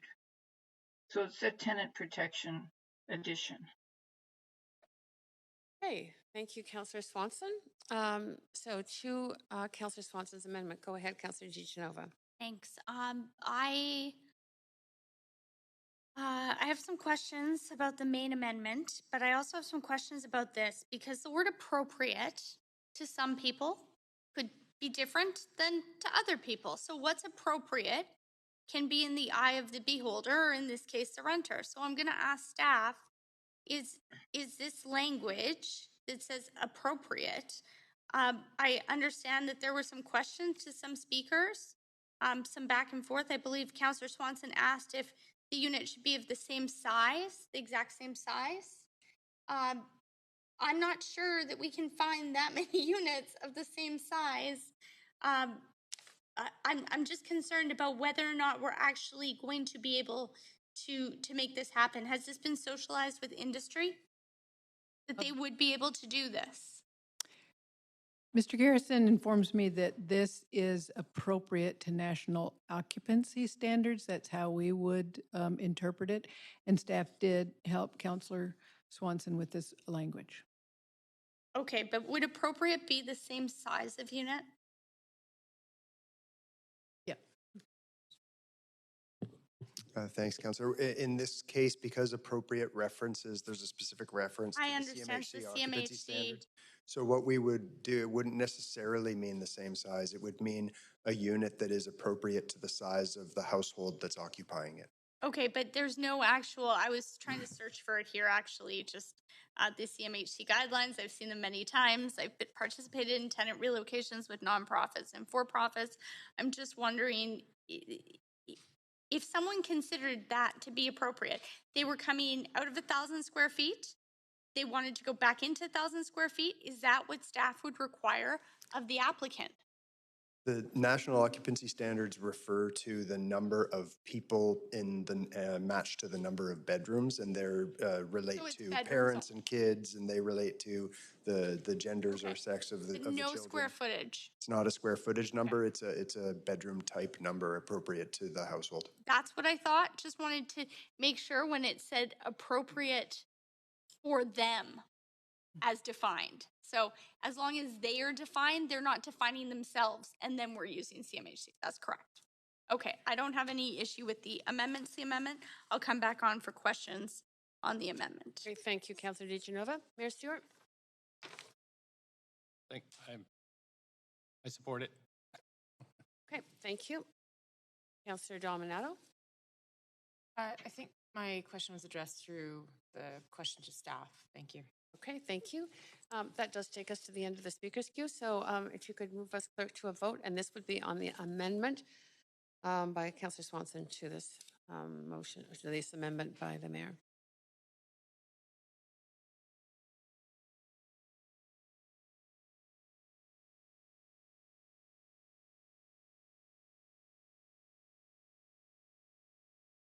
That is unanimous. Back to, I'm looking to what happened to the amendment Q2. Oh, okay. I believe it was amendment Q1 now, right? I'm Councillor Swanson. Well, why wouldn't it be the mayor?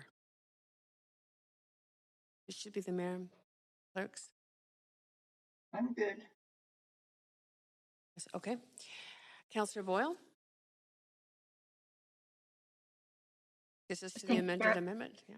Yes, thanks, Terry. Just wanted to really briefly speak in support. I'm happy that the amendment to the amendment passed, but also just specifically wanted to speak strongly in support of these stronger tenant protections. I've heard from many renters across the Broadway area about how much relief this will give them in the ongoing anxiety that they feel about housing right now. I think these are really important changes to be making. I hope that we can expand them beyond this area, but really appreciate the work that Mayor Stewart has done in pulling them together and very happy to support them and very grateful for what it will mean for renters across the Broadway plan area. Thanks, Councillor Boyle. Councillor DeGenova? Thanks. I do have a point of information to the mover of the amendment. Sure. And Mayor Stewart, I have heard from some potential applicants and people in industry, nonprofit and for-profit, that have said that this could be a problem depending how much redevelopment was to occur and how many people needed to be relocated at once. And I'm just wondering, have you socialized this with industry? And have you actually looked at the numbers and the vacancy rate? Would they be able to find appropriate accommodation within the area that fit the bill here? I just want to make sure that what we're putting into the plan, as you said, is something that we can deliver.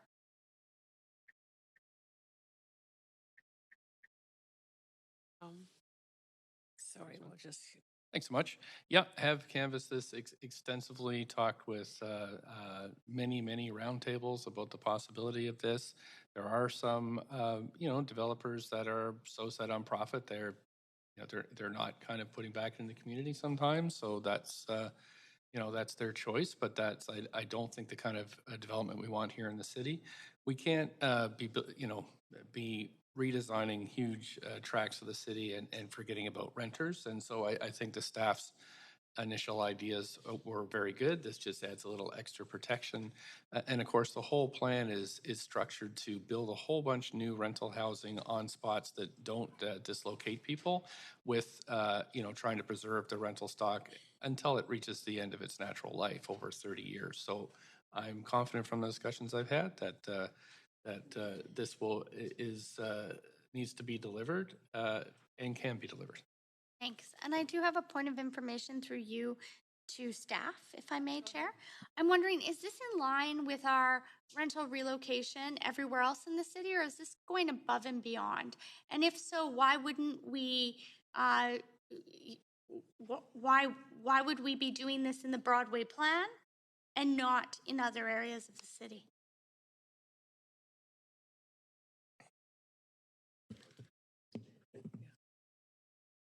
Sorry to put you on the spot. That's okay, thank you. I mean, the main opportunity that gives us the ability to go beyond the standard tenant relocation and protection plans here is the opportunity that's enabled by the added density. And so that allows us to have financially viable projects with these types of much stronger renter protections in place.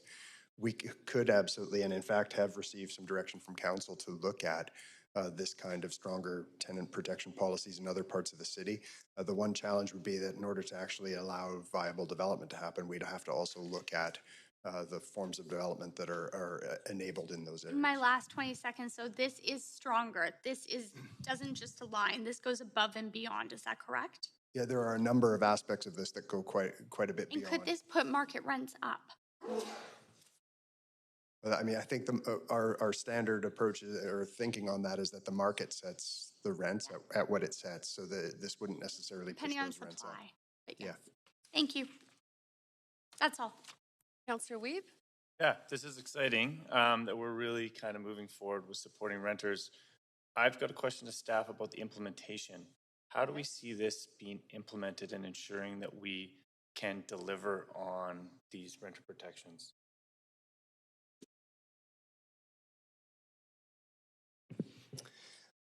Yeah, thank you. No doubt implementation is a challenge.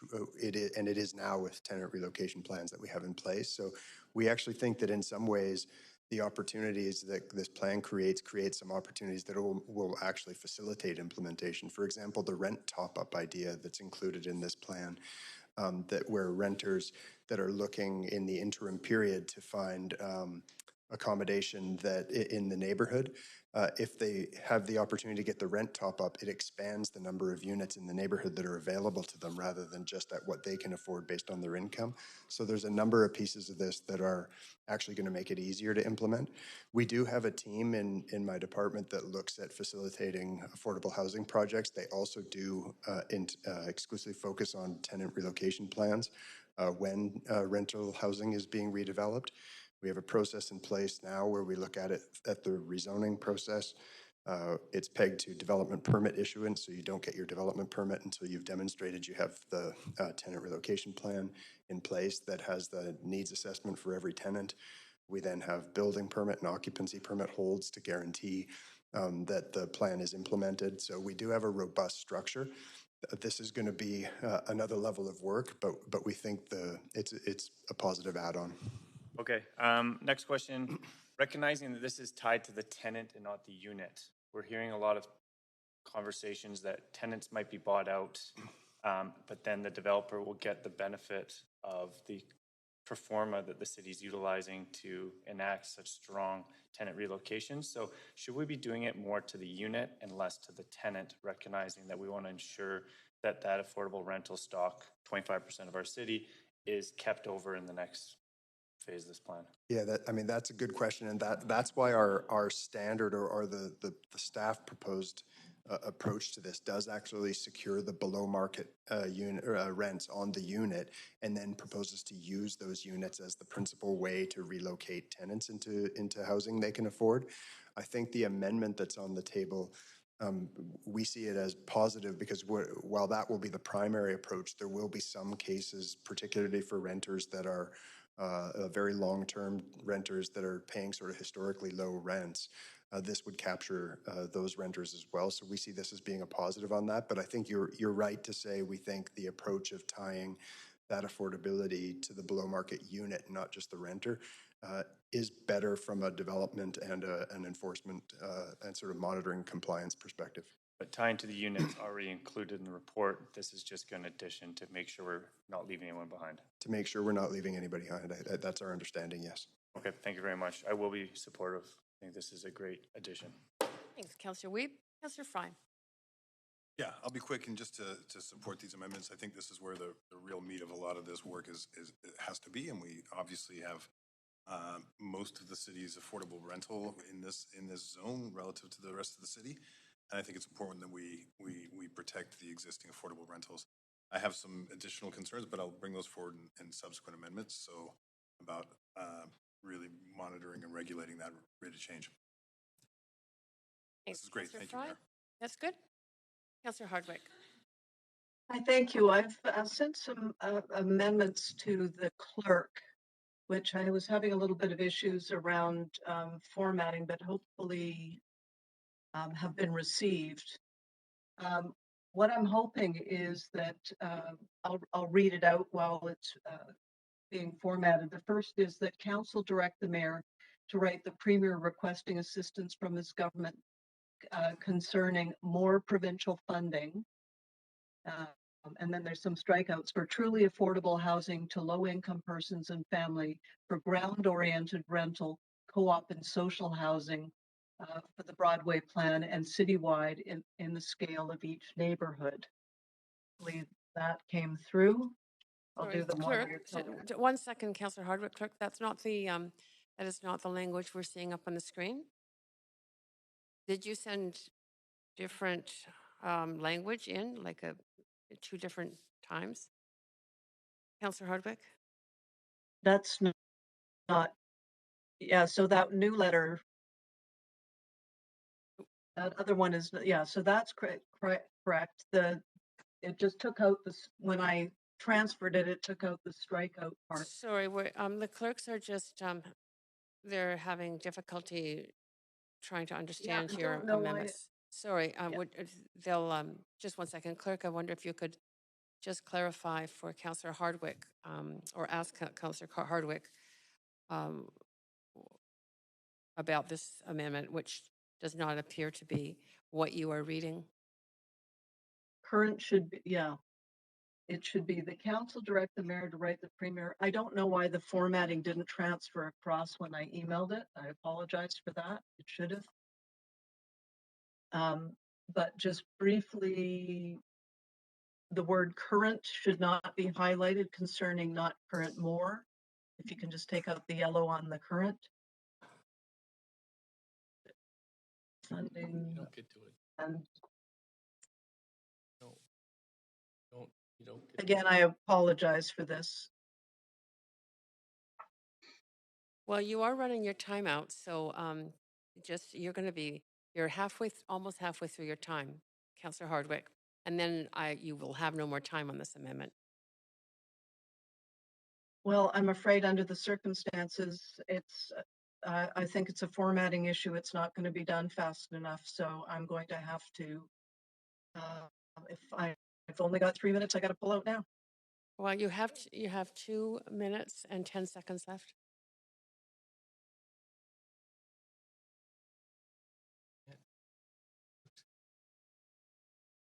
Yeah, opportunities and regularly adjustments in order to explain that should be deleted. I have a point of order here. I apologize. I don't want to take up council's time with this. Yeah. Are you withdrawing? Yeah, I'll withdraw it in the interest of time. I apologize. No problem. Thank you, Councillor Hardwick. I appreciate that. Is there a point of no point of order? Okay. Okay, then we are finished with, I don't see any other councillors on the list. So I think we could be moved to a vote on this amendment.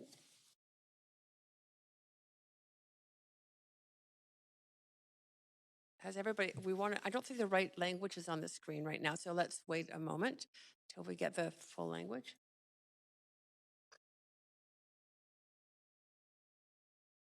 I haven't heard for Severing.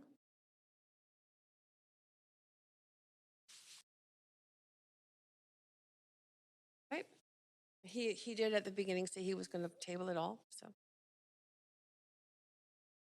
All right.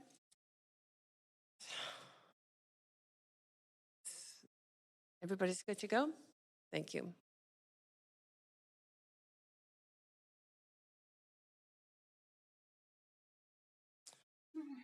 Councillor Kirby-Young?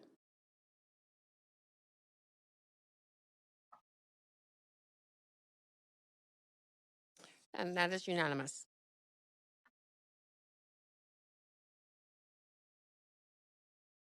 Great. Back to the main queue. Mayor Stewart?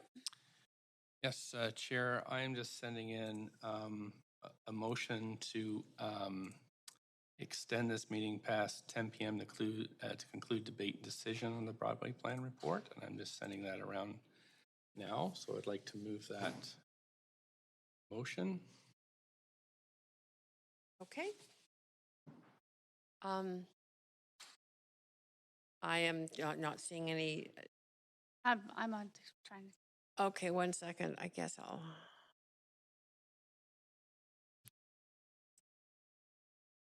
Councillor DiGenova? I'm not in support of this.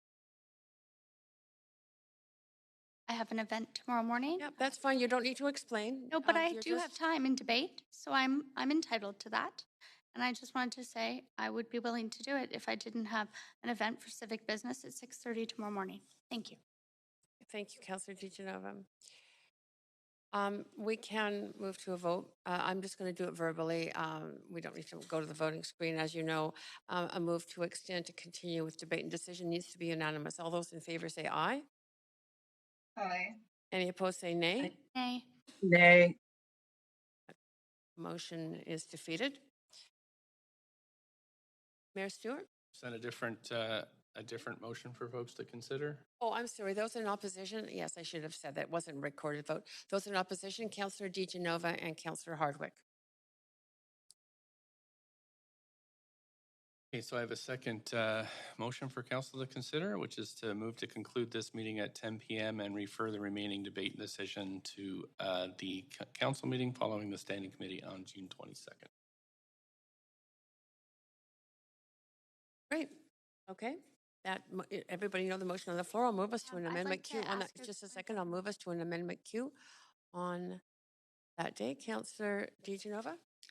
Thanks very much, Chair. I'm just wondering if a point of information through you, I remember the notices of motion that were called at the last council meeting, and I remember noting the city manager said that there were quite a few of them, and he wasn't sure that we would get through everything. So I'm just wondering if it's realistic that we add this onto that agenda and what day we would probably get to that. Yeah, I will ask staff to report on that. My understanding is the agenda for that meeting has significantly changed. However, we were going to be considering the Vancouver plan. We're no longer going to be considering the plan at that meeting. But I will ask the city manager to just apprise us of the agenda and his sense around the utility of this move. Yeah, thanks, Chair. I mean, we would certainly do our best to organize the agenda to make space for this. Of course, if it's at the council meeting following standing committee, then it would be subject to the number of motions that are referred for speakers on that day. So that's the unknown for us at this point in time. So it's difficult to say how much time we would have that day. Right. Is that the information that you need? It is, but I suppose it would just go into another reserve date if we couldn't fit it in. But I'd want to make sure this would be after the business of the committee meeting, correct? Clerk, if you want to just respond to the order of business then. It is after the business because it was referred to the council meeting following. Okay, thank you very much for that. That's fine. All the information I need. Okay, I'm going to just ask for a vote. Sorry. Oh, we have more. Oh, yes, we do. Councillor Kirby-Young, go ahead. Yeah, I just wanted to make potentially a plea for council to reconsider that we have the opportunity to complete the seminal housing initiative of this council without unduly delaying it. And I think a lot of people are looking for an outcome, and whether it was June 16th and that worked or didn't work for reasons next week, or June 22nd, and we have a full agenda. We have things like a capital plan coming and the Vancouver plan. So I just felt it was incumbent to point out that this is a pretty significant decision that I think people are looking to take. We started hearings on it about a month ago, at least, I think. I think I sent my first amendment in on May 12th. It's June 9th now. So it'll be well over a month and a half. And I'm just, I guess, appealing to councillors to potentially consider the significance of what we're trying to finish tonight here versus, and I know we have long days and I'm sensitive to that and other, and I truly am because we've all are feeling that, but versus going to other events because I'm not sure that, I feel like this is one of the most important things we could just be completing right now. So I'm just going to throw that out there. If there was any indication from colleagues that they might be amenable to that, that would be phenomenal because then we wouldn't have to hunt this forward for another couple of weeks. Okay, thanks for that message, Councillor Kirby-Young. Councillor Dominato. Thanks, Chair. Simply to say, I'll support the current amendment. I actually preferred the option that was presented just a few minutes ago to complete the business this evening, including debate and decision, just in light of, to the point that Councillor Kirby-Young just made, that we've been dealing with this for some weeks now. But obviously that wasn't supported. So in the absence of that, I'll support the alternative presented. Thank you. Thanks, Councillor Dominato. Councillor Weed.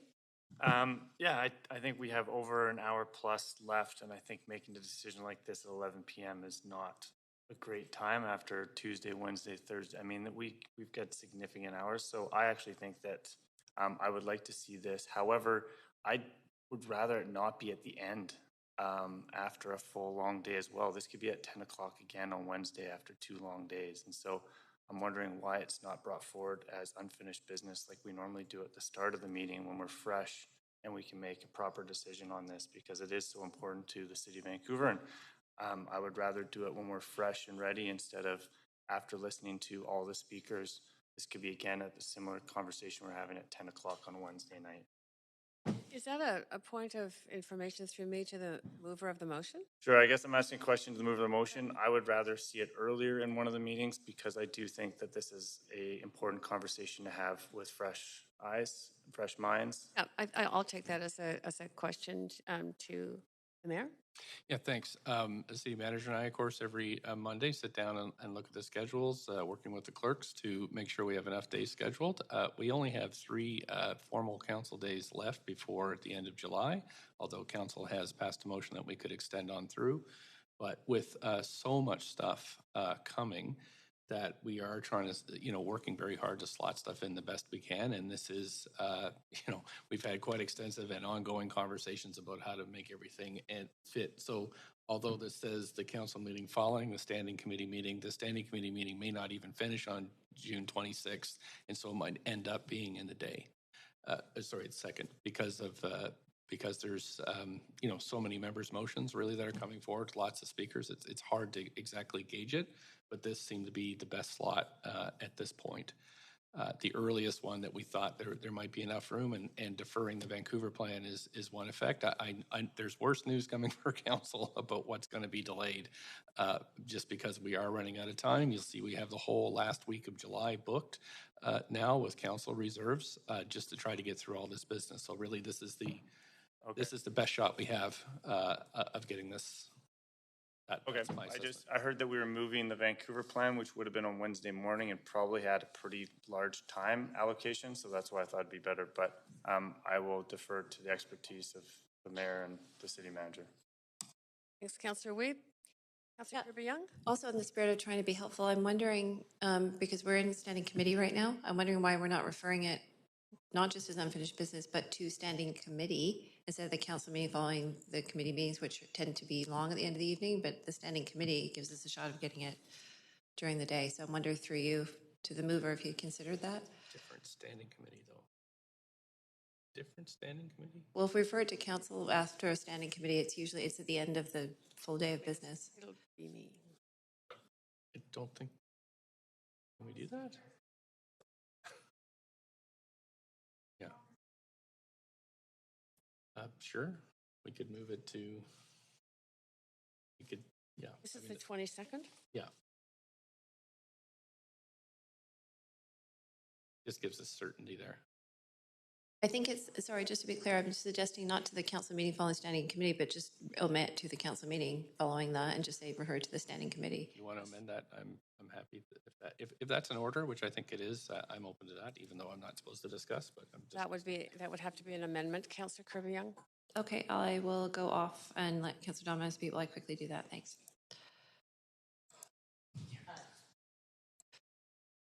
Point of procedure, Chair. A point of procedure. Yes. I'm just wondering if you can assign it to be the first item on the standing committee of that. Yes, we have done that. Oh, that might be. Thanks for the information. I'm doing it. Great.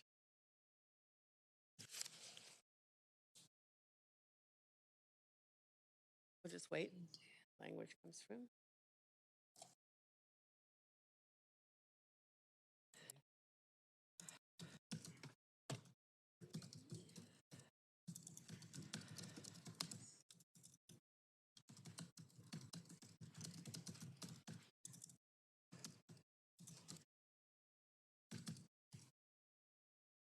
Okay, I have sent that in. It's not elegant, but it does the job, I believe. Have the clerks received that?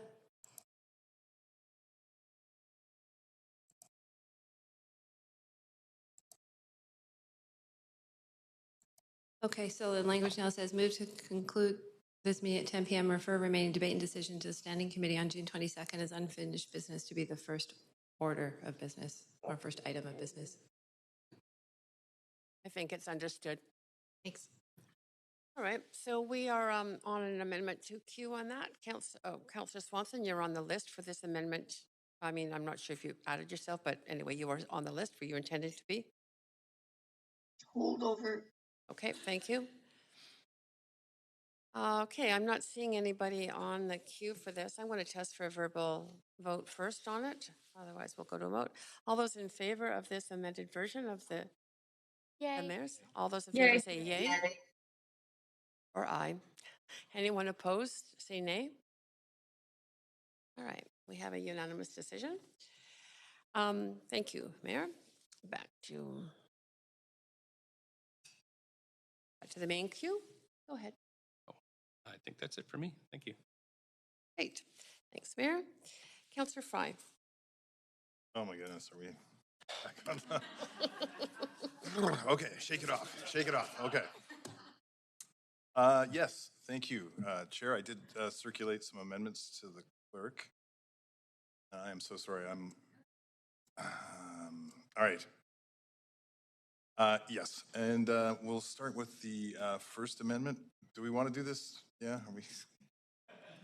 I don't know that we're going to get through this by 10 o'clock. Point of procedure. Point of procedure. There's a point of procedure. Yes, go ahead, Councillor DiGenova. My question is, if Councillor Fry wanted to move to adjourn the meeting now, to start his amendments fresh at the beginning of the next meeting, could he do that?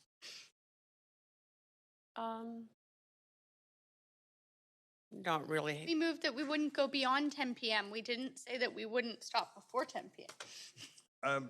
Sure, I am going to move to recess now, then, if that's the case. There's no recess.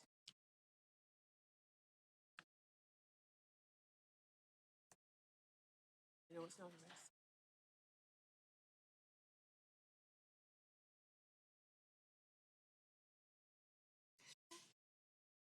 Oh my God. Babe. All right, so I've just conferred with the clerk, and it would be in order to have somebody move to end this meeting now. So moved. Great, okay. Then all those in favor, say aye. Aye. Any opposed, say nay. Okay. Well, you know what, Council, I just want to say that this has been a complicated process. Clerks, staff, Council, I think we got through a lot of business on this plan, and thank you, everybody. What? Thank you, Chair. Oh, You did an wait a second. exceptional job. Actually, we have to go into Council now to accept the decisions at this meeting. Oh, wait a second. No, We made no decisions. I think it's all I'm taking direction from the clerks, so it's for all the amendments.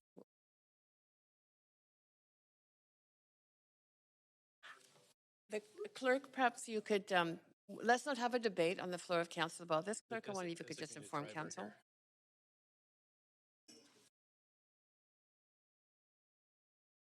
Okay, I need we're going to go, we do need to go into council to adopt the recommendations and actions of the standing committee. So I'm going to turn over the chair to the mayor. Go ahead, Mayor. Thank you, Chair. I will now convene in council to deal with the recommendations and actions of today's Standing Committee on Policy and Priorities Committee. Can we have the roll call, please, Clerk?